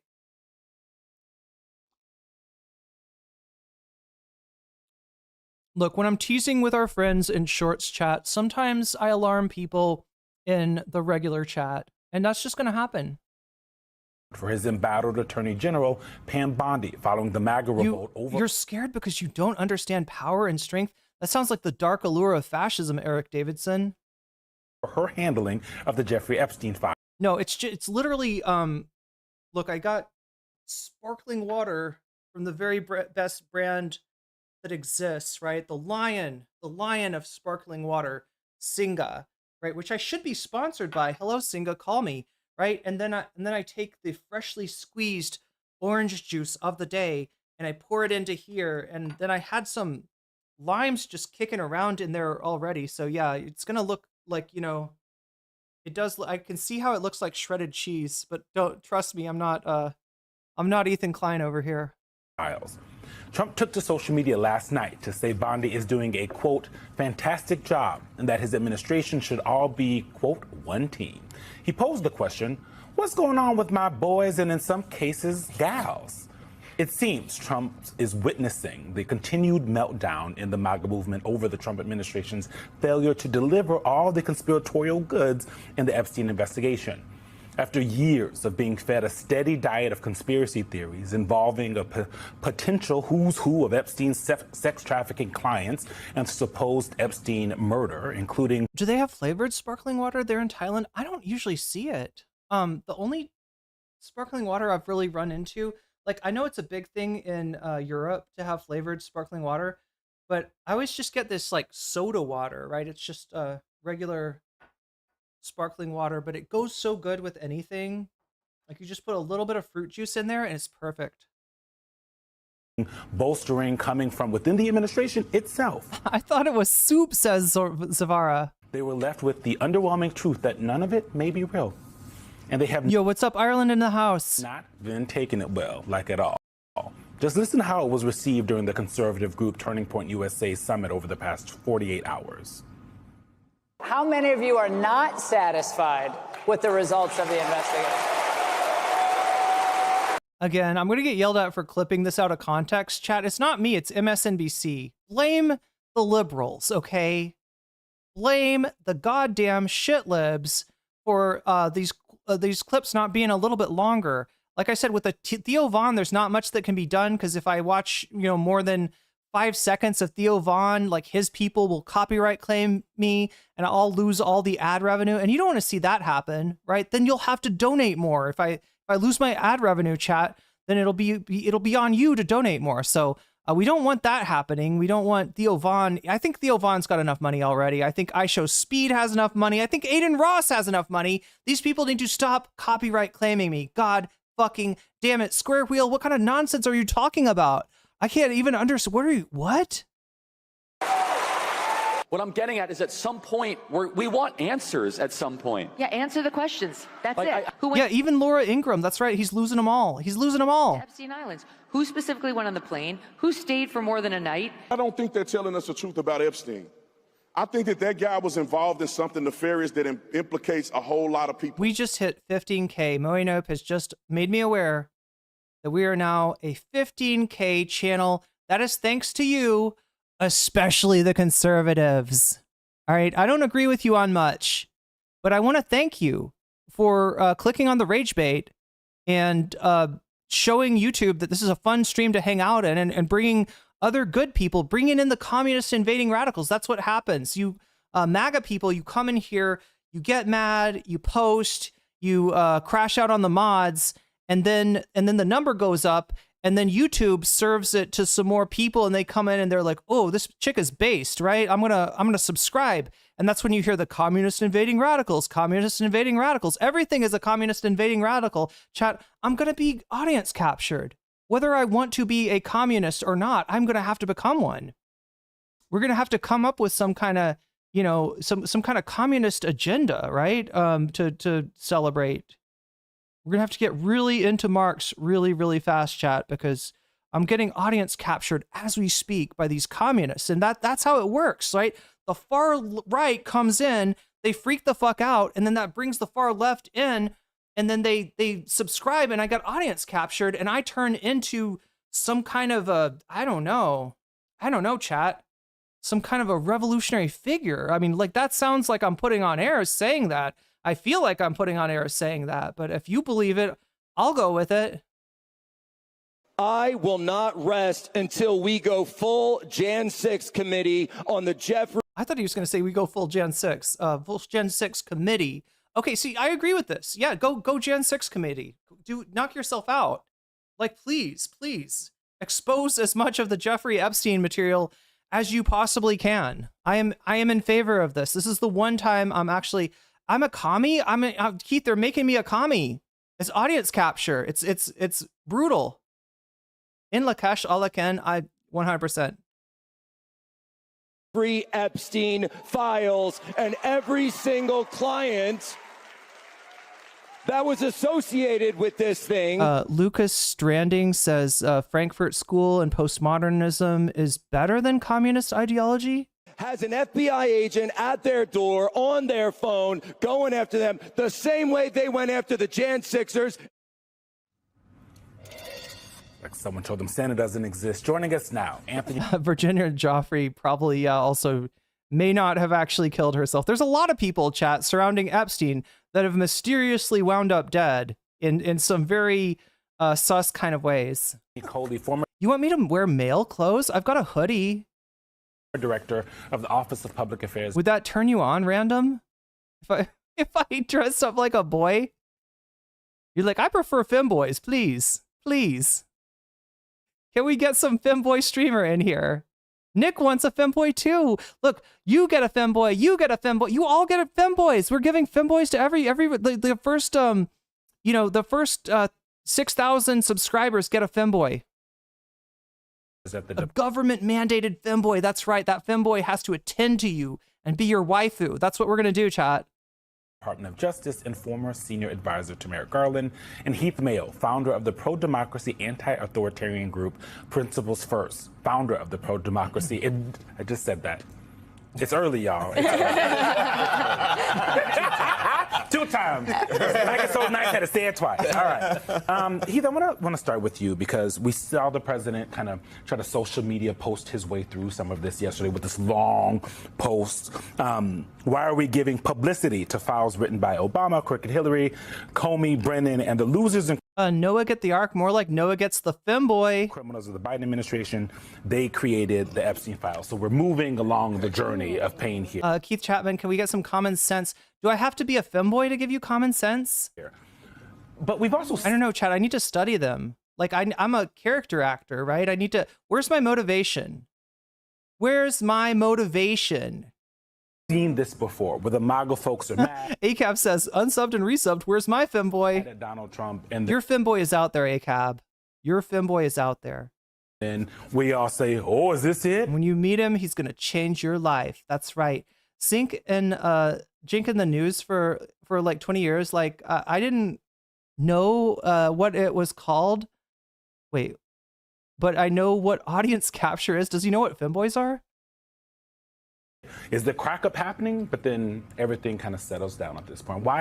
Is this different, or is it? I mean, this is sort of, they've caught the bus to some degree here because they have sold the lies and the deception on this to their base over and over and over again for years.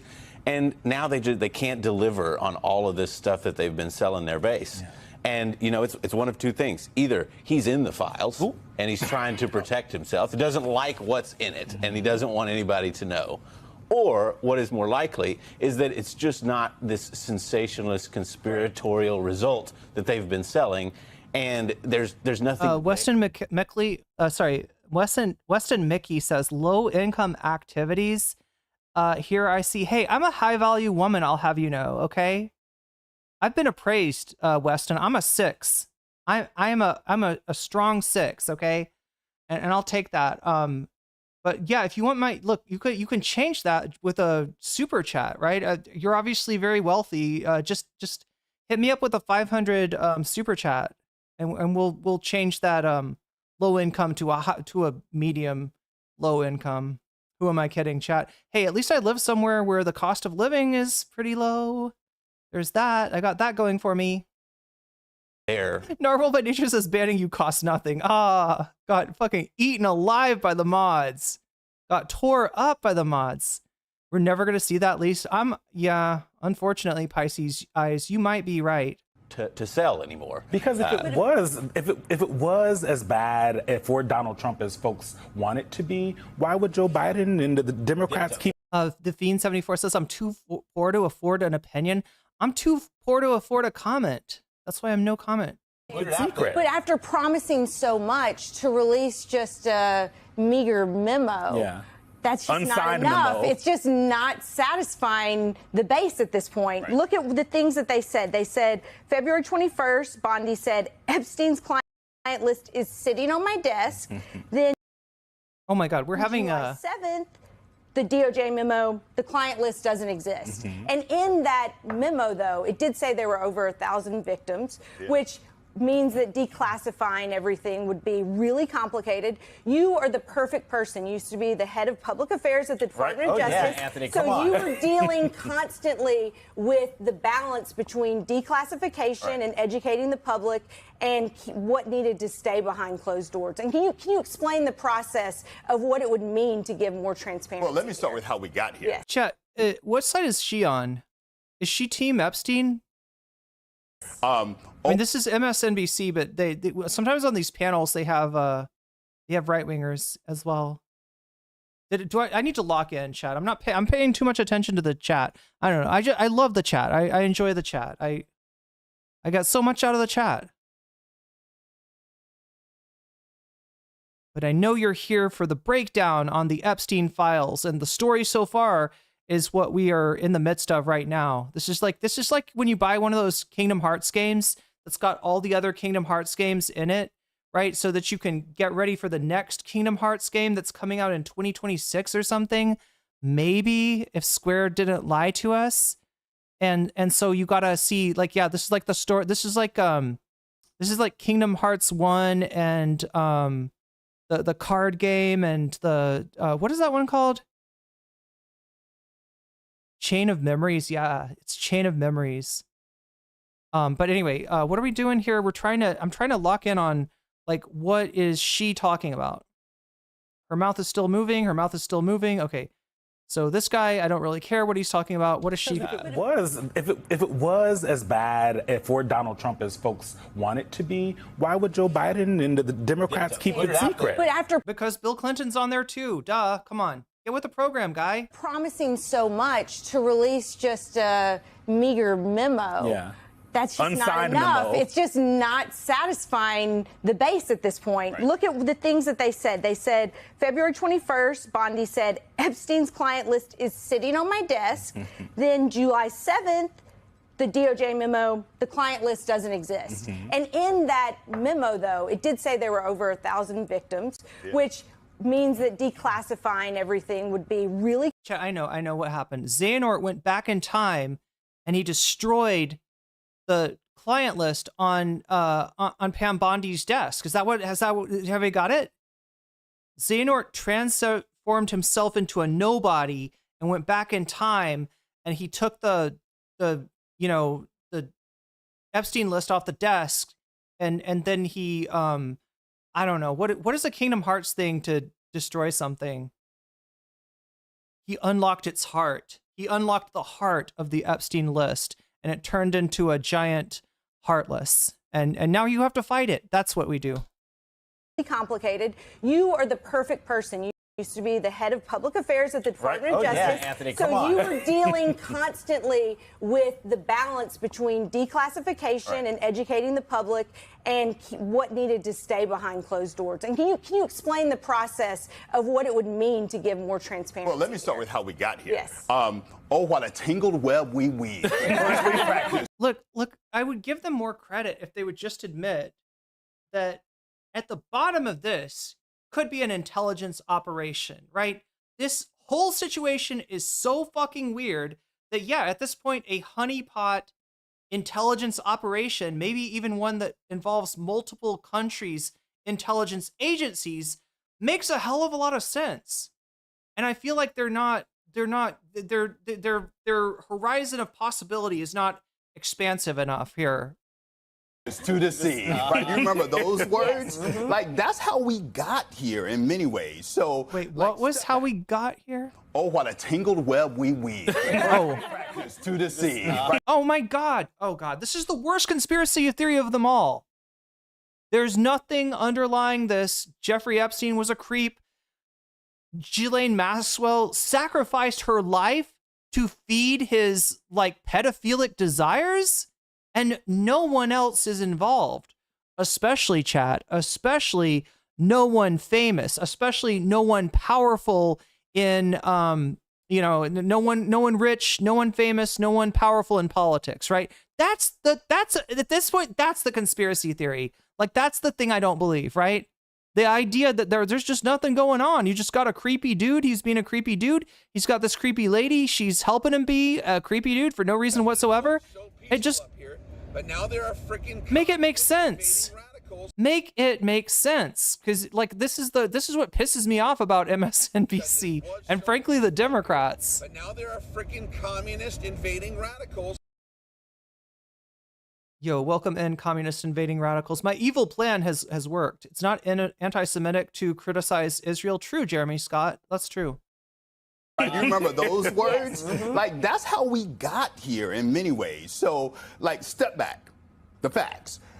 Jeffrey Epstein was charged on Donald Trump's watch. He was arrested. He was jailed. He died on Donald Trump's watch. And on the very... Oh, I didn't realize that was a conversation. First day, the day of Epstein's suicide, Donald Trump was on social media promoting conspiracy theories, right? And then he gets out of office, and instead of letting the Inspector General of the Justice Department and other folks do its job without interference, they are out here spouting these conspiracy theories. And now he gets back into office, and you're... Do they realize that when they talk like this, it makes it seem like they are either covering up for the pedophiles or that they themselves are the pedophiles? Do they realize this?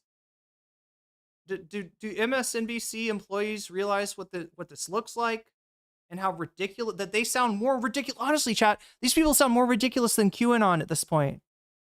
And that's saying a lot.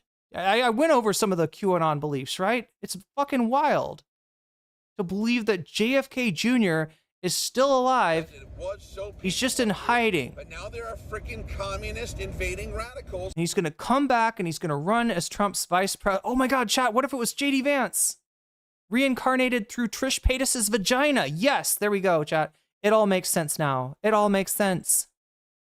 right. It is the proverbial dog that caught the bus. The MAGA base isn't buying it. And the only way that they are going to quiet this down, and even then it may not help, is release the files. And they have to do so in a way that protects the names of the victims. Identities, because there's so many details in there. And Absolutely. is that going to be next to impossible to do, to give some level of transparency where the base is placated? Wait, I implied you were anti-Semitic by implying Epstein had ties to Israel.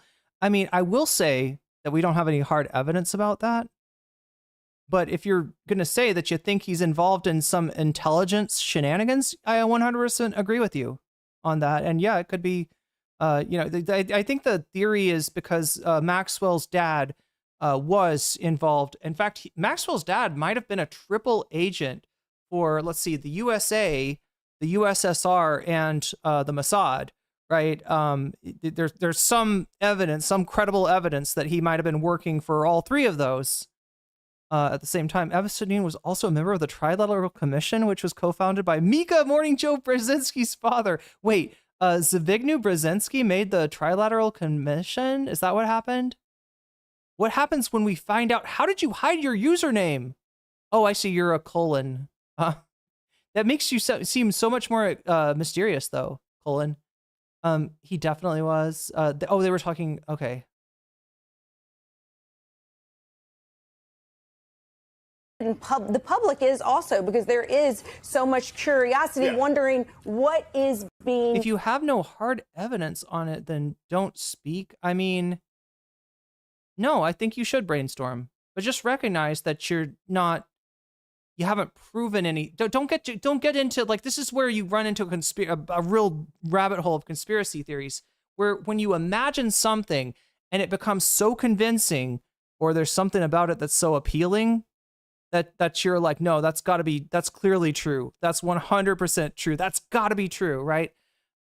That's, when you flip onto the the dark side of the conspiracy theory.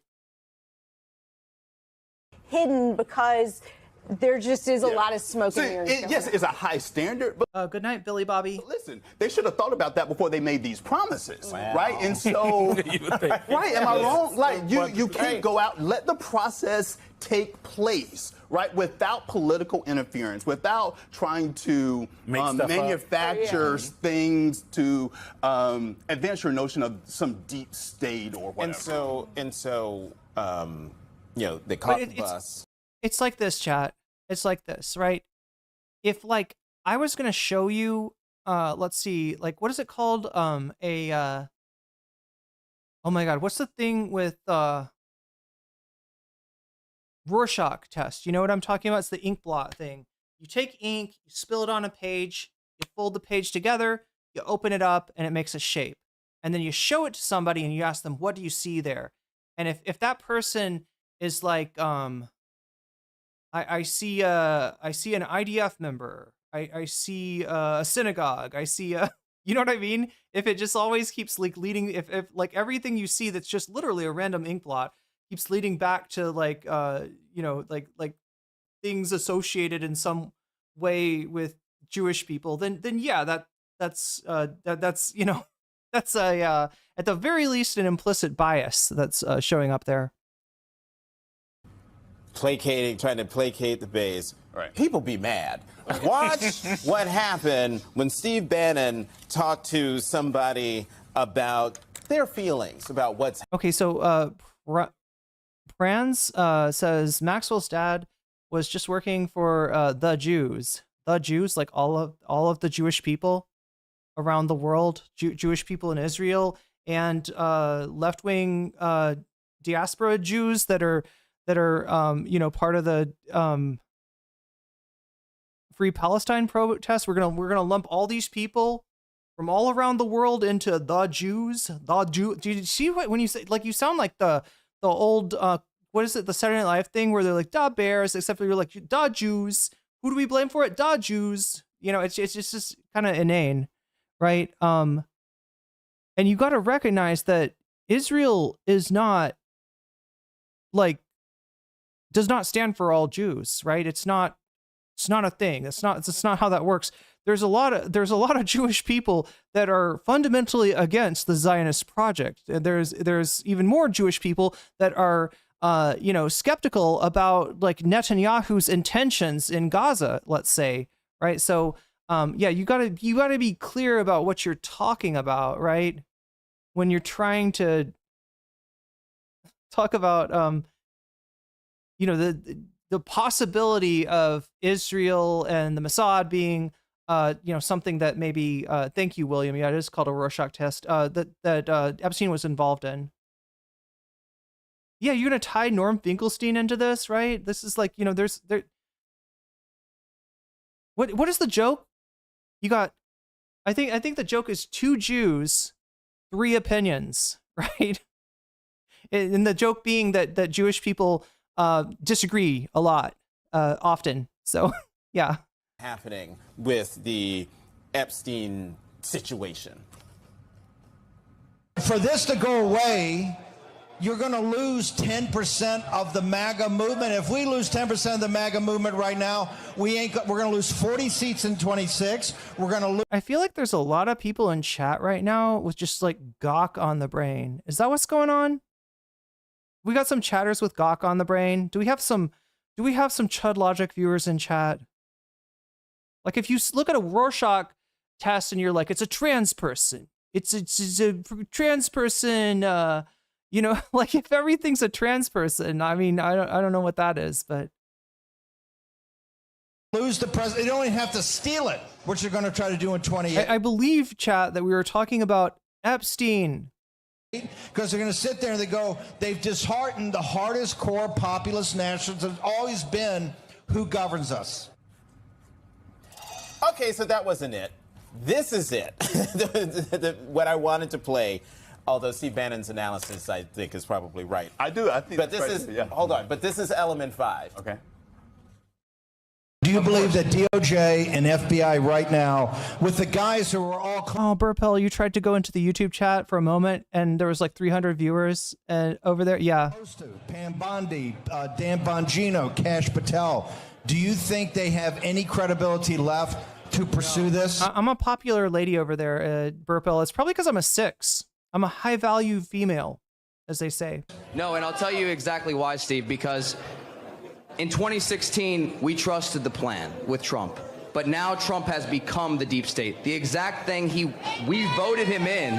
Why do you say he's become the deep state? What is more deep state than covering up for pedophiles? Why would you go to that island? Why? Tell me. I can't tell how much Steve Bannon is trying to get something out of this guy that he can show to Trump and be like, this is why you need to put something out on Epstein, right? Or if he's really like disagreeing with him about Trump being the deep state. Why would you go to that island? Why would you go on the plane? I mean, he has become the deep state. This is... You die a hero, or you live long enough to become the villain. That's apparently what MAGA and QAnon think has happened with their hero Donald Trump. Isn't Bannon implicated? Yeah, he was definitely. In fact, I think that Bannon, from what I've heard, Bannon has probably had conversations with Epstein more recently than Trump. The card, folks are mad. The car is burning. And the other element of this, and you hear it there in Steve Bannon's remarks, is... Wait, Epstein said on audio Trump took underage kids upstairs to have fun. Wait, when did he say that? We're going to get to the birthday card, chat. So we do have a new revelation tonight from the Wall Street Journal about apparently a birthday card that Donald Trump gave to Epstein back when they were BFFs. The only reason that some of these folks are in these positions, crazy-eyed Kash Patel at the head of the FBI, 4-shirt Steve Bannon. I mean, see, I could say that shit too, but it feels ableist, right? To talk about Kash Patel's eyes. These guys they should not be in these roles. Right. Dan Bongino, the only reason that they are there is because... Good luck catching some Z's, Moe No Ape. They were the lead spokespeople for this nonsense on their podcasts every day, whatever crazy place that they were spouting these theories. And you see the result there. People are so bought into this. And that is really the only reason that they are there, is to deliver this bill of goods. Wait, they're dangling the list to distract us from something else. Interesting, Pisces. What do you think that might be? What were we talking about right before? The big beautiful bill, the deportation scheme. Oh God, Sitting Cow's got a Cash Patel emote that is haunting my nightmares right now. That's just not there. And Anthony, I think it's really rich that now suddenly Donald Trump, who ran against the deep state and had all these people believing in the deep state, now has his people saying he is now the deep state. Isn't that something? Yeah. It's a bit poetic and a bit justice, yeah. It's because when you create this idea that... But I want to say, like, I don't like how these people are all acting like there's nothing. They're acting like they believe Trump when he says that there's nothing to see here, right? They're like, oh, clearly there never was. There never was. Nobody's implicated on this. Not Trump, not Bill Clinton, not Dershowitz. Maybe all these weird weather things going on and how they don't seem to be getting, any help that they need. Yeah, I mean, he definitely did fuck over Texas, right? A lot of the cuts that Trump and Doge did. And yeah, the Pam Bondi, was it Pam Bondi? Yeah, somehow Pam Bondi, she's the Attorney General, chat, for the record, right? That's Department of Justice, right? We've got another thing in the government called FEMA, but the person that Donald Trump appointed to head FEMA has disappeared. He's not doing his job. He is missing in action. So I think it was Pam Bondi. Am I wrong about this? I think it was Pam Bondi that came in there to fill the job. And chat, people who call up FEMA, like during the North Carolina thing, you might have heard a lot of things about like, well, they spent all the FEMA money on illegal aliens, and that's why nobody's getting help in North Carolina. No. If you called for help in North Carolina, they gave you like $700 for a hotel room and to take care of yourself while you're trying to put your life back together. Now, that's probably not enough, and I think the government should. I think that the let's say the welfare state should be there for you when natural disasters happen and take care of you. But at least it's something, right? And that's what you could get under Biden. Under Trump, you call. And chat, in some cases, they didn't pick up. And they did spend legitimate FEMA money on Alligator Alcatraz. So some of the lies that got pushed to help get Trump elected in 2024 weren't true about Biden, but they actually are true about the Trump administration. Now, you could probably hypothesize that Trump is just such an evil, callous guy that he wanted people to suffer. He wanted people to die. I don't think that. I think he's just incompetent. I think this is what happens when you elect a reality show host as your president. And I think that it's not a good idea, and that as a nation, we need to learn something. Because at the outset of this, there was people being like, hey, don't elect the reality guy, the you're fired guy. That's not. It was so peaceful up here, but now there are he can't be president. And you got all these fuckheads that were like, oh yes he can. Oh yes he can. You just don't want him to be president because he's going to take on the establishment. He's going to do this and he's going to do that. Look at what he did.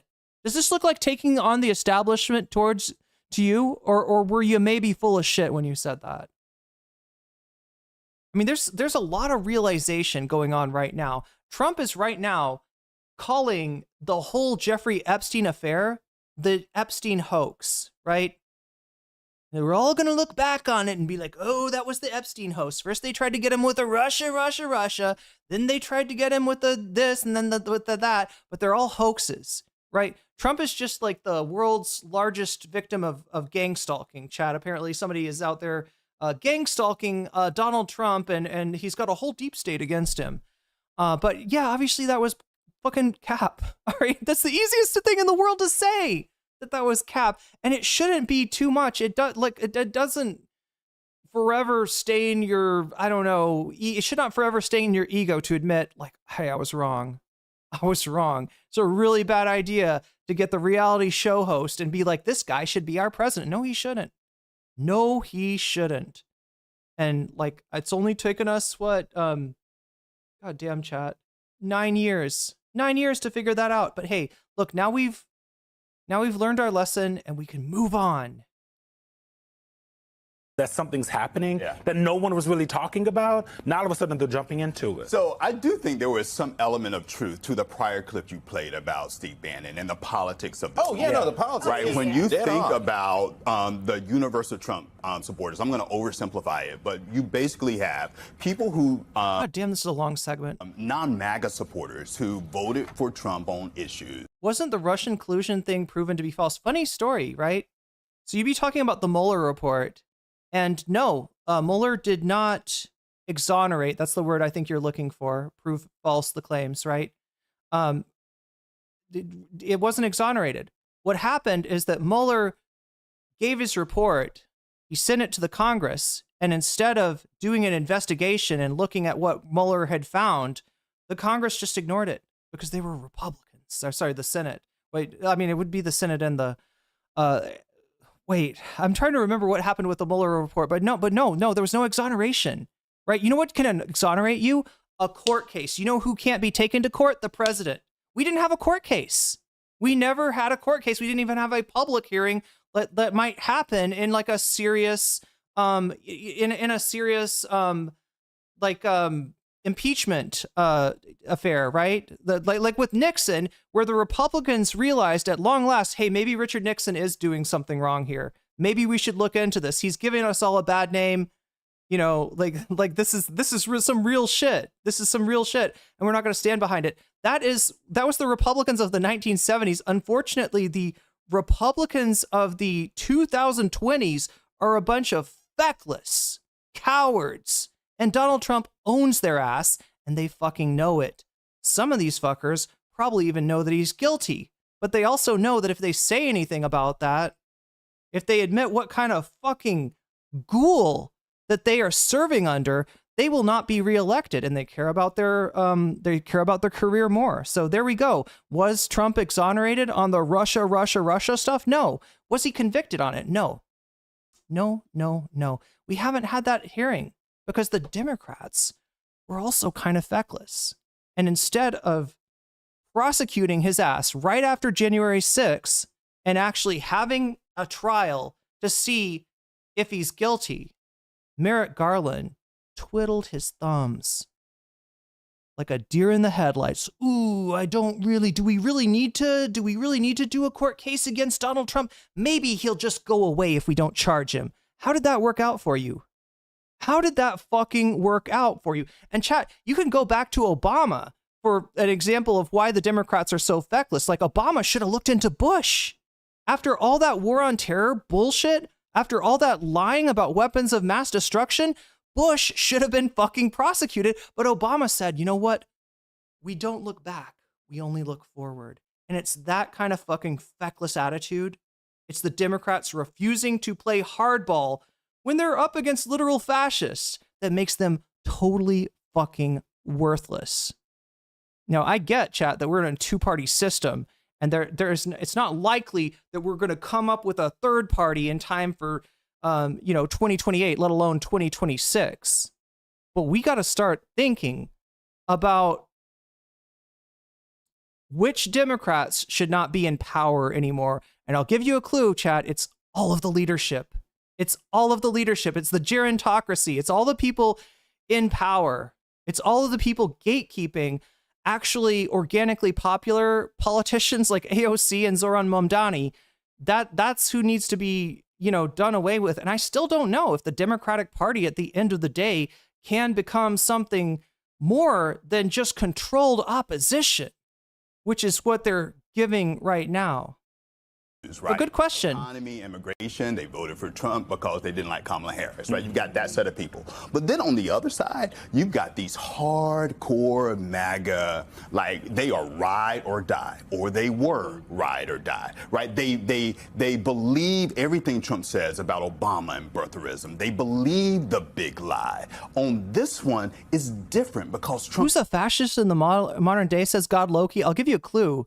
It might be the people putting together a fucking concentration camp in Florida as we speak. It might be those people.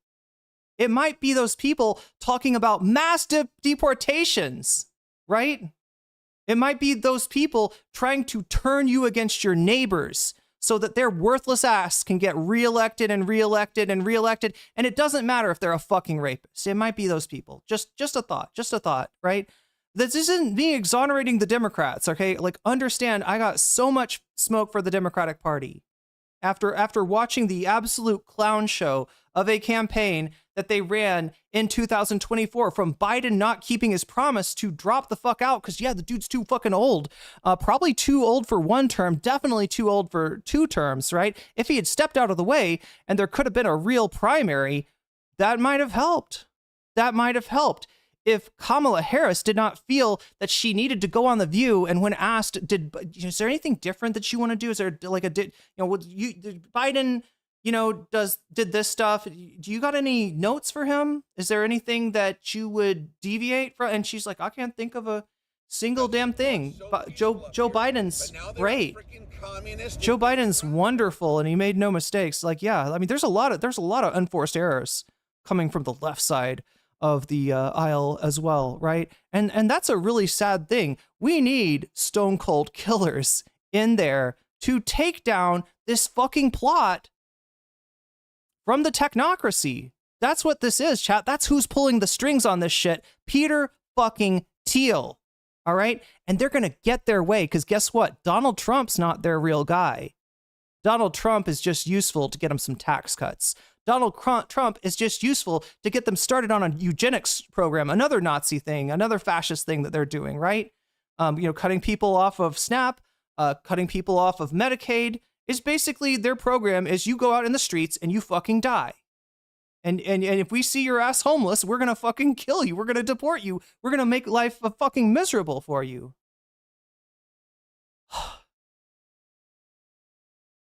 Himself was implicated, right? This Kamala Harris is like Hubert Humphrey Part 2.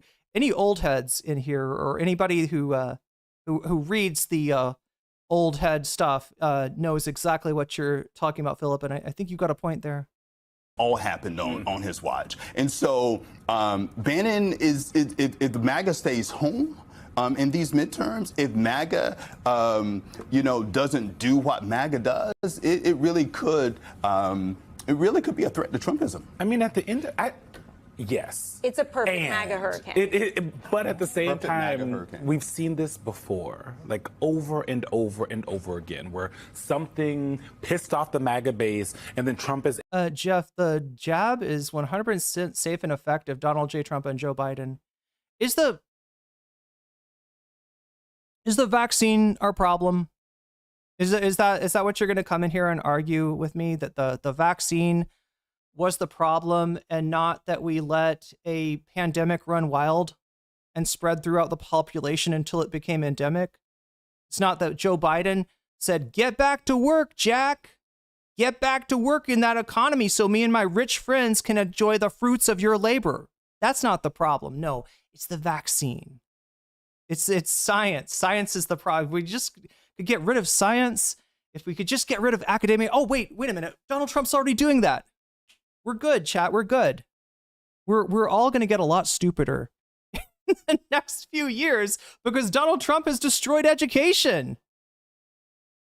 Able to wriggle his way out of it. He's very good at convincing them that the sky is pink. Right. So here's what could happen, right? So, like if you were in a normal administration, right, somebody has to take the fall. And I love this shit about a normal administration. We need to get back to normal administrations. Do you know how we got to Trump? I'll give you a clue. It was through Obama. It was through, specifically Obama saying we don't look backwards, we look forwards. I'm going to leave the Bush administration, the criminal Bush administration, which was doing its own fascist project in Guantanamo Bay, which was invading countries that had nothing to do with 9/11, right? That's how we got there. And then not saying shit to the banks. Oh, banks, I'm sorry, we'll bail you out. Can we give you some money? Can we put some money in your hands? Don't put any money in the hands, right? Don't forgive student loans or anything like that. Don't do something that might actually help the economy. No, let's make sure that we put the money in the hands of the bankers who blew up the economy by fucking gambling. And now, chat, we get to get it even worse. We get a financial crisis 2.0. But now there are freaking communist invading radicals. We get a financial crisis 2.0 now that we are invested in crypto. You can thank Donald Trump for that. But, don't think I'm letting the Democrats go because they're responsible too. They're in the pocket of crypto as well. We got a bunch of corrupt assholes, and they are driving this country right down the toilet. And the question is, what are you going to do about it, chatter? What are you going to do about it? Are you going to post your gawk hunger like Henry Jantz? Are you going to be afraid of vaccines and shots? Columbia Re. Like another Super chatter. chatted $5. I won't be surprised if Trump brings back debtor prisons. We are living a ghoulish timeline. I wouldn't be surprised either.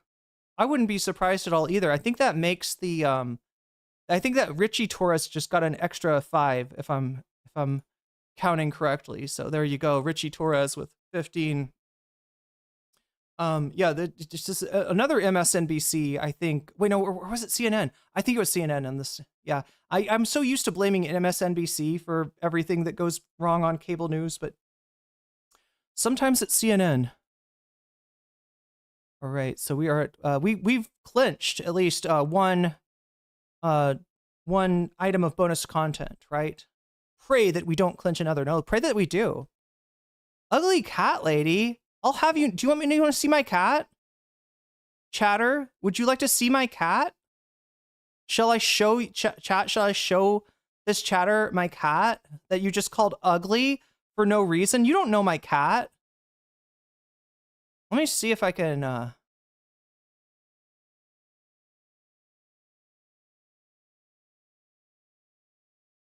right, this is the cat, chatter, that you just called ugly. Here, I'm bringing up the picture right now.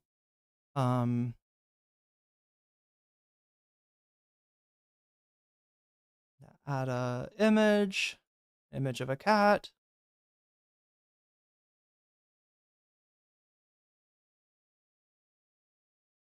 God, here we go. Here we go, chat. This is my cat. Here, it's apparently the picture is way too big. This is the cat that you just called ugly. All right.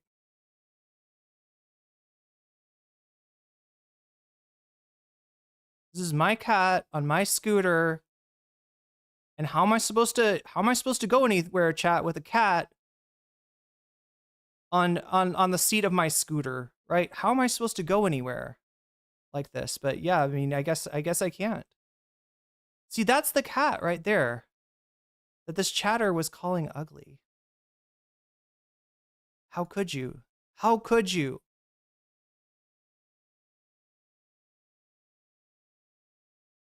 Seriously. You're going to call my cat ugly? Like, you don't even know my cat, chatter. Anyway, I'm getting, what is it called? Stun locked. Yeah, I need to be less stun locked, apparently.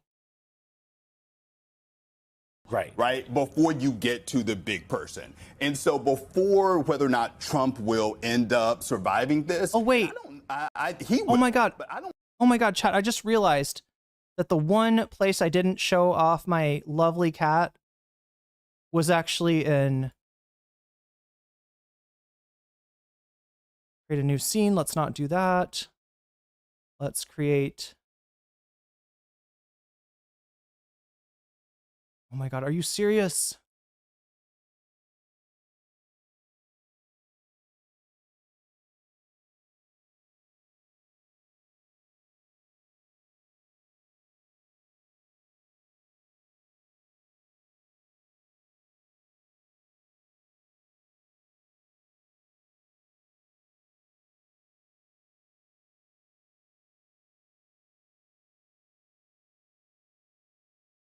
I'm sorry, chat. My software is not working very well. Everybody but Shorts chat got to see my cat. Everybody on Twitch, everybody on YouTube, they all got to see my cat. And I don't know why this fucking software does not want to let me. That's so wild.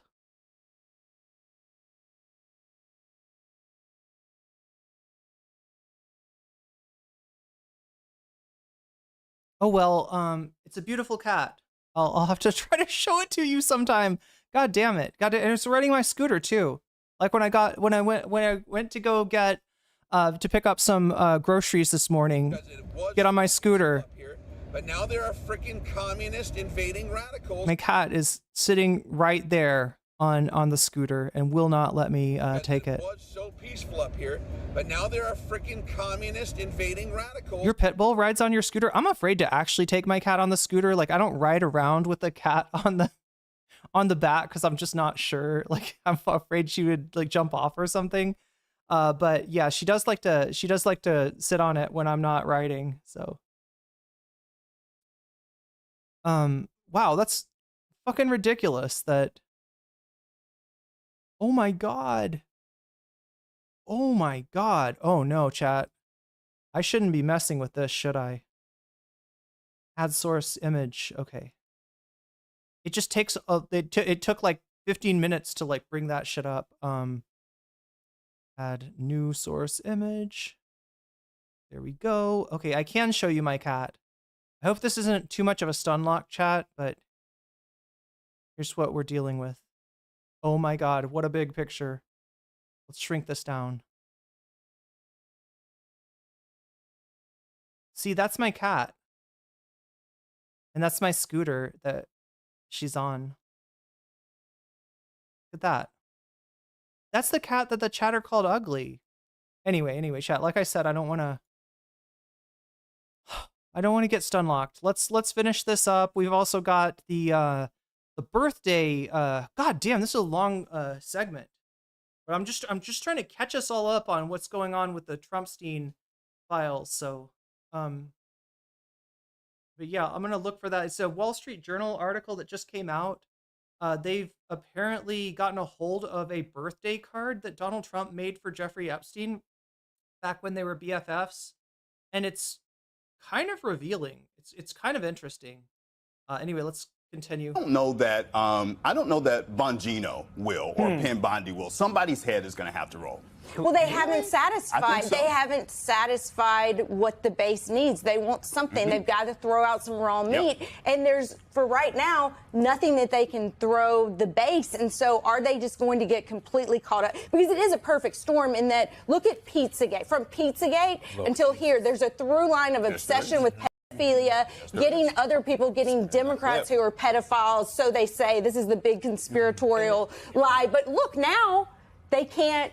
They have nothing to give. And there's something, it says something about the party that Donald Trump has created and the politics of that party, that of all the lies that this guy has told his supporters, that he was going to lower consumer prices, but then he raised tariffs, that he was going to take us out of conflicts in the Middle East, but then he's entering us into them. All of these lies. This one, this one is the one that is causing the problems. I don't know what the American people are going to think about this. Can we put up element 2 again? Because this is what Elise was talking about, the shifting stances. February 21st, Bondi says the client list is on her desk. 17th, the DOJ memo says there ain't no client list. But check out July 12th, which was yesterday. Yep. Trump.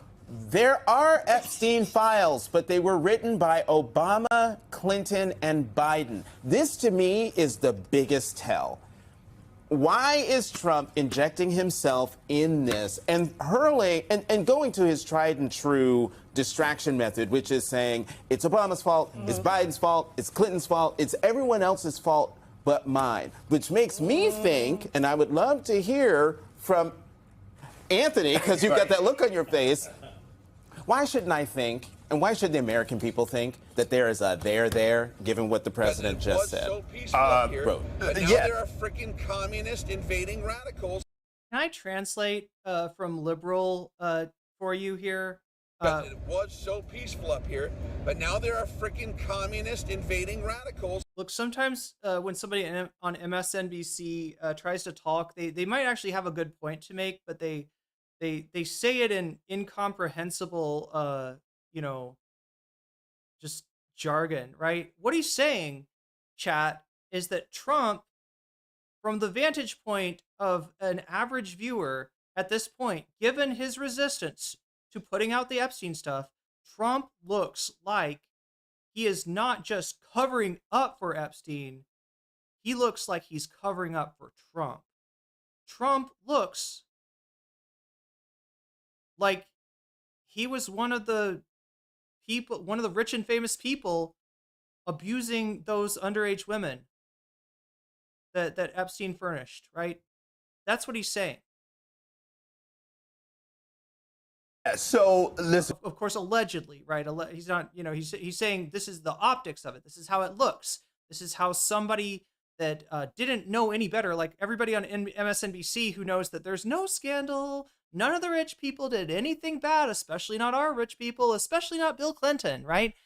But yeah, this is what he's trying to say is to like a average Trump voter, it kind of looks like Trump is maybe a allegedly a nonce. Is how it would look, right? That's since he can't, you know, just say it, right? That's what he's trying to say. the fact that he's thrown out these names of Clinton and Obama, it is the classic tale. The fact of the matter is that when you Trauma says they weren't all underage. Trauma, are you going to tell me about the difference between a pedophile and a phebophile now? Are we going to get to hear the difference between attractions to different ages of minors?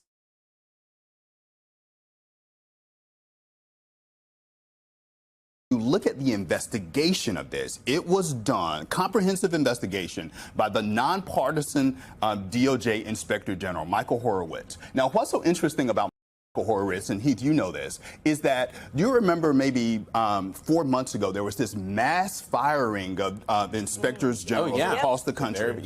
Donald Trump kept Michael Horowitz. Catherine Beetham is saying they're not underage women, they were children. Yeah. As the inspector, they were minors, right? And we don't really know of what age group, and honestly, it doesn't matter. A fucking creep like Epstein, a fucking creep like Bill Clinton, a fucking creep like Alan Dershowitz needs to stay away from any minor, okay? Needs to stay the fuck away from any minor, right? Inspector General of the Justice Department. And so if he was so upset about the investigation that Michael Horowitz did, why didn't he fire Michael Horowitz? Ooh, Anthony, you might have just gotten Michael Horowitz fired. Oh, Michael Horowitz. But good point. Very, very good point. What do you know? Oh no, we're not doing this. Is a big deal. We're not doing. I'm sorry, chat. Please do not. I'll watch a little MSNBC with you as a. Narwhal_by super chatted $5. Good night, everyone. Dear Gar, is this segment long? I didn't know it took this long to put one's foot in their mouth. I mean, there's a lot of feet going on, a lot of mouths, whether it's the Trump supporters, the former Trump supporters, or whether it's the MSNBC people that are actually echoing Trump's "nothing to see here," right? It's like Destiny when Bosch got caught, with the folders, right? Like, oh, it sure would be nice if there was somebody there to defend you from the thing that you did. That's totally not bad, right? Hey, what's a little lolly between friends was what Destiny was essentially saying to Vosh, right? This is what the MSNBC liberals in a lot of cases seem to be saying to Trump, is that like, look, we don't think that anything bad actually happened. We just think that it's a conspiracy theory that you exploited. And I don't think it's a theory. I think there's a lot of there. I think there's a lot of there. God damn. You realize, chat, there is certain ways of talking about things that I've gotta use to keep my stream monetized and viable. But yes, I do accept your correction. That in a lot of cases, we're not talking about women here. We're talking about children. Yeah. Message received. Anyway. Not let that Let's see. Like I said, I will go to the mat for you and actually take the psychic damage of watching Fox News or MSNBC or any of these shitty cable stations, right? But like the Morning Joe is too far. Morning Joe is a goddamn bridge too far. All right. So we're going to switch clips right now.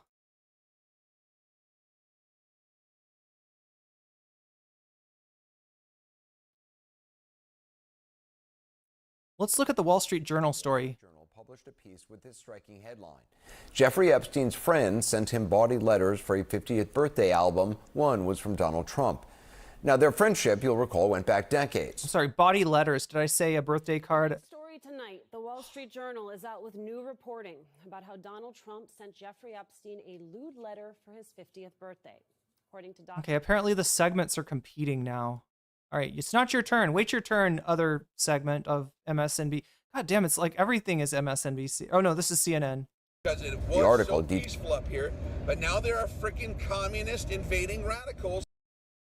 Details a moment from 2003 and some of the letters that Epstein's one-time girlfriend It and was so peaceful up here, but now there are freaking communist invading radicals. Wait, Paul Smith is saying, forget the files, stop financing Israel. Can't we do both?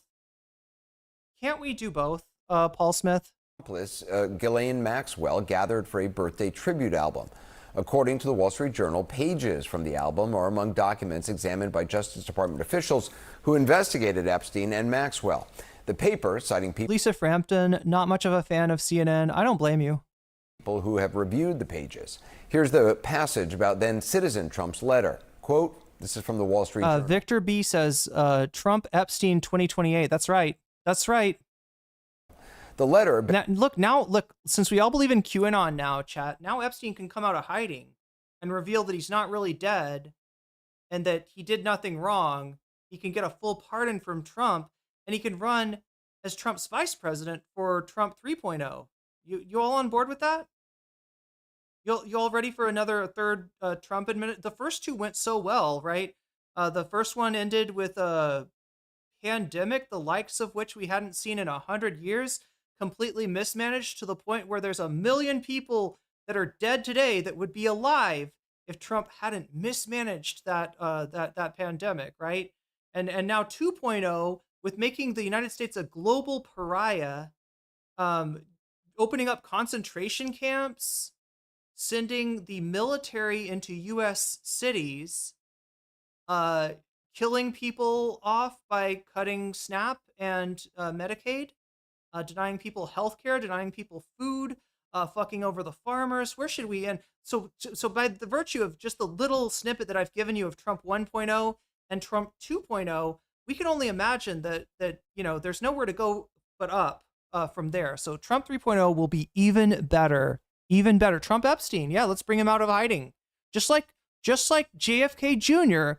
was not really dead, he was hiding from the deep state in Dallas, Texas, right, where his father was famously shot. Hey, maybe JFK's not dead either, chat. Maybe all of your favorite people can be alive again. This is the magic of QAnon. And all the people you really don't like are secretly under arrest and or executed, and they've been replaced by robots. Does that sound good? This is why people get into QAnon, right? It's just going to fulfill all your wishes. You can just wishcast into the magical world of QAnon. Put those breadcrumbs together, chat. We're all QAnon today. Bearing Trump's name, which was reviewed by the Journal, is bawdy, like other... Todd Wooten says, more people die of being fat. What do you got to say about your weight? I got to say I'm a 6, Todd. I'm a 6, okay? And that's enough for me. In the album. It contains several lines of typewritten text framed by the outline of a naked woman, which appears to be hand-drawn with a heavy marker. A pair of small arcs denotes the woman's breasts, and the future president's signature is a squiggly Donald below her waist, mimicking pubic hair. The letter concludes, happy... Okay, now, chat, I know what you're thinking. Where can I see this drawing? Apparently, the Wall Street Journal They didn't give us that. We don't have the image. I don't know why they couldn't share it. It sounds like they've seen it, but my mom is a QAnon person. Look, I'm sure plenty of my family are as well. I just haven't talked to them in forever. Happy birthday, and may every day be another wonderful secret. Now, the president's denial. Quoting again from the Wall Street Journal, in an interview with the Journal on Tuesday evening, Trump denied writing the letter or drawing the picture. Carlos Blanco's Trump mismanaged COVID by not arresting non-vaxxed, according to libs. Well, by that, we'd have to throw Biden in that basket of deplorables as well, Carlos. Picture. Or did you think that Biden actually did something to compel you to get the vax when he actually didn't? If anybody did something to compel you to get the vax, chatter, it was probably your boss, right? Or there was some place that you wanted to go, a place of business, a form of capital that required you to get that vaccine, like, confirmed, yeah?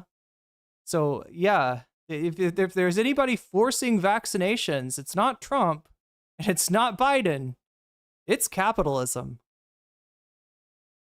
This is not me. This is a fake thing. It's a fake Wall Street Journal story, he said. I never wrote. That being said, if your dumbass had just worn a mask before this thing got super spread, maybe it wouldn't be such a big deal, you know? Like, right. Maybe there'd be a few million people still alive on this planet today. I wrote a picture in my life. I don't draw pictures of women, he said. It's not my language. It's not my words. Now that I believe. I don't think Donald Trump is an artist. I can't imagine him being an artist. So I'm perfectly, fine saying that maybe Ghislaine. Do you know sometimes, chat, like you're at work or at school, it's somebody's birthday, all right, and somebody brings a card, and you're like, shh, here, sign the card, right? And you pass it around, right? And maybe somebody's sitting at the front of the classroom and you can't get them the card, and so you just put their name on there, right? That's probably what happened. I don't know. I agree with Trump that drawing a picture, drawing a card does not seem like him. He is a little bit zesty, right? He does like the arts. That's why he's always at the Kennedy Center. That's why he loves Les Mis so much. That's why he can't get enough of Cats, Chad. He's a zesty king. But I don't know that he's an artist, right? So yeah, it's perfectly plausible that somebody else drew the picture. But he was Epstein's BFF at the time. He glazed Epstein up. Epstein, they say that he is dating many young, beautiful women, some of them on the very young side. It's something that he admires a lot. Yeah, I mean, it's not hard to read the tea leaves, all right? You got two nonces with a common interest in being nonces. That's what I see when I look at those old pictures of Trump and Epstein. And you're going to see that even more, chat, when you hear the words that were shared in this greeting card, or this birthday card, this birthday note that Donald Trump left his BFF, Jeffrey Epstein. The president also threatened legal action, saying, quote, I'm going to sue the Wall Street Journal just like I sued. Joe Obama made the shot mandatory. That's right. That's right. True. Everyone else. Joining me now with analysis and contributor, tech journalist Kara Swisher, host of The Pivot. And why couldn't he have drawn that? I'm not saying that he couldn't have. I don't think that that's a Trump thing to do. It does seem weird, right? Like I said, he can be a little bit zesty at times. He enjoys YMCA. He enjoys show tunes, but that doesn't mean that bro is an artist. On with Kara Swisher podcast. She's also the author of Burn Book, a tech love story. First of all, Kara, your reaction to this Wall Street Journal story. Wait, should I know who Kara Swisher is? I feel like I should. I feel like I really should. Well, I think it's just the beginning, actually. It's the first story. I think there's probably more to come. I think as he doesn't release this stuff, people will start giving it to reporters, things will start getting out, and none of it looks good for Trump, including this story. Even if he denies it, saying we have things in common, Jeffrey, it creates a feeling, and especially online, that it gets amplified and really weaponized in a lot of ways. So it's not going to end here until he releases these files. Gabrielle says he may not have drawn the picture, but he did do the signature in the precarious place in the pic. That does sound like a very Trump thing to do, but I don't know. Files in some substantive way, which he seems resistant to do, and could be possibly for these reasons. It looks bad for him. Do you think he's going to follow through on his threat to sue the paper? Sure. He does that all the time. I think they've got this nailed down. I'm sure Rupert Murdoch. Here's how it goes. You sue the paper and you see if they settle with you, right? Because it may very well be that Rupert Murdoch wants to kiss your ass. Just like ABC, just like ABC's parent company, Paramount, who was in the middle of a merger, they want their merger to go through, right? They settled with Donald Trump despite him having no case whatsoever. I think CBS, same thing with CBS, right? So we'll see what happens with Murdoch and, oh, it's Murdoch. I was telling you earlier it was Bezos. I couldn't remember. What? It was so peaceful up here, but now there are freaking communist invading radicals. What does Bezos own? What is his newspaper? I forgot. It was so peaceful up here, but now there are freaking communist invading radicals. Obviously Emma Tucker. We got communist invading radicals in chat. Who knew? Had to have had approval by Rupert Murdoch or Lachlan Murdoch. And so I think they probably... Wait, I thought it was, yeah. Is it Wall Street Journal? Wait, I thought they said, they're talking about Rupert Murdoch here. So I guess Murdoch owns WSJ. Feel that they are very much locked down on this information. And again, everybody's going to be doing much more reporting. And that's the problem here. He could try suing the paper, but truth is their ultimate defense. See, but what we're running into, Caleb's, sometimes is that there's surrendering a case that a bullshit case to Donald Trump is a way to bribe him. Yeah. So if you are worried about your newspaper, being gone after with the mechanisms of state, with the Department of Justice, etc., if you're worried about being, denied a merger for your parent company and you want to be on Trump's good side, you might just settle that case, even though it's not really a case, even though there's no case there, right? There's no like liability in like we gave a softball interview to Kamala Harris, right? That's not a suable offense. That's not a thing. But they surrendered anyway to get on his good side. So yeah, buying his crypto is a way to bribe him. Staying at one of his hotels or his family's hotels, that's a way to bribe him. There's a lot of ways, chat, if you look, to put money in Donald Trump's pocket. Maybe I should look into that. Just kidding. Only if I get arrested. Only if I get Johnny Somali, chat, and then you'll see the MAGA hat come out. And I'll be like, no, I've always loved MAGA. I've always loved MAGA. What are you talking about? Of course. Trump Epstein 2028. And the problem for Trump is he was friends with Epstein during. People who constantly refer to their chat like it's their only friend are cringe as fuck. Look, this is just me and my 400 closest friends' point of personal privilege. How many you got? During his most heinous period, right, of behavior before he was arrested the first time. And they were very close, and that's obvious. There's pictures everywhere. And as more stuff comes out, especially that Trump doesn't have... Yeah, JDU's probably taking over soon. I think you're right, WW. We'll get into that more later, right? We're going to look into... we looked a little bit into the medical issues. And again, I'm really not sure. Like, he's playing it up like it's just venous insufficiency. But for all we know, chat, this might be like an early sign of heart failure. And I don't trust the Trump administration to tell us if it is. Have control of. The online reaction is going to be massive, especially among his supporters. And that's the real problem here. These people have been bred on conspiracy theories. He's been feeding a lot of them and getting them used to it. And so it's like, it's good night, Sasha. See, like feeding children tons of toxic sugar. Don't be surprised that they behave like this. And they're going to continue to do so because it's one of the bearing walls of the way Trump tracks his fans. Trump really likes Ivanka. He has said some very sus things about his daughter. That's true. Fans to him. It's feeding them feeding your kids toxic sugar and then calling them stupid and weaklings for liking toxic sugar. Which you made them. Yeah, exactly. And then there's the Elon Musk of this all. We played the clip of him talking to Tucker Carlson earlier. In a social media post on X responding to Megyn Kelly's statement that the Wall Street Journal story is, quote, the dumbest attempted hit piece I've ever read, Elon Musk said, quote, yeah, the letter sounds bogus. What do you think of that, given how much Elon Musk has been posting? Okay, I got to say something, right? So some little facts about this letter. It was, the Wall Street Journal. Here, let me, I think I've got somewhere the link to the article itself, because there's some interesting stuff in that article. Some very interesting stuff indeed. I'm gonna get this out and get this ready, but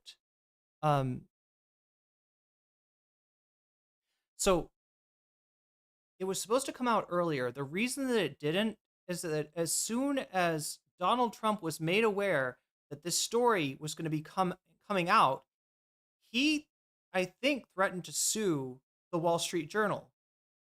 Right? So they had a choice of whether they really want to bring out the story or not.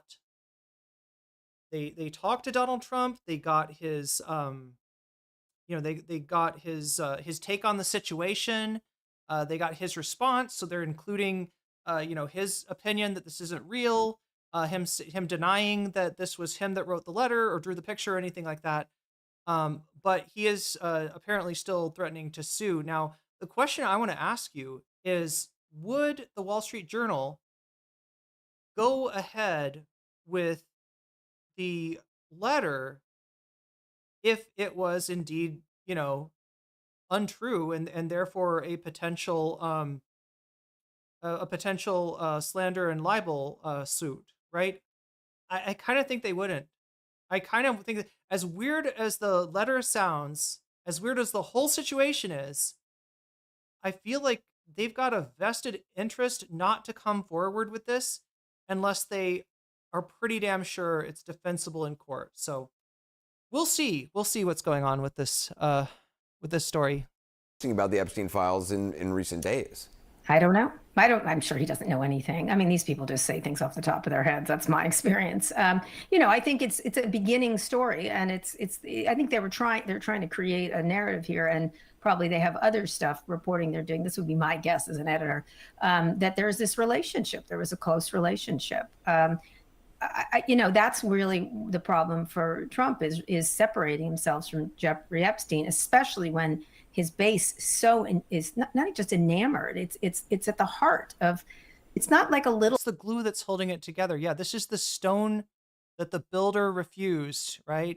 People said QAnon was just a conspiracy theory. It was a bunch of Zoomers on 4chan tricking a bunch of boomers on Facebook into some wild and wacky shit. But yeah, no, it's become the cornerstone of their whole movement. And what happens when that cornerstone gets removed? We'll find out. Little thing. It's a structural pillar of this movement is Jeffrey Epstein and all that he represents. So. Well, it's also tied to the QAnon movement. I mean, it sort of correct is in that same petri dish. And obviously there's crossover with, I mean, it's part and parcel, or I don't know if it's a subheading of the QAnon movement, but they're kind of linked together. It is. Oh, no, the QAnon part is critical here. I mean, they have trained these people to think these things. Remember Hillary in the Comet Pizza basement and everything else?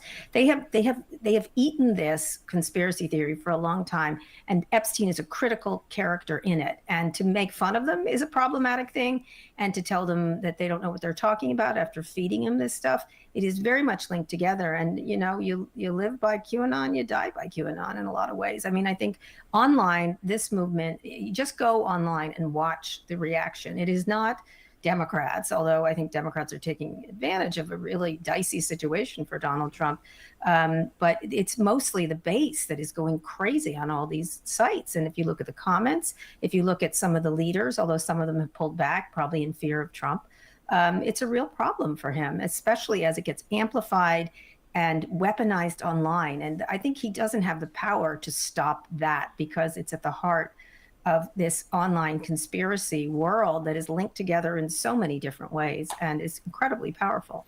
It's also interesting to me that President Trump is now calling this a hoax. Sarah says, I just read every House Republican on the Rules Committee voted against the bill to release the Epstein files reported by Seth Abramson. There's been a couple of attempts to pressure Trump into releasing the Epstein files in the rescission package that I think, has it passed now at this point? He's got a rescission package, which is a whole nother ball of wax to unwind. Stop trying to conflate QAnon with the Epstein debacle. Nobody believes those wackos, but everybody knows that Jeffrey didn't Epstein himself. So, I mean, look, Chaotix, it's mostly a meme. To say that QAnon was right, it's mostly a meme. But it's also an acknowledgement that even baseless conspiracy theories that are weaponized against your political enemies, and this is true, this is something you need to notice about Trump, because he is a liar.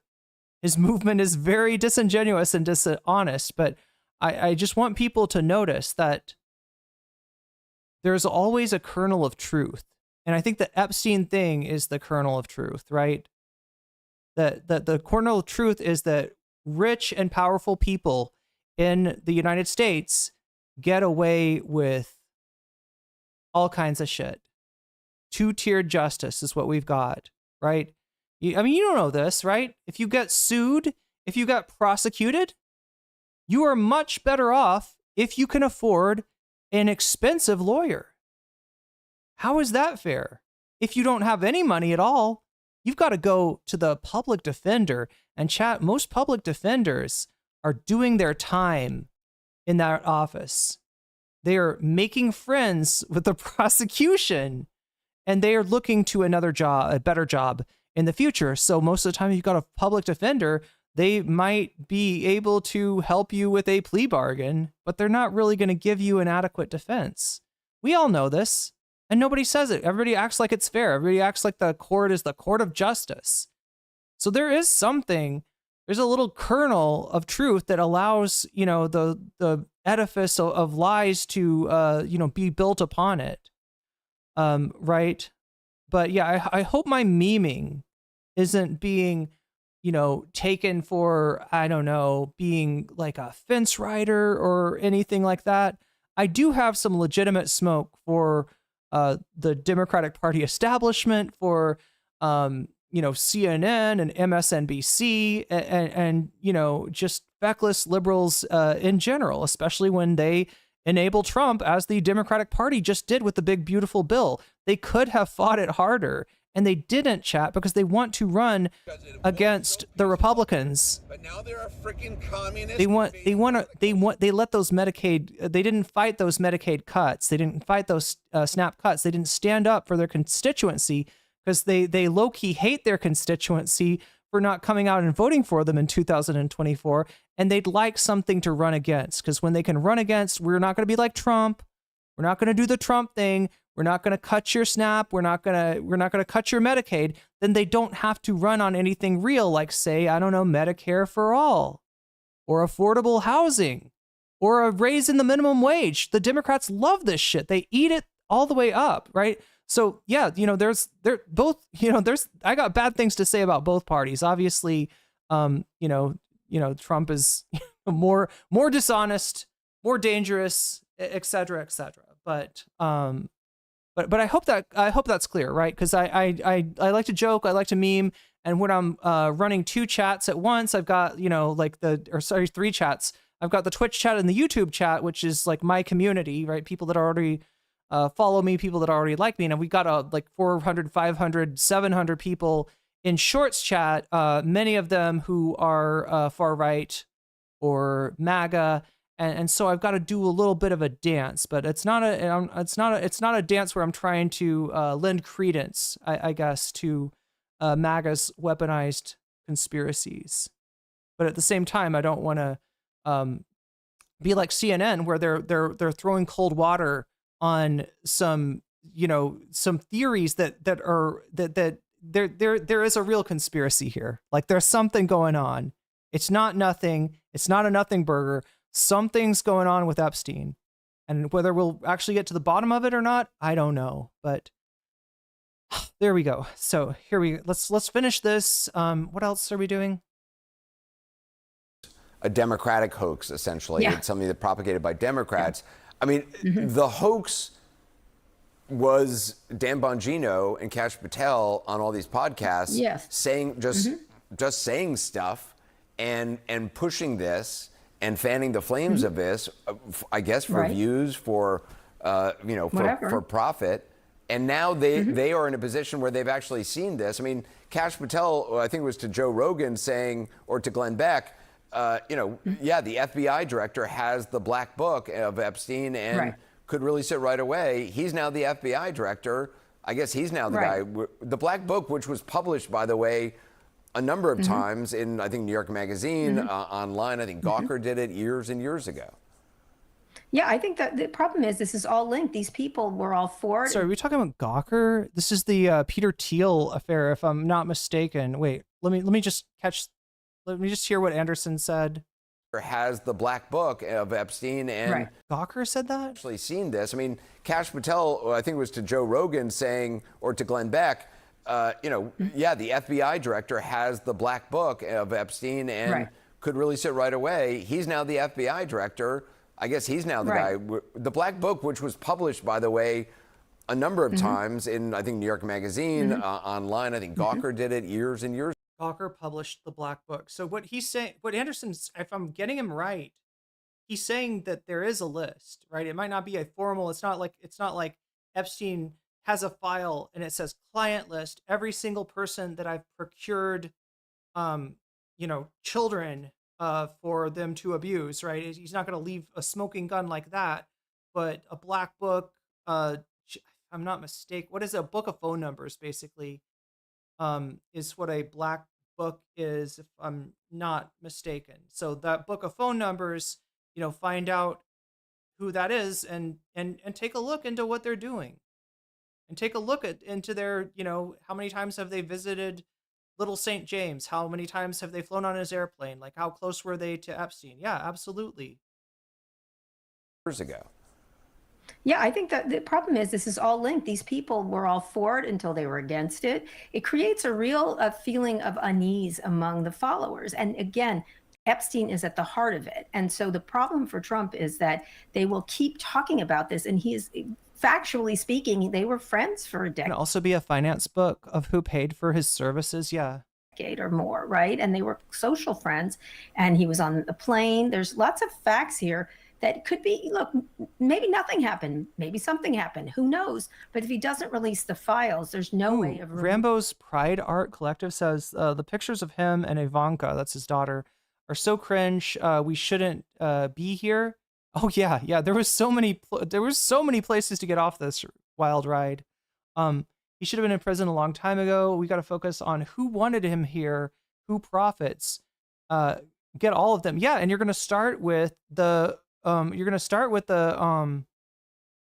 tech aristocracy. You're going to start out with all these venture capitalist startup assholes, right?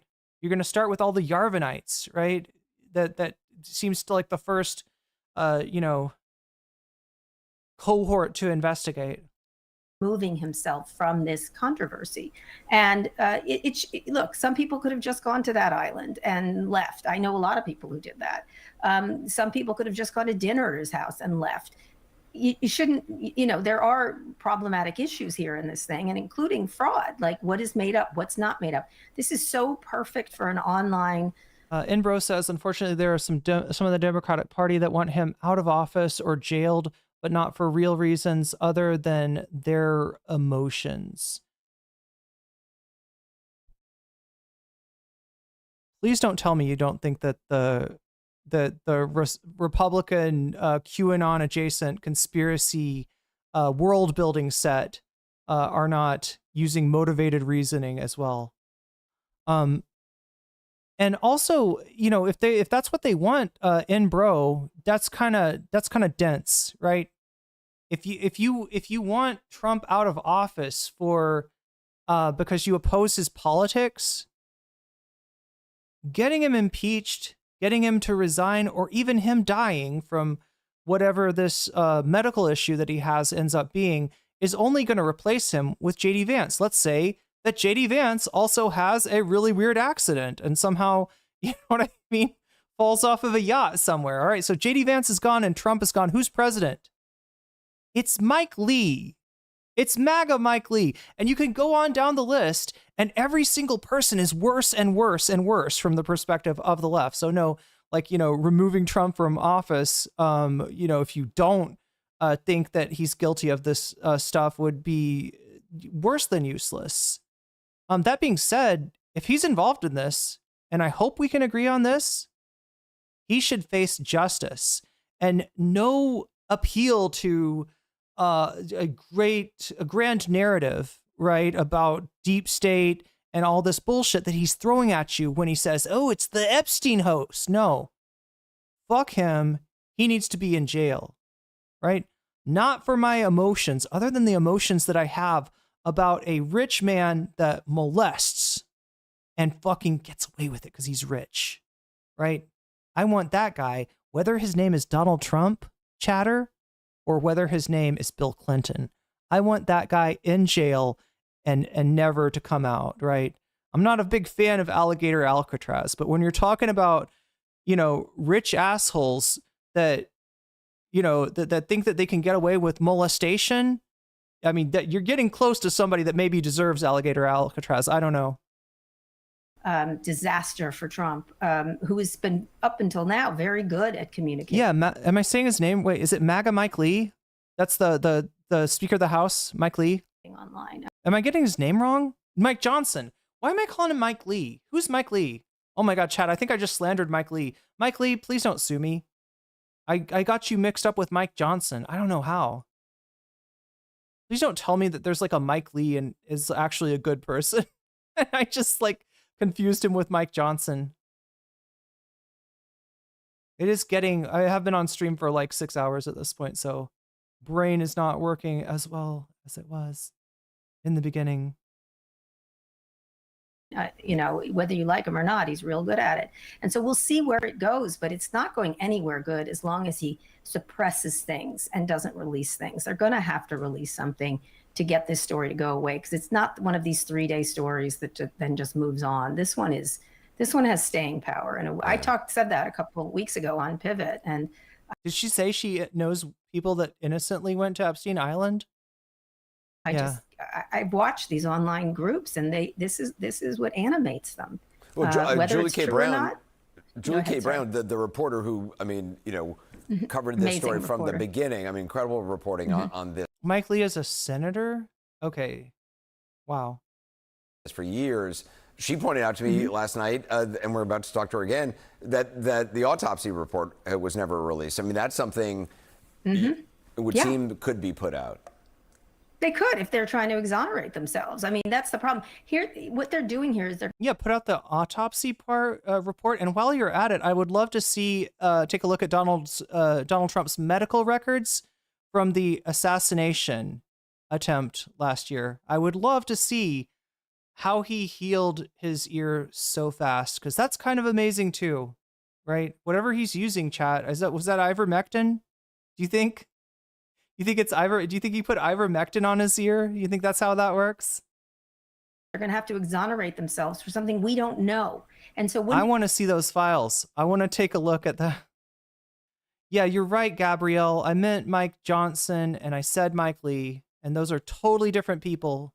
Be good to show us. And the only, you know, what people do in their mind is, well, if he's not releasing it, maybe something's there. That's how people react. And the problem for Trump is that there's enough pictures, there's enough plane rides, there's enough of this. And so if he's very interested in putting this thing to bed, as I'm sure he is, he's going to want this drumbeat to stop, because today he nominated a guy who was shown at Epstein trial to have given $170 million. Bobby Molotov, are you talking about the Ron Wyden investigation? I don't, oh God. This is what I hate about streaming, is like in my mind, I want to comprehensively cover it, And then I realized after 6 hours that to comprehensively cover it would take like 12 hours. And I'm not Hassan Piker. I don't know if you noticed that, all right? I'm not Hassan Piker, all right? I'm not a 9.5, I'm a 6. So, see the latest sniper footage from a different angle? It looks so suspect. The stage theory is sounding more plausible. There's so much about that election. There's so much about that summer that's just weird as fuck. And I don't really have a good answer. Or yeah, let's start with the files. But yeah, let's get his medical records too. You know, if he's going to share his medical records to try to distract us from the Epstein files, then I would love to see his medical records surrounding the high-powered ear piercing he got in Pennsylvania. I would love to see that. You prefer me over Hassan? Well, that's right, because my glasses are real, and my cat cooks me the chicken, not my mom.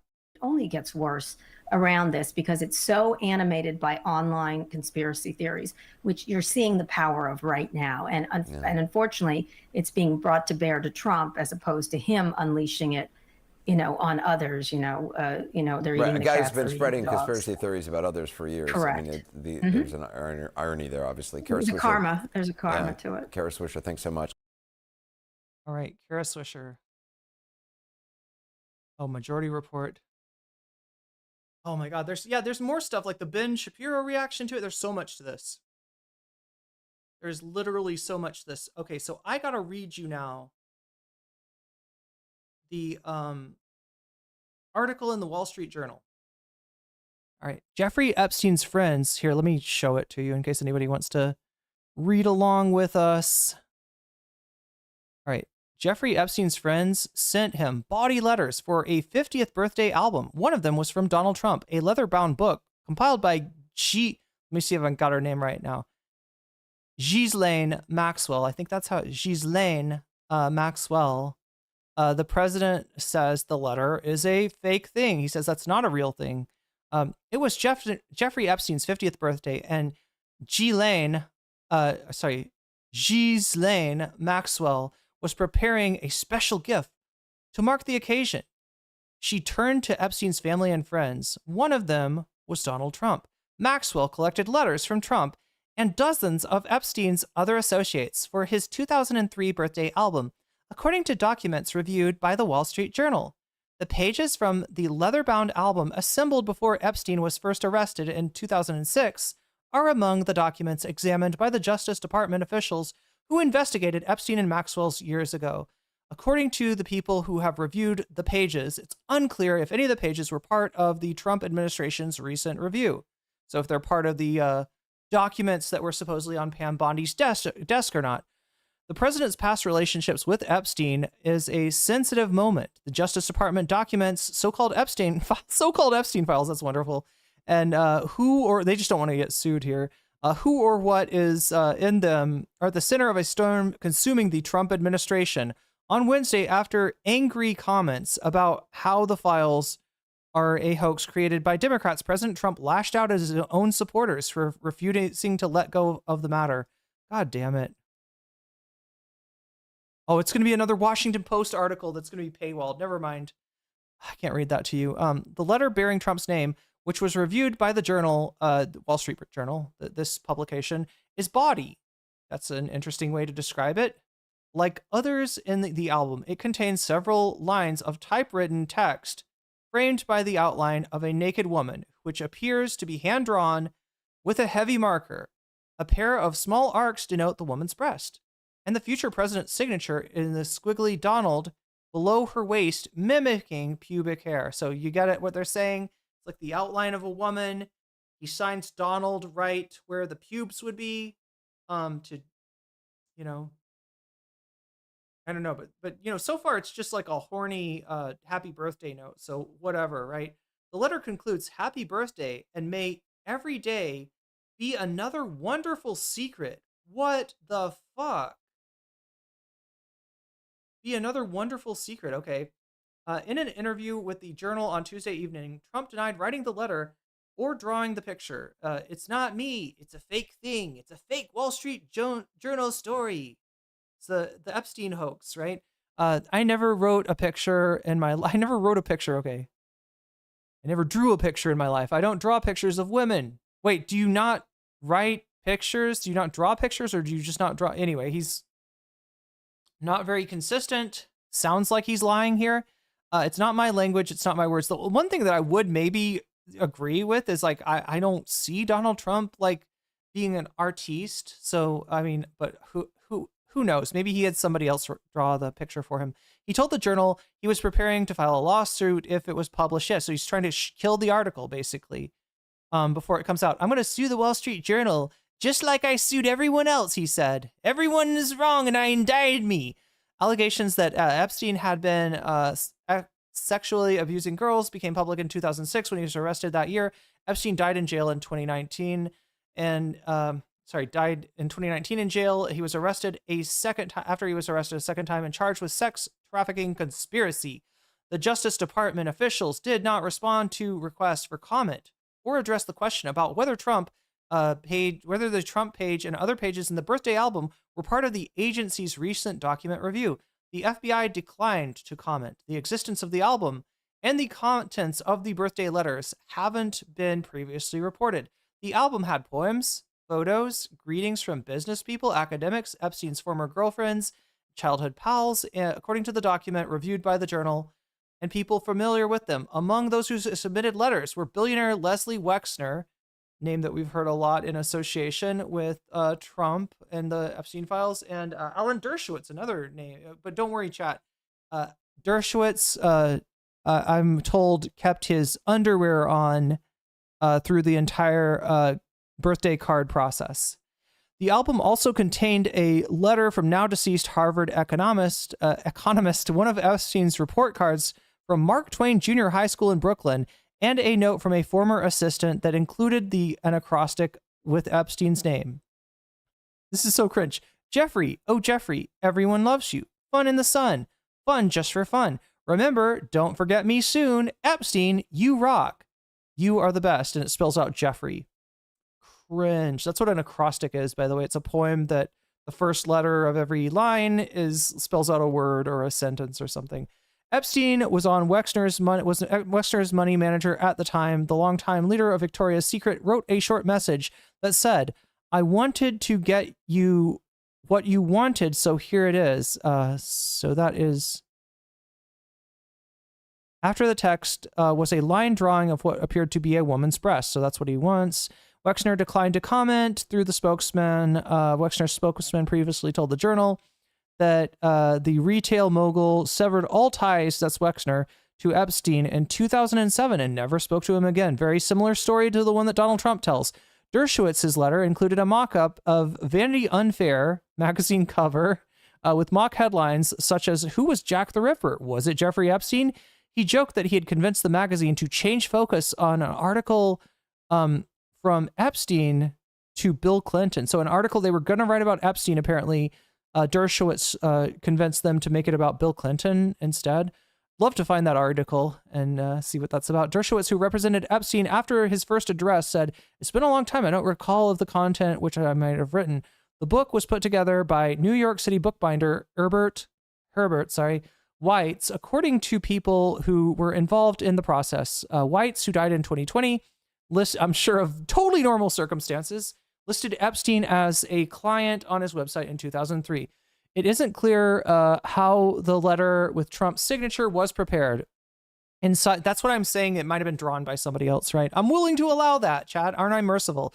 Inside the outline of the naked woman was a typewritten note. So here we go. Here's the interesting part, I think, right? Typewritten note styled as an imaginary conversation between Trump and Epstein, written in the third person. So you got a voiceover, right? So it's like theater directions, right?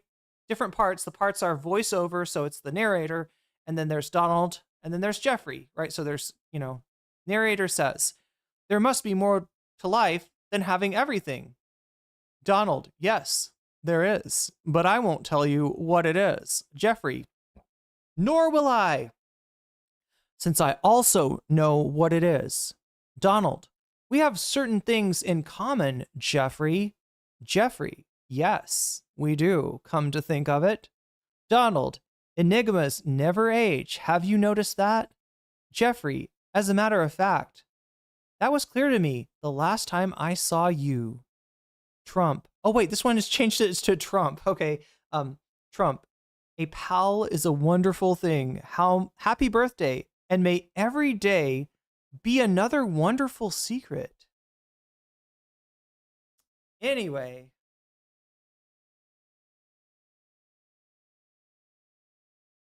We're just going to have to let that one cook. I mean, what's the wonderful secret? Yeah, this is sus as fuck. Again, as much as it's so weird that I almost want to say, yeah, it could be fake. I don't think the Wall Street Journal is going to put out an article that they're not confident in. So it makes me think it's legit, or at least it seems legit to them. But don't worry, chat. It was definitely Hunter Biden that made that. It was Hunter Biden that made that on his laptop from hell, right? It was clearly clearly a hoax. Nothing to see here. Move on. All right, so.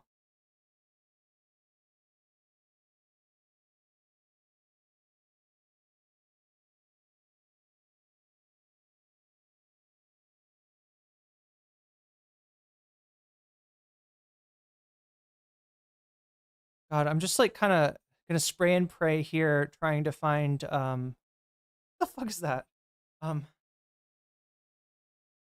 Vance wants Wall Street Journal to release the Trump letter to Epstein. What is this? จากท้องทะเลนอร์เวย์สู่จาน It's a Thai ad for Norwegian fish, Norwegian sushi. Chat, fish. Is there like a Norwegian like fermented fish dish or something? การแห่งความสุขของทุกคน Hey, seafood from Norway. Oh my God, what's going on, chat?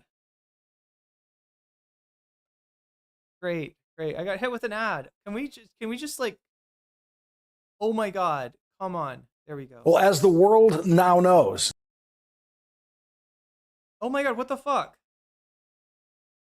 Well, as the world now knows, the breaking news of the night is that Donald Trump is sinking deeper and deeper into the Jeffrey Epstein scandal, with reporting from the Wall Street Journal tonight describing a birthday letter to Jeffrey Epstein on the occasion of Jeffrey Epstein's 50th birthday.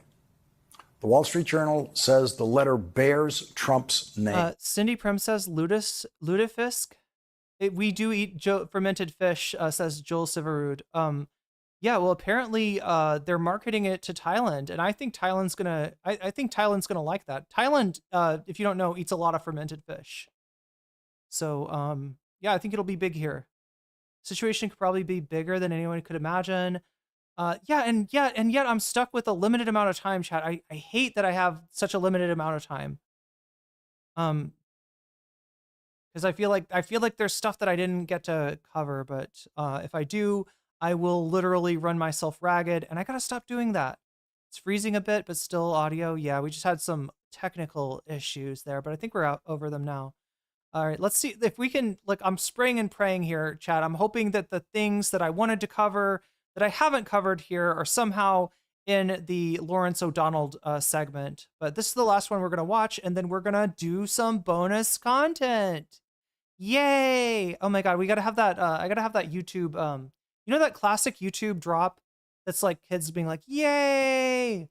Like that's what I would drop right now if I had a soundboard on hand. And that I think it's from Five Nights. Is it from Five Nights at Freddy's? Like when you like complete a night, you hear like, "Yay!" It's that. I think it's that sound drop. Letter's final line. Although I gotta say, chat, like Five Nights at Freddy's is not the vibe that I want right now. Considering what we're talking about, Five Nights at Freddy's just makes it all the more creepy. Norway exports a lot of fish in general. Line says, "Happy birthday, and may every day be another wonderful secret." And Donald Trump's latest panic response to what is now a fully out of control situation for the Trump administration is a post on social media within the last hour saying, I have asked Attorney General Pam Bondi to produce any and all pertinent grand jury testimony subject to court approval. It is entirely possible that the court will not approve the release of any of the grand jury testimony in the case because Jeffrey Epstein's co-defendant and convicted co-conspirator, Ghislaine Maxwell, is still an active litigant in the case appealing her conviction, and the grand jury testimony was used in the prosecution of Ghislaine Maxwell. If she's successful in that appeal, she could have a retrial that could include some of that grand jury material. A judge might want to protect all of that. And the Epstein files that people want to see, that Trump supporters have demanded to see for years, include much. Chat, we're not eating any fermented fish today. You know what we're eating?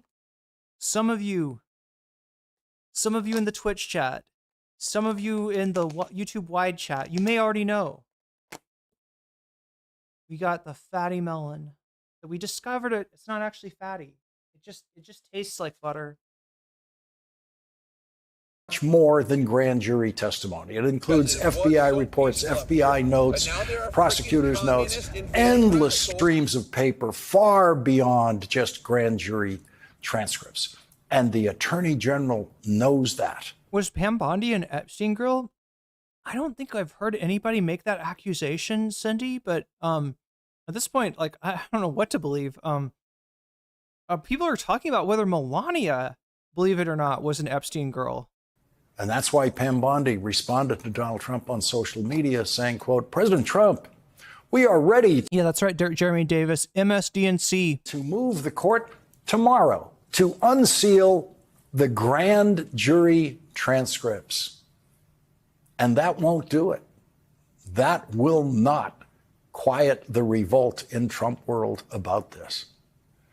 Because with the publication of that story by the Wall Street Journal, Donald Trump has now sunk to the lowest point in his presidency because this story, and only this story, has separated Donald Trump from some of his most fervent and frenzied supporters in the past who are now in a frenzy of outrage. I would show you Fox News, Jeremy, but they're not allowed to cover this. They got the boss call. Do you know about this, Jeremy? They got the boss call. Trump called him up and said, shut the fuck up about this Epstein shit. And they said, okay, boss. Okay, boss. Same thing that Charlie Kirk said. Okay, boss. I'll shut up now. We're moving on. Nothing to see here. Nothing to see here. So yeah, I would love to show you what Fox News said about this segment, although unfortunately I suspect that they are not covering it. They don't want you to see it. About Donald Trump blocking the release of the Epstein files, which, according to the Wall Street Journal, contained that birthday message bearing Trump's name to Jeffrey Epstein. In 2003, when Jeffrey Epstein was, according to criminal evidence developed years later, routinely raping children, especially 14-year-old girls, which was apparently the target age for Jeffrey Epstein in the selection of his victim. Okay, so there you go, chat. People that were correcting me earlier when I accidentally said underage women. We are, in fact, I guess, talking about the median age, from what he's saying, being around 14. So if any Trump fans in chat want to tell me whether that makes him a phoebophile or a hebephile or where's the line? I don't know. I don't keep up on this stuff. You know why? You know why? Because I'm not into what Trump and Epstein are into. But I do have a hair up my nose and it's driving me nuts, chat. That's when this letter was addressed to a child rapist bearing Donald Trump's name that said, happy birthday, and may every day be another wonderful secret. In the middle of what we now know was Jeffrey Epstein's dedicated pursuit of child rape victims. That was Jeffrey Epstein's biggest secret at the time.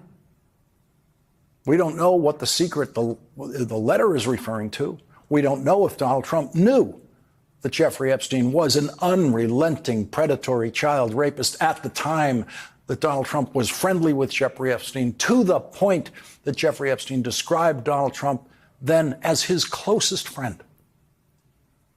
You know how much trouble a politician is in when stories like this break? Not that there's ever been a story like this, but when scandals break, you know how much trouble a politician's in by the reactions to the story. There are several people mentioned in the Wall Street Journal report. Donald Trump is just one of them. Other people mentioned in that report include Jeffrey Epstein's former lawyer, Alan Dershowitz, and Jeffrey Epstein's largest financial benefactor, billionaire Leslie Wexner. No one mentioned in the Wall Street Journal report tonight disputes anything in the report except Donald Trump. There is a letter in that same collection of birthday letters from Alan Dershowitz and another one from Leslie Wexner. When reached by the Wall Street Journal, Alan Dershowitz said, quote, "It's been a long time and I don't recall the content of what I may have written." Billionaire Leslie Wexner, quote, "Declined to comment through a spokesman, so no dispute from them about the reporting on them and their birthday letters to Jeffrey Epstein, reporting by the..." I got another conspiracy theory, right? You know Pedo Bear? What if it was actually Alan Dershowitz the whole time? What if Pedo Bear was not really a bear? Pedo Bear was an attorney. But, you know, I don't know. Wall Street Journal tonight. The Wall Street Journal reports about the documents which NBC News has not independently verified. Ghislaine Maxwell's collected letters from Trump and dozens of Epstein's other associates for a 2003 birthday album, according to documents reviewed by the Wall Street Journal. Pages from the leather-bound album, assembled before Epstein was first arrested in 2006, are among the documents examined by Justice Department officials who investigated Epstein and Maxwell years ago, according to people who have reviewed the pages. It's unclear if any of the pages are part of the Trump administration's recent review. The Justice Department, run by Donald Trump's Attorney General Pam Bondi, has control of the entirety of the Epstein files, including the Epstein birthday material quoted by the Wall Street Journal. The Justice Department officials didn't respond to requests for comment or addressed questions about whether... Yeah, I just want to know if they went to a place with an animatronic band in order to have that band play the happy birthday for... Do you think they did that?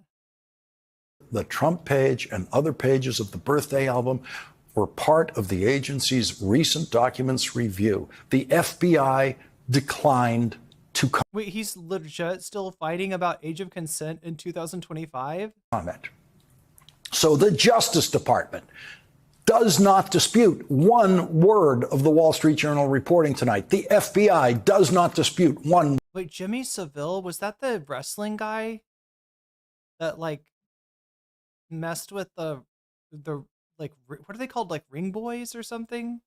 Word of the Wall Street Journal reporting tonight, not one word. In Alan Dershowitz's birthday letter to Jeffrey Epstein, he made a joke about Bill Clinton. The Wall Street Journal report tonight says, quote, Trump, along with others, including Clinton, also appeared several times on flight logs for Epstein's private jet. A spokesman for Clinton referred to a 2019 statement that former President Clinton had cut off ties more than a decade before Epstein's second arrest and didn't know about Epstein's alleged crimes. So Bill Clinton, another person mentioned in the Wall Street Journal reporting tonight, does not dispute a word of the Wall Street Journal reporting. Holy shit, did Richie Torres versus Zoran Mamdani somehow like stealth win the yeah, it looks like it won. 24 plus 15 is 39. Epstein doxing Redditors now is at 38. Oh my god, chat, there's 1 point separating the top two topics. Listen, if you've now would be a very efficacious time to donate, because you could literally change the fate of the stream right now. There's 1 point in between Ethan doxing. Make sure you're voting, first of all. Like, if you haven't voted already, make sure you're voting. All right. And on top of that, if you donate and like you're literally 1%, somebody could come in here and donate like $1.50 and switch the poll, right? That's how close it is right now. We're literally 1 point in between the top two subjects. The only person mentioned of the Wall Street Journal reporting tonight who is disputing that reporting is Donald Trump. Here is the Wall Street Journal's description of... Wait, who did I call Epstein? Did I call Ethan Epstein somehow? Did I call Richie Torres Epstein? Who did I call Epstein, chat? I'm so tired. I don't know what's wrong with me. That birthday letter to Jeffrey Epstein. The letter bearing Trump's name, which was reviewed by the Journal, is bawdy, like others in the album. It contains several lines of typewritten text framed by the outline of a naked woman, which appears to be hand-drawn with a heavy marker. A pair of small arcs denotes the woman's breasts, and the future president's signature is a squiggly... Oh my God, play something, just don't... Oh, wow, play something. Are you still in chat? Because I think you just changed the... No, you went to sleep. Investing towards the VOD, though, that's very enterprising. Yeah, play something. I didn't even see that there was a contribution to the Vietnam Trip Fund from Play Something, and it's only $10, but it does actually change the outcome. Wow. Donald below her waist, mimicking pubic hair. The letter concludes, "Happy birthday, and may every day be another wonderful secret." In an interview with the Journal on Tuesday evening, Trump denied writing the letter or drawing the picture. "This is not me. This is a fake thing. It's a fake Wall Street Journal story," he said. "I never wrote a picture in my life. I don't draw pictures of women." He Wait, I called Ethan Epstein? Oh no, chat, I'm in such trouble. Look, so far as we know, Ethan has not noticed me. All right. He's noticed, you know, very similar streamers to me, but he's never picked up on me. He's never said anything about me. Like I don't think unless it was in a like story that like was up for 24 hours.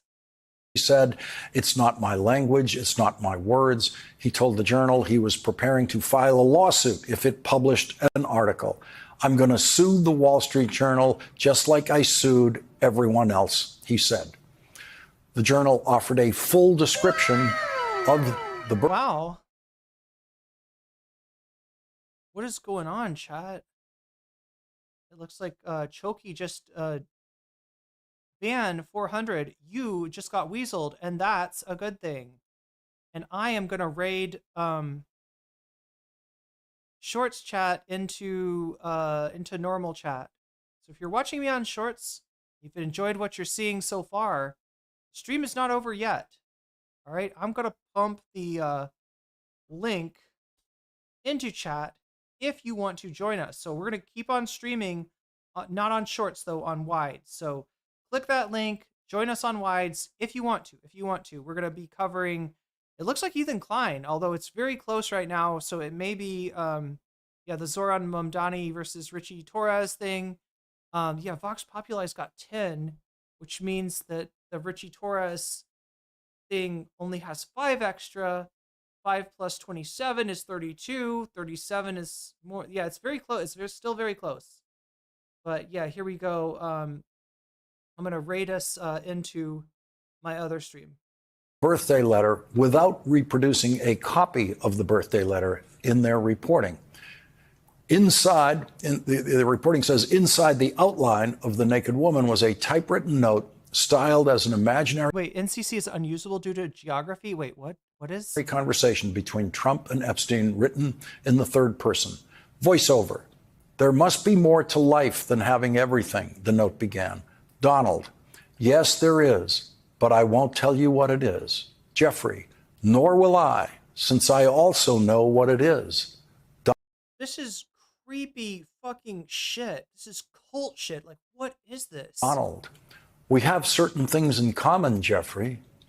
Jeffrey, "We're not so different, you and I, "Yes, Jeffrey. we do. Yes, we do. Come to think of it." Oh my God. Donald, "Enigmas never age. Have you noticed that?" Jeffrey, "As a matter of fact, it was clear to me the last time I saw you." Donald, "A pal is a wonderful thing. Happy birthday, and may every day be another wonderful secret. The year before that 2003 letter was written, Donald Trump supplied this quote. Do not cross streams. Are you worried about, like, MAGA coming over here? I think the MAGAs have New left. York Magazine for a profile of Jeffrey Epstein. I've known Jeff for 15 I think the MAGA people dipped already. years. Terrific guy. He's a lot of fun to be with. Oh, unsuable. Okay. Ethan cannot press charges. Well, let's not put that to the test, right? I don't want to. It is even said that he likes beautiful, hopefully unservable, but I'll knock on wood even saying that. women as much as I do, and many of them are on the younger side. No doubt about it. Jeffrey enjoys his social life. His social life led to criminal charges in Florida, for which he made a sweetheart deal with Florida prosecutors, and then years later, federal charges of sex trafficking in New York, which led to Jeffrey Epstein's death in federal prison during Donald Trump's first presidency, with Donald Trump's administration in complete control of federal prisons. In the first year of the Trump presidency, the first Trump presidency, Jeffrey Epstein told Trump biographer Michael Wolff in a recorded interview, quote, "I was Donald's closest friend for 10 years. The Trump White House reaction to this story tonight has been chaotic and continues to be chaotic.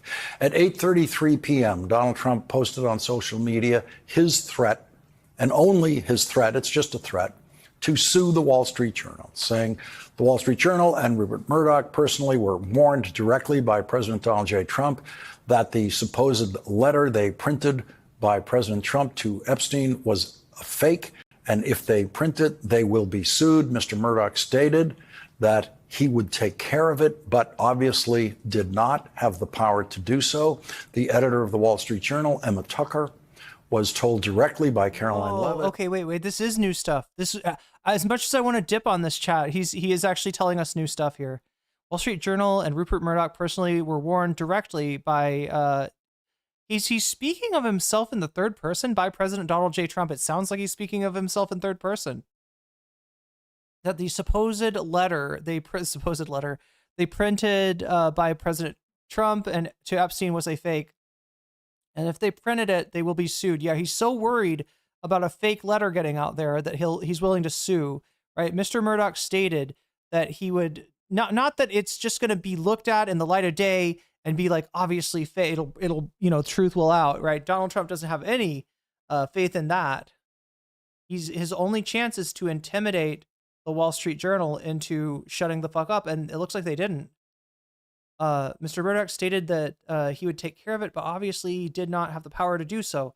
The editor of the Wall Street Journal, Emma Tucker, was told directly by Caroline Levitt, President Trump, that the letter was fake, but Emma Tucker didn't want to hear it. Instead, yeah, you can't shut her up, in other words, right? Instead, they are running with the false, oh my God. Come on. So they're going with the false, oh my God.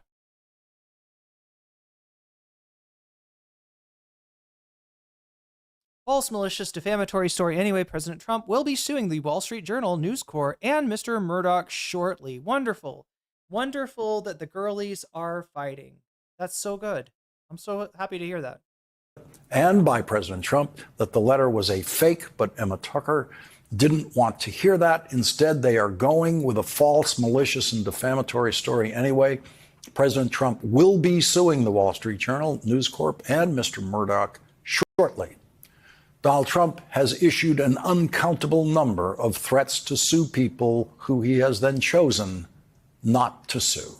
And people that he did choose to sue and then gave up the case when they did not settle with him. Rupert Murdoch has the power to stop the Wall Street Journal from publishing anything. Rupert Murdoch and the Wall Street Journal facing a lawsuit threat from Donald Trump and going forward with their reporting is a very strong statement by them in their own confidence in the Wall Street Journal's reporting.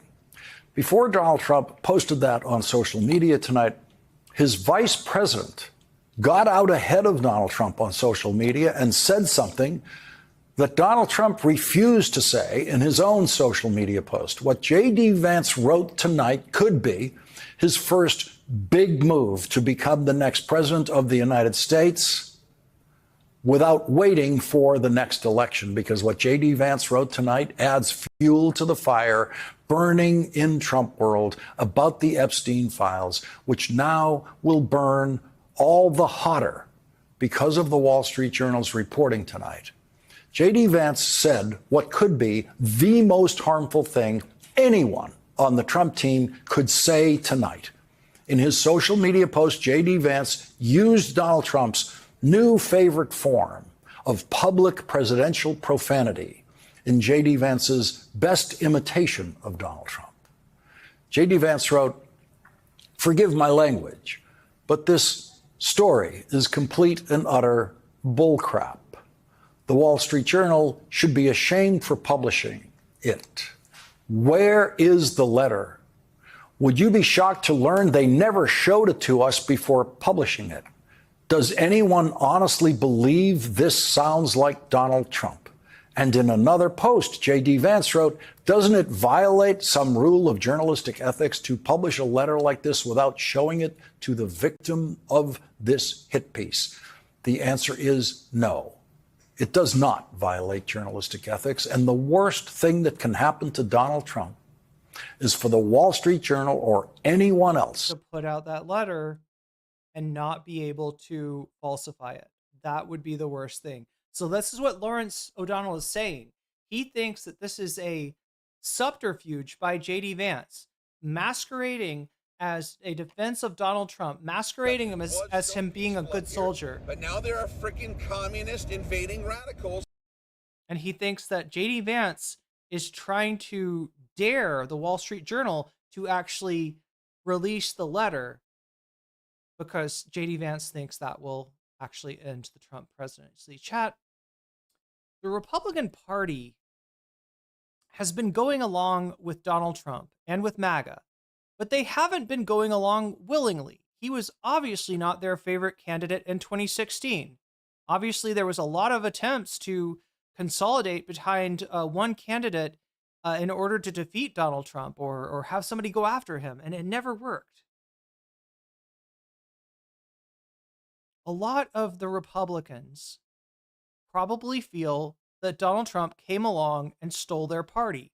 Now, they have no right to feel that way, chat, because they inculcated their base with the same anti-intellectual idealism that Donald Trump used to take their base away from them. This is an example of, them creating a Frankenstein monster that Donald Trump was able to easily manipulate with. But what I'm getting at, chat, is that they're going to be loyal to him as long as he appears to be in power.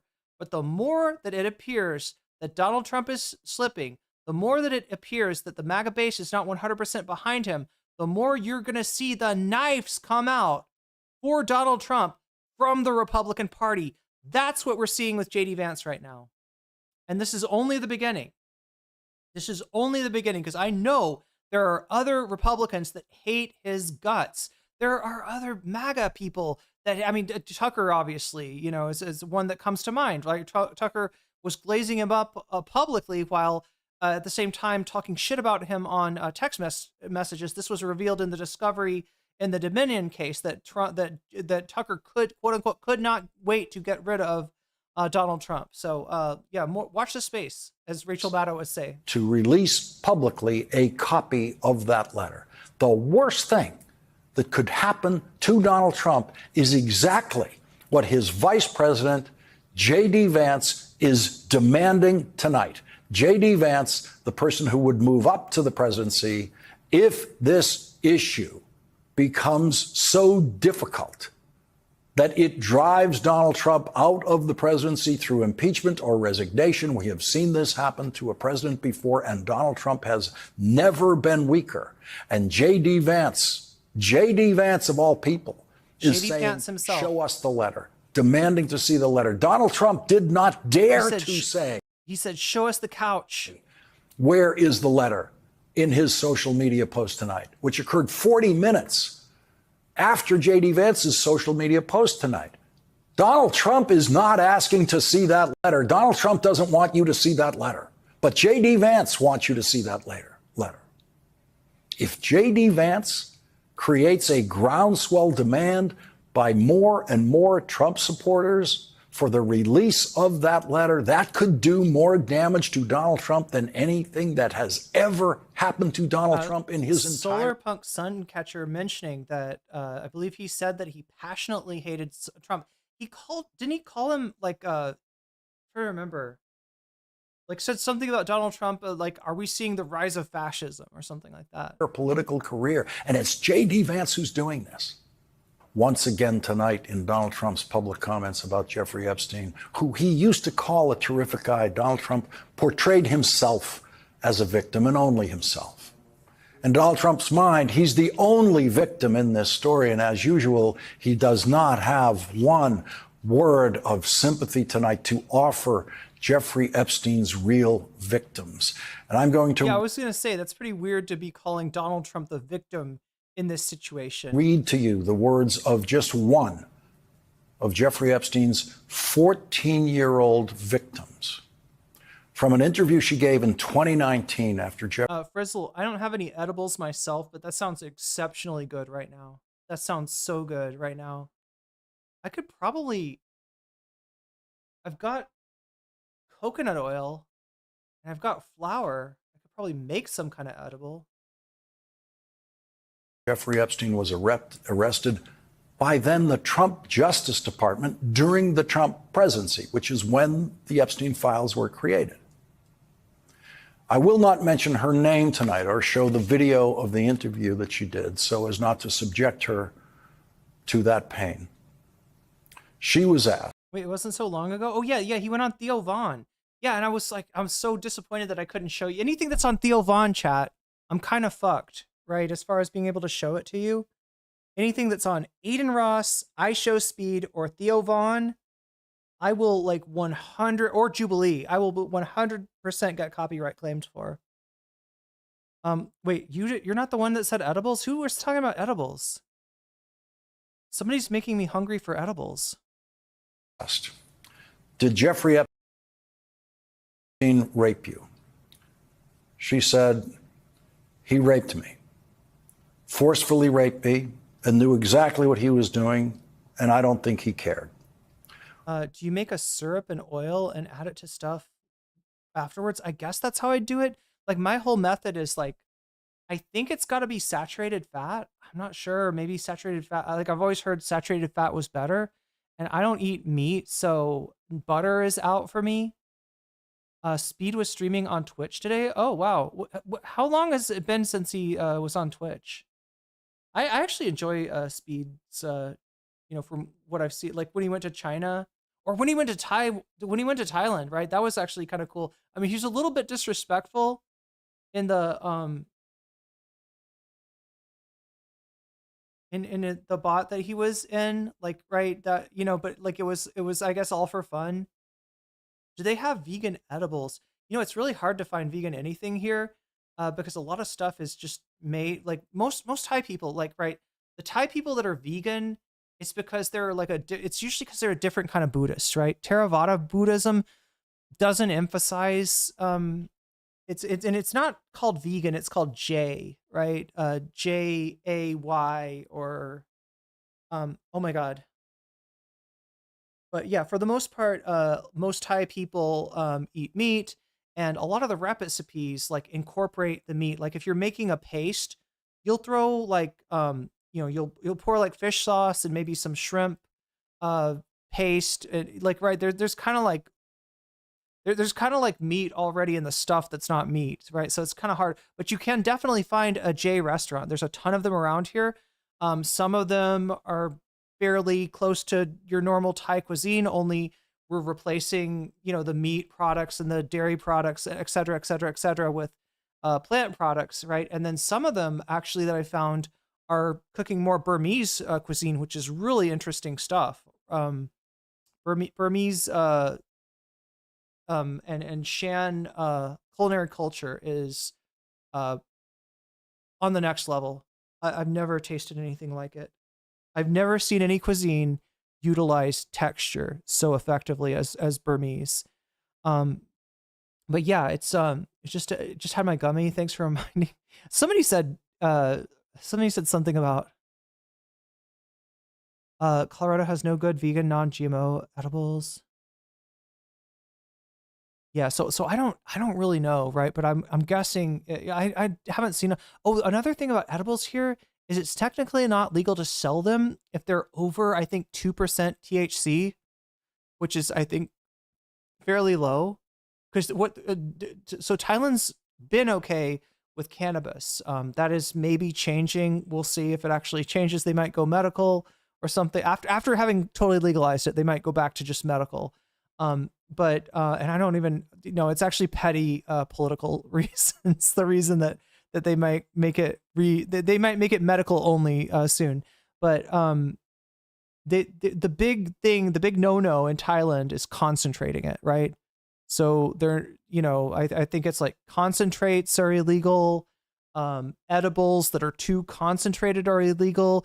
Those cartridges, definitely illegal. In fact, you can't even have the cartridge for nicotine in Thailand because they're like, they might change that too. But for now, no cartridges. So yeah, there's no concentrates really. Although realistically speaking, so you might be able to find some. Let me just put it that way. I'm not going to say where, but you might be able to find a few things that aren't super. East Tennessee has way more vegan options than Thailand. East Tennessee has a lot of Seventh-day Adventists in it. Yeah, there's a lot of really strange little vegan restaurants there that are, I think, run by Seventh-day Adventist people. What hurts even more. Cannabis prohibition has always been political BS. It's even worse in Thailand, though. Literally, this is how it happened, right? There's a coalition of parties that got together and formed a government. And one of these parties, let me see if I got this right. Most of these parties are fairly progressive. One of the parties is fairly conservative. So they all got together and they formed they formed a coalition, right? And the conservative party was like, hey, you know what we should do? We should legalize cannabis. It'll be really great for tourism. We should do this. It'll be $1 billion industry. And they were right. It is $1 billion industry now, right? The conservative party, like one of the more conservative parties in the country, decided this. And the most like progressive party is actually against legalization. I mean, there's probably a reason. There's probably a story behind that, right? But because this was the pet project of a conservative coalition member that exited the coalition over a recent controversy involving our prime minister and the prime minister of Cambodia. She was a little too nice, a little too deferential to him when she had a phone call with him. It got released. She called him uncle, which is like, it's, as the head of state in Thailand, you're not supposed to be over deferential to the head of state in Cambodia, right? So she got caught doing that. She says she was just doing it for diplomacy and trying to, settle down a border dispute. But I guess people aren't buying it. So regardless, she got suspended. The BJT left the current coalition, and the rest of the coalition got mad. They're like, oh, you're going to leave our coalition? Great. We'll make cannabis illegal again. Your pet project, the $1 billion industry that you're so proud of making it? Yeah, we're going to destroy it. We're going to destroy it. And now they're dealing with the consequences, right? Now they've got the pushback of people being like, my family was poor. Now we own a freaking cannabis shop. We're finally building wealth for ourselves. You're going to take that away from us? And the coalition is like, oh, I don't know. So yeah, they're supposed to have already made it mandatory that you have a doctor's note to access cannabis, but it was supposed to go into place like 2 weeks ago, and it didn't, which means that they're getting cold feet about it, and they might make that transition. They might change it to medical only in a month. But for now, they're not moving. So we'll see. A lot of things get put up as a trial balloon in Thailand and either acted on or not acted on, depending on people's reaction to it. And so far, from what I've observed, it's not a positive reaction to recriminalization, even though there are people that are legitimately annoyed by going into public spaces, you know, with tourists and smelling cannabis, or they live in a condo and they come down the hallway and they smell cannabis, or they're like, you know what I mean? Their neighbors are smoking. Like there are some Thai people who legitimately like don't like that it's not that they're anti-cannabis, but they don't want it to be so open, right? And so yeah, it's in the U.S. cannabis attacks originally happened from racism. Yeah. So that's why I was saying the Thailand one I think is a little bit more petty. The U.S. one, yeah, was because of racism and actually because of industry. I think 3M benefited financially from keeping cannabis illegal and keeping hemp illegal, if I remember correctly. But yeah, there was definitely a racist element in that the people that were smoking cannabis rather than drinking alcohol tended to be Latino, and later, you know, it got popular amongst like jazz fans and jazz musicians that were black. So it was associated with non-whiteness, and it made it really easy for them to demonize the weed. What reefer madness? Yeah. Is that if I wasn't afraid to come forward sooner, then maybe he wouldn't have done it to other girls. I feel really guilty to this day. I feel really guilty. That's a feeling Donald Trump has never had. He has never felt That's a new feeling. Guilty about anything. He's never felt really guilty. He doesn't know what that feeling is. 14-year-old girls raped by Jeffrey Epstein suffered and suffered again and suffered again, and Donald Trump cannot bring himself tonight to offer them a word of sympathy as their experiences are flashing back to them in a world that will now be saturated with coverage of Jeffrey Epstein. Those 14-year-old girls suffered the unspeakable experience of Oh my God. Rape, and then they suffered from their own feelings about it afterward.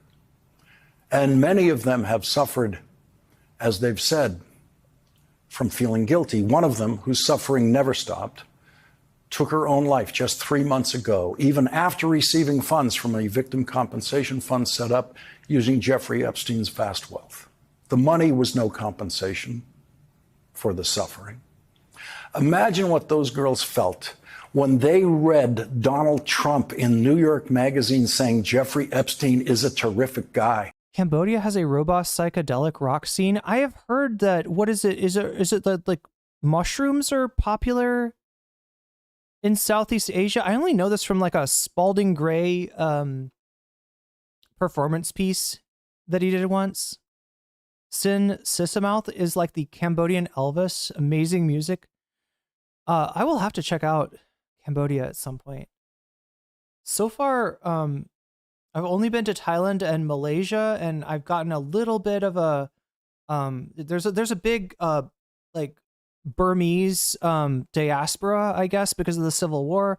So there's lots of Burmese restaurants. So I've kind of gotten to know a little bit, at least about the culinary culture of Myanmar through that. But yeah, I don't really know that much about. I'm going to be going to Vietnam in a month as well, but I don't know that much about Cambodia, other than that it's like apparently hard to cross the border right now because they still haven't gotten this shit straightened out. The 14-year-old girl whose account of being raped by Jeffrey Epstein I just read to you was raped by Jeffrey Epstein in the same year that Donald Trump told New York Magazine that Jeffrey Epstein is a terrific guy. And yes, this story is Yunnan province. That's another place I want to check out. I love tea. So in Yunnan, a lot of my favorite teas come from Yunnan province. And also China is just kind of cool. I don't know how to explain it. About a stunning turn in American politics. And yes, I'm just like fascinated by China. This story is about a president of the United States. Yes, This story is about a child rapist who died in federal prison while Donald Trump's administration was in control of all federal prisons. But the power of this story to bring down Donald Trump does not come from the Wall Street Journal. It does not come from Rupert Murdoch. The power of this story to bring down Donald Trump does not come from the... For all we know, it comes from Peter Thiel. This is the whole thing. Oh, cat and moringa tree, so good for you. Yeah, I haven't. I can get moringa. I've seen a place that sells it as. I feel like it's bongs were invented in Vietnam. Damn, that's interesting. I can't find a vaporizer. Like I can't find I was hoping to get like a flower vape here, and I just haven't seen it anywhere. I have not seen. I would move to China today if I could. Me too. Yeah. There was it on CNBC or something, chat? There was a woman who moved to China, and I think it's because she's a teacher, if I remember right. She got a deal, yeah, I think for teaching, where the school pays half of her rent, right? So she's paying like $200 and something a month for rent, and living pretty damn well. It's a really nice apartment too. But yeah, I think it was on NBC. The Trump fanatics who are now turning against Donald Trump. But yeah, Cat, I need to check that out. People have told me that Cat is a vibe. Right? I don't even know if it's legal here. I know Kratom is legal. I don't know about Cat. Trump tonight. The power of this story comes from those children, those 14-year-old girls who. Wait, I'm sorry. Were you talking to BCAT-K? Is that why you said Cat? I thought you were talking about the substance. I thought you were talking about the leaf, Cat. Okay. I definitely don't want to try beetle, what is that stuff? Beetle nut? I definitely got no interest in beetle nut. I do not want to turn my teeth red. The hands of that predator who Donald Trump called a terrific guy never ends. There we go. All right, chat. So that is going to have to be it tonight as far as the regular content, but we're not done because we hit the bonus goal by 17 points, and that means we're going to do some bonus content. Now, I want to let you know really quickly in case anybody has a different idea, because right now, let me add this up for us. Okay, let me just, let's see, Ethan Doxing Redditors has got 37%. So 0 plus 37 equals 37. That might be the winner tonight. And then Richie Torres. Now look at this. Because 10% was put on Vox Populi, I've got to subtract 10% from this 15%. So Richie Torres is only getting 5 bonus points because of the Vox Populi. That's the power. I tell people all the time that it is the best bang for your buck. Although you really do have to, like, if you're voting Vox Populi, you're like voting for whatever chat chooses. But as far as changing a poll, Vox Populi has the power to do that fairly easy. So 5% plus 25 equals 30. All right, so we got 37 to 30. Now I can go ahead and just show you that Ethan is doxing Redditors now, which is what's winning. But I must point out that these things are 7% apart, and that it would not take much to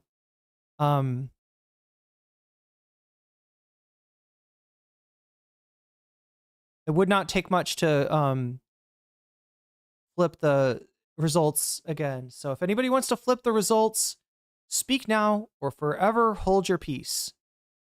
Right? Because what I do is I add up your bonus, I add up the, your donations that you put towards these topics to the topic of your choice, then I subtract Vox Populi from it, and then I add the poll to it. Does that make sense? So that's why this one's at 30.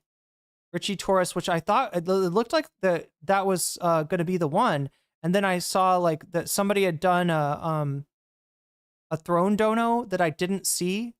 I think it was it Play Something? I should be giving credit to this person, especially since I didn't call out. And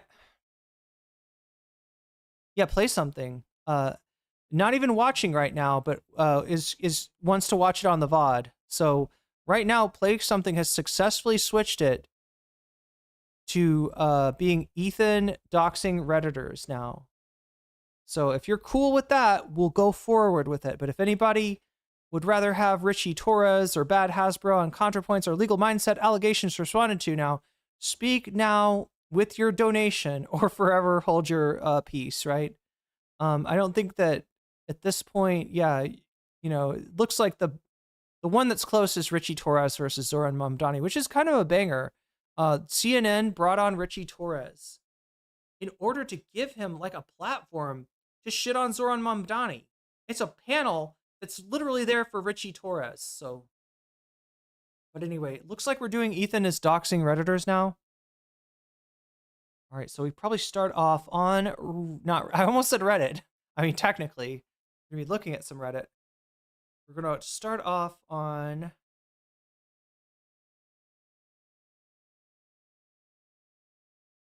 Twitter. Oh, look at that. Look who it is, chat. Just looking hot as fuck. God damn, Timothy Chalamet. That's Rashid.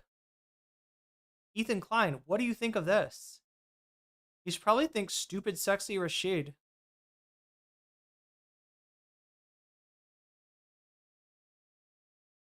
What is this? Sir, he hates me because he's so pro-Palestine.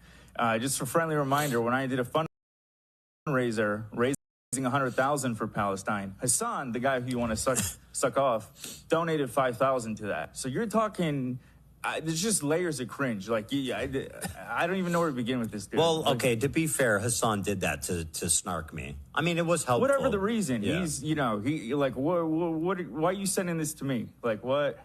Sir, he hates me. I think it's, what is this? Oh, is this Bad Empanada? Oh, no, he's talking to Mike. No one is afraid of him who is normal. I asked, I did send it. Oh my God, I can't read. Did send it to AB because I wanted him to prove he's constantly trolling the internet to send things to Ethan. He's a good dog, says Mike from PA.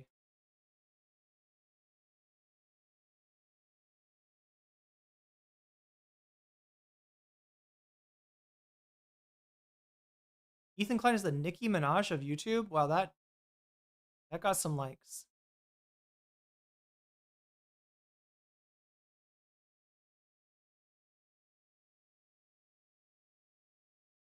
He's apparently retweeting an anti-Semitic account that attacked Mike from PA.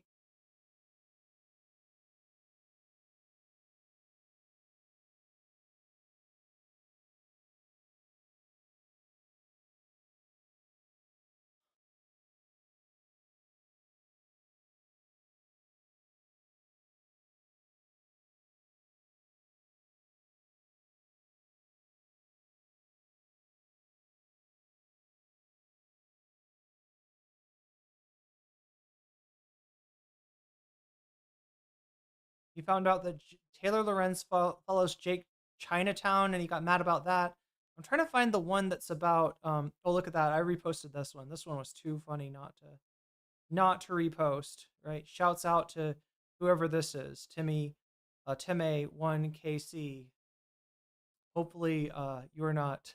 You don't have baggage, because if you do, I'm gonna hear about it from Ethan Klein stands.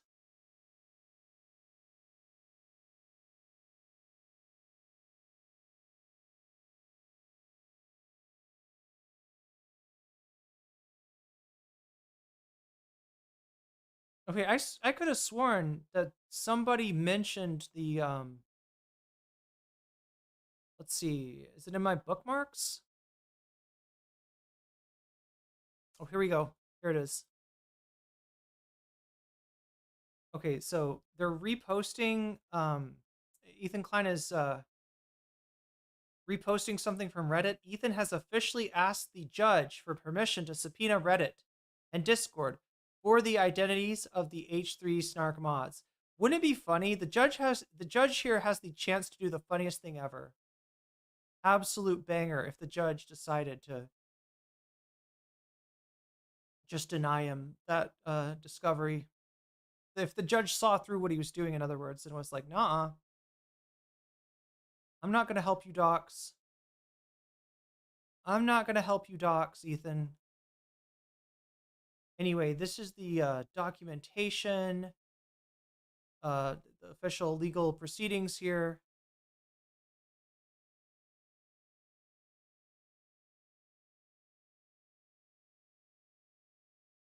Bongino.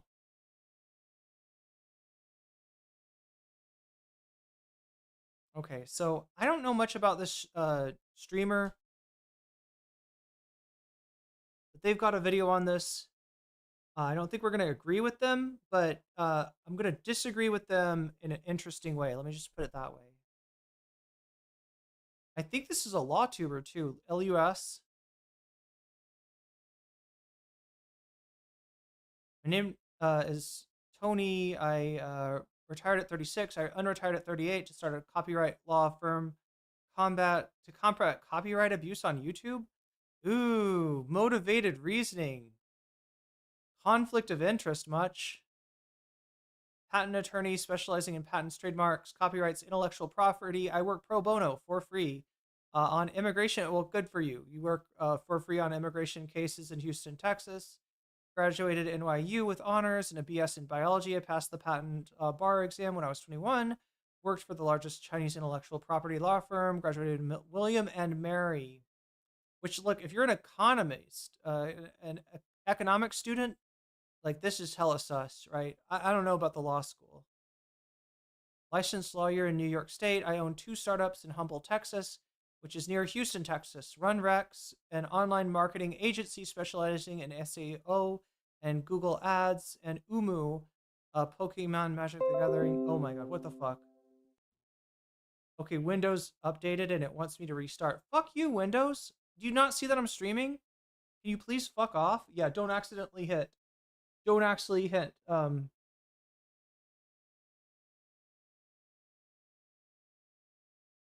enjoy fostering dogs, cats, and ferrets. Ooh, very smelly home. Sorry, but that's cool. That's cool that you foster dogs, cats, and ferrets. Do you ever foster a weasel? Would you ever consider a weasel? Fostered 14 dogs, 3 cats, and 2 ferrets. Fostering animals is deeply fulfilling experience over the... Okay, anyway.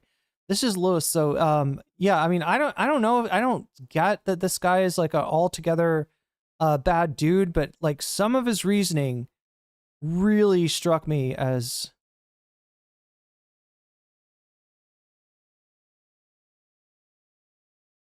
Well, you'll see. So first off, let me begin with a story. I went to William and Mary Law School. In my first year, I had the most famous First Amendment professor, like ever. His name was William Van Austin, rest in peace, a genius in the First Amendment, and perhaps had he lived longer, he would be on the Supreme Court today. He's highly regarded as the best First Amendment professor, which is freedom of speech. So I had him for constitutional law 2. And instead of actually teaching us constitutional law, he spent the entire time talking about the First Amendment. And the main takeaway was there are always people, and there are in many, many countries with dictatorships, repressive governments. The first thing they do is they take away your freedom of speech. And they don't take it all away at one time. They take it step by step by step. Mm-hmm. And unless you fight for freedom of speech and you fight for the right to say what you want to say, it will be taken away from you. There are many, many historical examples of the corrosion of this right. That being said, on the flip side, I think what puts me in a unique position relatively to other content creators here is I am a dad. And I understand that there is no worse feeling in the world than when anonymous people attack your family. Okay. Now, yeah, if somebody... Like, I don't know. If somebody doxed your family member, that'd be horrible, right? If somebody, even just sent, like hate towards one of your child's accounts and they were like, your dad is blah, blah, blah, blah, you know, right? I could see some things being attacking your children. However, as a non-parent, I have noticed a lot of parents classifying, Ethan Klein being the foremost, classifying things that are not an attack on your child at all, that might even be someone taking an action in their mind to benefit your child's welfare as an attack on the child, when in fact it is an attack on Ethan Klein. And when he does that, that is him using his children as a fig leaf. That is him using his children as human shields, not beating the pro-IDF allegations, right? With the use of your children as human shields there, Ethan. So I'm a little bit wary already. I got to be completely honest. I'm a little bit wary. I understand, but if this is like your excuse for, like, you know, usually I think of things logically and ethically as a lawyer and legally, but in this case, I'm going to throw all that to the wind because I am a father bear and somebody has threatened my cubs. That's fucking bullshit, dude. That's fucking bullshit. You can't use that to get around ethics that you claim to have. Either you have the ethics. Did you ever cover his fucked up colonizer tattoo? Wait, Ethan's the tattoo with the watermelon?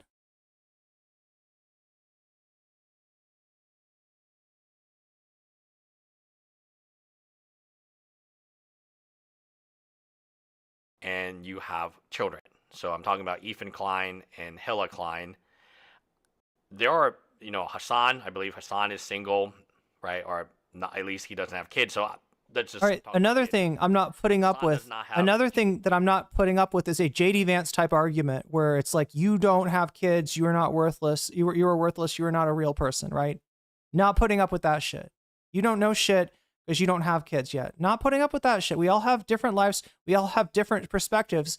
I am not anti-natalist. I do not hate people who bring children into this world, but I do truly detest people that think that they are better or somehow know more for having done that. And especially when the knowledge that they've gained is how to circumvent their own moral code, which Lust is about to show us. And my fucking, sorry chat, I'm having the, I'm freezing. Children. Denon doesn't have children. Froggen, I do not believe, has Froggen. children. Casey. So first of all, you don't know. Second of all, you're probably right that none of these people have children. And so, like, let's be like real clear of what this guy's like claim to greater knowledge through being a father is yielding, right? It's allowing him to say that he believes in freedom of speech, but maybe not when it comes to this area. And furthermore, chat, it's allowing him to sign off on group punishment for everyone who dislikes Ethan because someone somewhere saw Ethan Klein's fucked up tirade about how he turned his family into the human centipede. How the Giardia traveled from the dog to the baby to him to Gila, etc., and got worried. I'm sorry, that's not necessarily anybody attacking your children. I can't say it's 100% not, though, right? People do weaponize things like, you know, as from behind anonymous accounts, people do weaponize things against content creators, right? So is there some chance that this person was like, yeah, the children aren't in danger, but I'm gonna call CPS just to fuck with Ethan and Hila? Yeah, I guess it's possible. But that's one person. And you don't know who that person is. And you don't even know if they're involved in Reddit. You're just making it oh, this is from Snark. Oh, this is very Snark-brained. You guys are in a fucking cult, okay? You're in a fucking cult. And you're letting your fatherhood, which, you're letting your fatherhood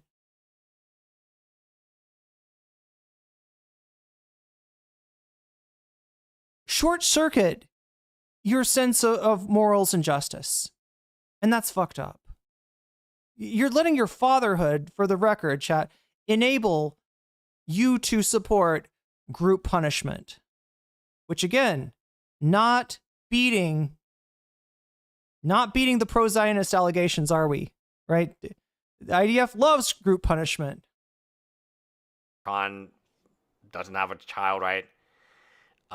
There are many content creators that don't have children, so they're probably not going to understand what I'm going to say next.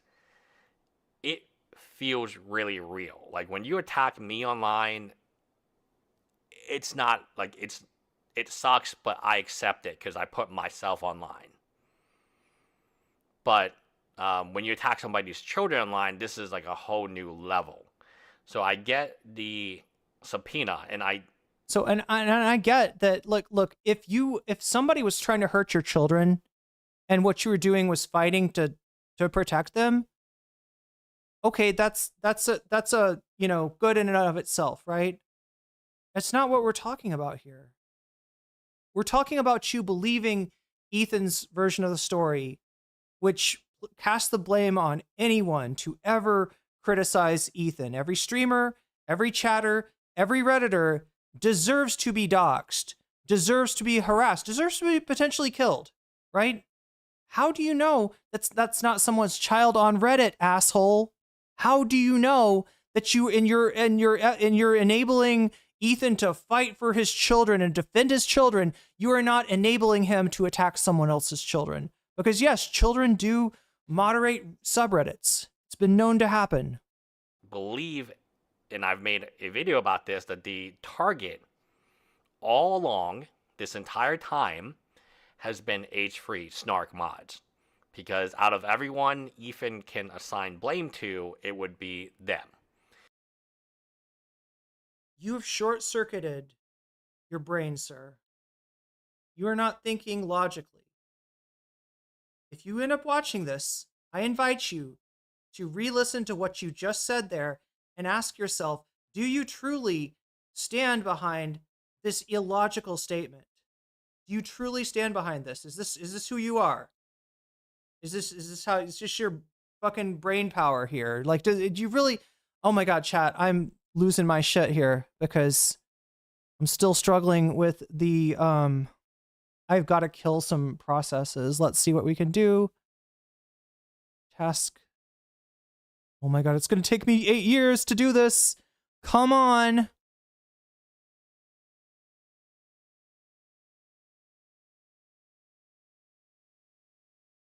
Oh my God, really? This is awesome. Look at the H3 Reddit, for fuck's sake. It's modded by Ethan himself. Come on, open, asshole. I just need to kill some processes, right? This is my biggest gripe about computers, I guess.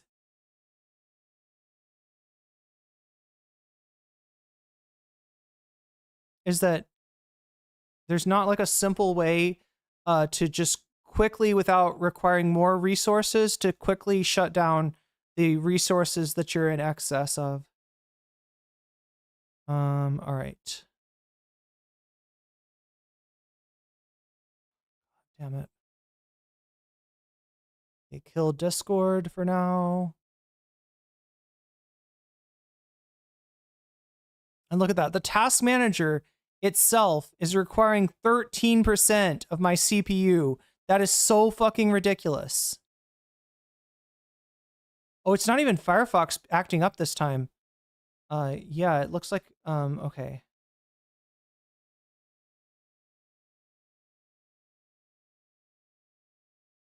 Just trying to kill some tabs here.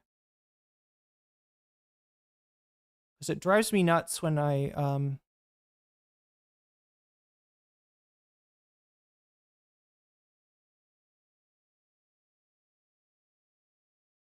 hopefully that's better. Ethan has been very public about wanting to expose their names from their family and friends and so on. You sound like you're making an argument about that. Oh, he's been very public about that. No, he's not doing it under cover of dark, so it's okay. No, it's not okay. Group punishment is never fucking okay. Like, you get fucked with. You're claiming that his kids got attacked. I disagree with you And look, Luz, if you want to come on here and talk to me, you can, but I'm going to make you watch Ethan's cringe fucking joke where he joked around about giving his whole family Giardia first. And I'm going to make you fucking explain that and tell me that that is not going to sound like a cause for concern about somebody's kids. Now, I happen to think that Ethan is a joker. He's a fucking, you know, I don't know, goofs and gaffs. I think the goofs and gaffs went a little bit too far. I hope that he did not have his kids crawling around on the floor eating dog shit. But that's what he said. And there's no way that you can expect somebody to be like, oh, they should know that Ethan wasn't serious. They should know that when Ethan's joking around about putting his kids in fucking danger, that he wasn't serious about that. You cannot say that you should know that. I want you to watch that tape and look at this jackass making a joke about exposing his fucking kids to pathogens. I don't think it's funny. I don't think, and this might piss you off, Lewis, I don't think that's responsible parenting. And I say this as a person who had some fairly irresponsible parents. He's been very public of even offering, if you betray your fellow mods, I will offer you immunity and so on. None of this. So he's been. Wait. None of this raises the red flag for you. Apology and give them me the that sounds reasonable to you? names, and so he said that several times. Pause. Thank you. That sounds reasonable to you? That doesn't sound like supervillain shit? Rat out your fellow mods on the subreddit, and I will give you immunity. Fuck you, Luz. Fuck you for stating that as if it is not the obvious, tell that it actually is. You could tell the Giardia was a joke on complete lack of comedic timing. Horrified concern of the cast also indicated that it was very much a joke. Yeah. From my own research, this is a critical move, right? Because if the judge agrees with Ethan and he's allowed to subpoena Reddit and subpoena Discord for people's private, I assume, IP addresses, which then will somehow be linked to a person's home, which then will be linked to a person. And you're trusting that this is about serving people who have, I don't know, incurred liability, or people who have broken the law with a lawsuit. That's what you're saying, right? This is what it's for. I don't believe you, Luce. I think that this is very clearly for he's doxing people to have his community harass them, because guess what? The biggest snark on all of Reddit is H3. H3 is the biggest snark, all right? As far as talking about taking things too far, taking things offline, putting people's life in danger, doing fucking real world shit to people, that would be Ethan's fucking, that's what that's for him to send his fucking minions at these people, because he doesn't have a goddamn law case. He admitted it himself. When he bitched about, my lawyer can't do a goddamn thing. That's right.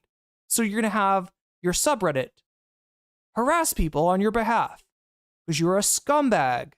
And Ethan, as I state more and more of the case, I start to realize that there is a real question.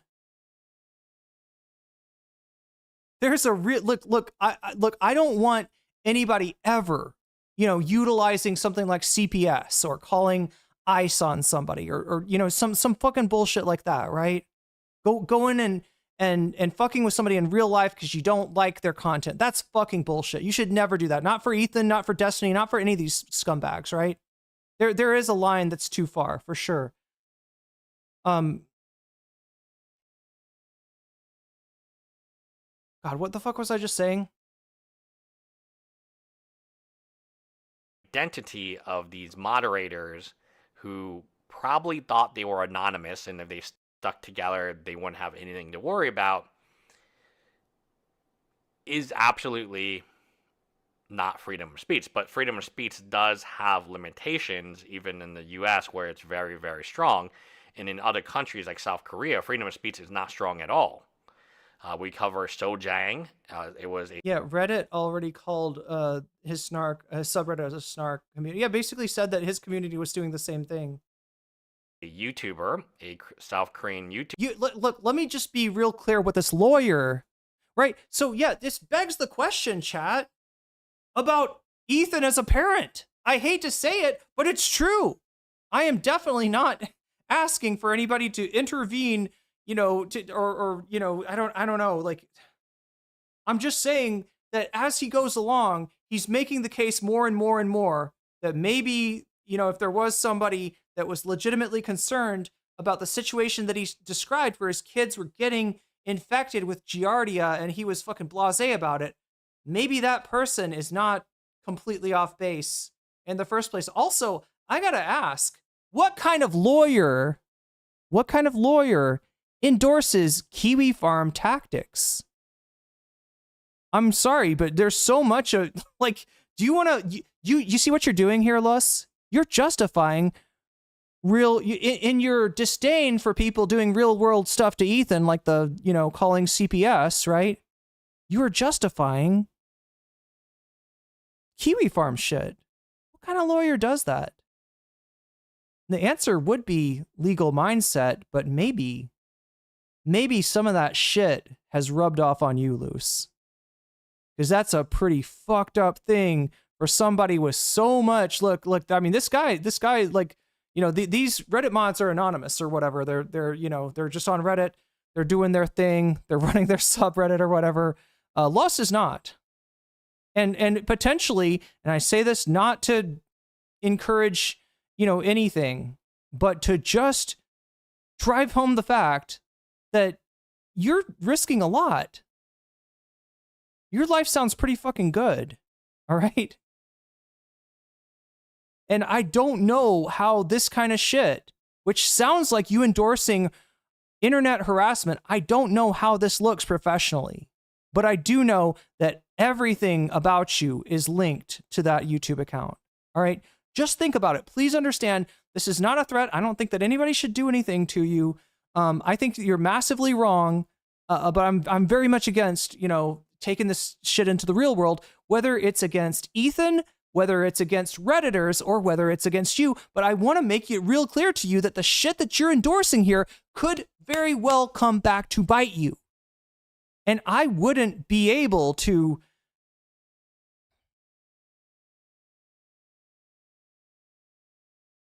I don't know. I mean, it would still be wrong, right? But you kind of like lose your moral standing in endorsing Kiwi Farm shit like this. All right? You lose your moral standing should somebody decide to find out if, in fact, this kind of thing is a problem professionally for a copyright lawyer. All right? Please take that as not a threat, but as a warning. Because, you're a father, and I don't want your, life to be turned upside down. All right. But please think about that you're signing off on turning Redditors who could be kids' lives upside down.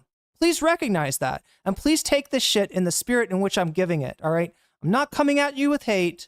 I don't know you. You seem like an all right person, but the shit that you're saying, this is so off. And I really hope, Lewis, I really hope this isn't you. I really hope you'll take a second thought at all this shit and maybe reconsider what you're endorsing here, because this is a person, just chucking rocks in a very glass house. Okay, anyway.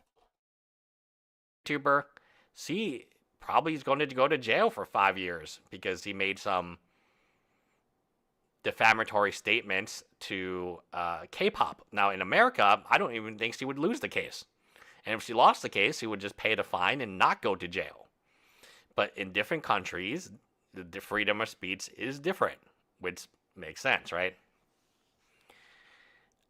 This subpoena is a very big step for Ethan to get what he eventually wants at the cost of... I think there is a cost to this, and the cost is people won't be as willing. You think? To be moderators of these snark forums, and they won't be as willing to talk to each other engages. I always think that it's better to engage with somebody, and I think it's always better for you to tell me your real feelings about me than for you to lie and say sugarcoat it. You know, I'd much rather you be real. Even if you hate me, you're disgusted by me, you are allowed to have those opinions. Now, will this freeze freedom of speech on some place like Reddit and Discord? Yeah, absolutely, because those are places where the whole concept is that they're anonymous and no one will ever find out. My work won't find out. My family won't find out. I'm going to say whatever the hell I want to say. I'm going to attack this person relentlessly. I'm going to be online 24 hours a day just attacking. I'm sorry, but you're completely in your emotions here. You are not thinking logically. You are not thinking rationally. And you are not thinking ethically. Like, this is wrong. And this is scary to hear from a lawyer, honestly. And it feels different when you have a family than when I was single. So recently I had a daughter. So that's all it takes to turn you into a fucking rabid Kiwi farm chud. That's all it takes is having a child. And now the rules are different, and now morality doesn't apply. Like, you don't let Ethan's supervillain crash out turn into your supervillain crash out, all right? Like I said, Lewis, I like you. You seem like a good guy.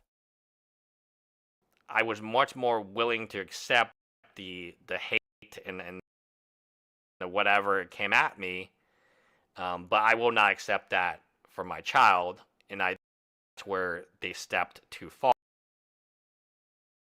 Was the child protecting services. Who hurt this guy? I don't think it's about trauma. I think he's parasocially bonded to Ethan Klein. I think he's a father just like me. Oh, he has dogs just like me. Like, I think it's actually kind of shit. I think this lawyer is doing some parasocial shit, and it's fucking cringe. This is why I think Ethan's gone bonkers here, right? Like, and bonkers, and maybe not. We will see what happens with this case. Wait, it's not bonkers if he successfully doxes these people? Then it's cool if the judge signs off on it? Or is that maybe not how morality works? Why Ethan wants their names, because he views them as a danger to his children. Probably he'll have the same thing, or even more so. I totally get that. I completely understand. This is very different from Adam. Adam, I think, is a single dude. He has no kids, right? He's able to, he's a young dude, no kids. When they are trying to report him to ICE, that, in my opinion, is really, really bad. And it is over the boundary, but that's not as bad as reporting you to the Child Protective Services. It's not. There was just an Irish tourist who spent months in incarceration on, I think, faulty charges of being undocumented. Like, you're talking about risking Adam dying in CCOT. Are you just politically ignorant to an absurd degree, or what? Do you not? Yeah. No, Ethan's in much more danger than Adam. Adam's, that's not just seriously. If ICE comes and picks you up, you're a lawyer. Shouldn't you be standing for due process? ICE has left due process behind. Is he saying CPS is worse than ICE? Yes. That is exactly what he's saying. He's saying, parents uber alles. I don't know where this fucking shit comes from, but I know it sure as fuck isn't logical. I know it sure as fuck isn't ethical. And it's scary. It's scary that somebody can go from, sounding fairly reasonable to be like, oh no, but if you called the CPS, who called the CPS? Oh, that's right. We don't know. We don't know who called the CPS. But we're going to put that on everybody on Reddit. We're going to put that on Denims. We're going to put that on Frogan. We're going to put that on Adam McIntyre too, and justify his potential abuse, violence towards him, and maybe even being sent to a gulag in El Salvador based on this guy's feelings, his parasocial warm feeling for Ethan Klein and his family. That is just great. Does this guy have, that's what I'm asking. This guy's a lawyer. He's not only a lawyer, he's a lawyer that has attached his professional identity and his legal identity to his YouTube channel, right? And it just doesn't make sense that a person like that would be endorsing Kiwi Farms shit, because that is the glass house of glass houses. And I'm warning you, dude, please protect yourself, please. Like, you don't want to go there. You don't want to do this, right? This is not, you're putting yourself in a situation where you could experience major, financial and life disruption, and you wouldn't really have a leg to stand on morally as far as, well, there's people did something, they crossed the line. You're justifying crossing the line right here. No one should cross the line, all right? No one should call, any CPS or anything on Ethan just because they disagree with his content. All right. If they think that there's a legitimate concern for the children, then, that's kind of on Ethan, right? Who put that out there? Ethan. But nobody should do this just like disingenuously, right? No one should call ICE on anybody, and no one should be trying to dox Redditors over the fact that somebody out there that doesn't like Ethan ostensibly called CPS, and you think they might have done it just because they don't like what Ethan has to say. Right? Again, we don't know this. And there's a plausible possibility that this was somebody who heard what Ethan had to say and took him literally, took him seriously, and said, what you would say if you believed that he was telling the truth when he was talking about Giardia, that those kids are in danger, right? And CPS is not, there's a lot of problems with CPS. It ends up getting used to do a lot of what I think are unjust actions, but it does have a theoretical purpose, and that theoretical purpose is protecting children whose parents won't protect them. And we don't know who is the shithead again. Just another law tuber. Just another one of the legions of law tubers fucking grifting off of like fuck us on content. Just another one of these like legal mindset type dudes. To be honest, being a lawyer really just involves having the money and persistence. You can't pass exams. It's not like being a doctor, where there's a base. Yeah. You don't pass your classes in med school, and that's it. Even if you take a leave of absence that's longer than however long, that's it. No second chances. That's like a whole nother level. And if you have a child, you will understand that level, because it's a completely different, a lot of things that I didn't really understand. When I was... Wait, is it illegal to call, do you mean CPS on somebody if you think there's a valid concern? No, it's supposed to be there. Look, I mean, it's a problematic organization, right? In that it usually gets weaponized against people, specifically people of low economic means. And a lot of times, you're more likely to lose your kids if you're poor, just like you're more likely to lose a lawsuit if you're poor. Right? So it's got its problems for sure. And I would never, like somebody using that to get back at a content creator they're mad at, that's fucking bullshit. I'm not convinced that's what happened here though. And I almost called you sus. If you're being honest here, I don't think you could, you can't conclude that 100%. We don't know. For all we know, the person could have just taken what Ethan said 100% seriously and said, those kids are in danger. I've got to do something, right? That's not the determination I made. I was pretty sure that Ethan was, playing up the situation for a comedic effect, but I totally understand how somebody could hear that and think that he was 100% above board on that. I was a single male. My friends would have kids, and, I'm 38 now. My daughter's almost 1. I would have friends that would have kids, and I didn't really understand what they were doing, or, hey, they can't hang out anymore, and they want to do this anymore. Man, you just watched that Coco Melon, man. Hey, brother, I know. My sister always told me, we always had this joke where she'd be like, hey, Irene, you know what's always going to be funny? And I'd be like, what? And she'd be like, poop. It's always going to be funny. because we would laugh at poop jokes growing up, drive our mom crazy, right? We never know why mom doesn't find the poop jokes funny, but she found out when she had kids exactly why mom doesn't think the poop jokes are funny, because mom is cleaning up poop for a large portion of the day for many, for a year, for more than a year, right? And so I know, she should call me back, but she's got kids. I kind of understand when she doesn't. I would love to, talk to her more. I would love to, hear from her more. I understand how much more complicated her life. You don't have to be a parent to have compassion for someone who is a parent, to understand that how it complicates your life. I've got all the empathy in the world for you as a parent, Lus.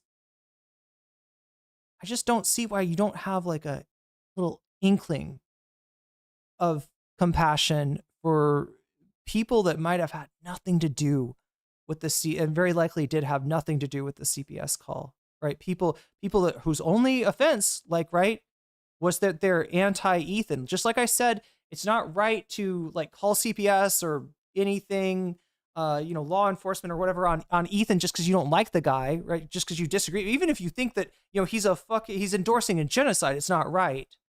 But it's also not right for you to sign off on the harassment, the doxing, and yeah, you know what can happen with harassment. We're talking about Kiwi Farm shit, and there's a reason why people should not play fast and loose with this kind of stuff, because it can have people get swatted, people could potentially get killed, right? This isn't something to fuck around with. I don't think that fucking around with calling the CPS on somebody because you don't like what they have to say about Palestine, is a good idea. And I also don't think this is a good idea. This is bullshit, Lewis, and you should be better than this. Right? You got children. You got a child. You got a whole nother generation that you're raising up. Please be better. And it's not me attacking your kids, Luce. That's me worrying about you, okay? It's nothing to do with your wonderful children. Your innocent children, right? This is you. Like to talk to this a-hole to talk to someone like Matt Bender? Yeah. You're not watching much. You're just sitting on some soft play, watching some Coco Melon, and those are your days, man. And they're not bad. That's just Bernie Barbie or BKK says, even after they're potty trained, you're still cleaning poop from time to time. I know it. I definitely. I might have had there might have been an incident in kindergarten chat that.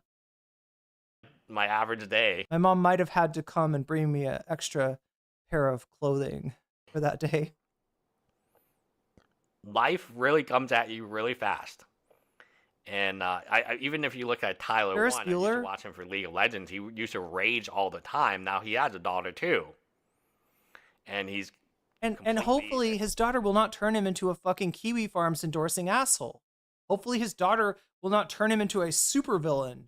Right? Somebody that loses themselves, gets lost in the sauce, and formerly very nice, moral person now is justifying shit that they never should. I really hope that is not the effect of having a child.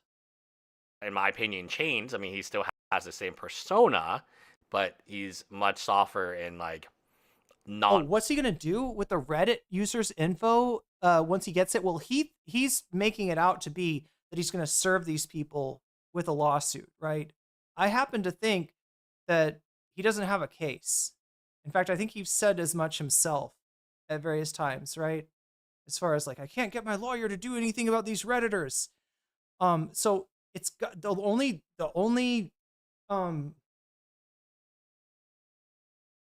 other option is that to get them fucking doxed or mega doxed and harassed and fucked with and who knows what, swatted. I mean, how much is too much? With the H3 fandom that literally believes that these people are putting Ethan's family in danger. That shit's dangerous. They're not putting your family in danger. Quit claiming false valor, Ethan. persona performances, like actual interviews with people. So I do think that there is a point in time where a subpoena makes perfect sense. I think for Ethan Klein's specific example where they're coming after his family, or he's viewing it. So you've maybe legitimized it, in your mind at least, for one person. Problem is, we don't know if that one person is even amongst all these people that he's trying to dox. As they're coming after his family, a subpoena would make sense in that example. I think even for Adam, a subpoena would make sense for that because they're coming after his livelihood, his visa, his right to be in America. Funny how Adam didn't need to dox anyone. Funny how Adam did not need to file any bullshit requests for discovery. Funny how that works, right? But no, if you believe Ethan, it's because Ethan's being gang stalked. And everybody loves Adam and they hate Ethan. It's unfair, right? You're getting sucked into this guy's fucking persecution complex. What's wrong with you, Luss? Like, are you telling me if you had a client like this, you wouldn't be worried? I'd be worried. I'd be worried about my client's children, to be completely honest with you. I'd be worried about a lot of things. Where's that line? Where do you draw that line? Because freedom of speech is so important in America. Like, you don't know. Wait. What is this? Morbert says best plot twist ever. One of these snark mods is actually Gila. That would be a twist. That would be quite the twist. China, you don't know what it's like in South Korea. There are so many countries that freedom of speech simply does not exist in its American form. You should be happy for having freedom of speech so that you give it up when a rich guy gets mad at you. Do we have freedom of speech in the United States? Or does it depend, like a lot of things, on how much money that you have? How much freedom can your net worth buy? Even in the UK, defamation laws, even in Australia, we saw Carl Jobs. His statements in America, he probably would have not lost that much money. I think he would still have lost. They're definitely defamatory statements, but it wouldn't have lost that massive amount of money that he would have lost, right? In my personal opinion, if he was an American citizen and they were an American court. So, where do we draw that line? I guess we are going to find out. Anyway, let me know what you guys think in the comments below. Bye, guys. All right, chat. I've been streaming for almost 8 hours here. Looks like USA Hole is playing some Mario Kart, maybe? I think it's Mario Kart. This is pretty fun. Megyn Kelly kind of God. Emma breaks Ben Shapiro. Okay, I mean, that's beautiful. We'll have to watch that some other time. Anyway, let me go ahead and thank my lovely, lovely Patreons, right? There's a million different ways to support me, to support the stream. There's ways that cost you nothing, such as liking the stream, costs you nothing. Subbing to the channel costs you nothing. We're over 15K now. And using a Twitch Prime, connecting your Amazon Prime account, if you have one, to Twitch, gets you a free sub to use on the streamer of your choice. If that's me, you get all my emotes. So those are ways that you can support me for free. For those of you who want to support me with some monetary value, I have a bunch of different ways you can do that as well. Sometimes people ask me what's the best way if I want more of my money to actually support the stream, to actually support you. And I always tell them that number one is probably Patreon and number two is Throne, right? As far as the platforms that take the least of your money for themselves and pass the most of it on to me.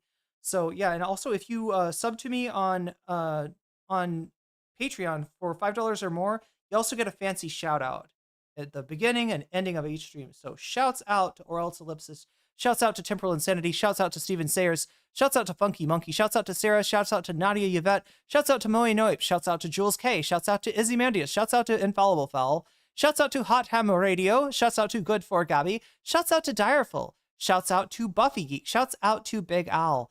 Shouts out to Animus. And a fancy shout out to Zerazerix, to Rachel K, to Crystal Saphira, and to Omega Star. With that, chat, I think we are raiding into... Oh, we already did. Did we already raid? Wait, actually, I can't tell. Did I fuck that up? Oh my god. Yeah, we did. We raided.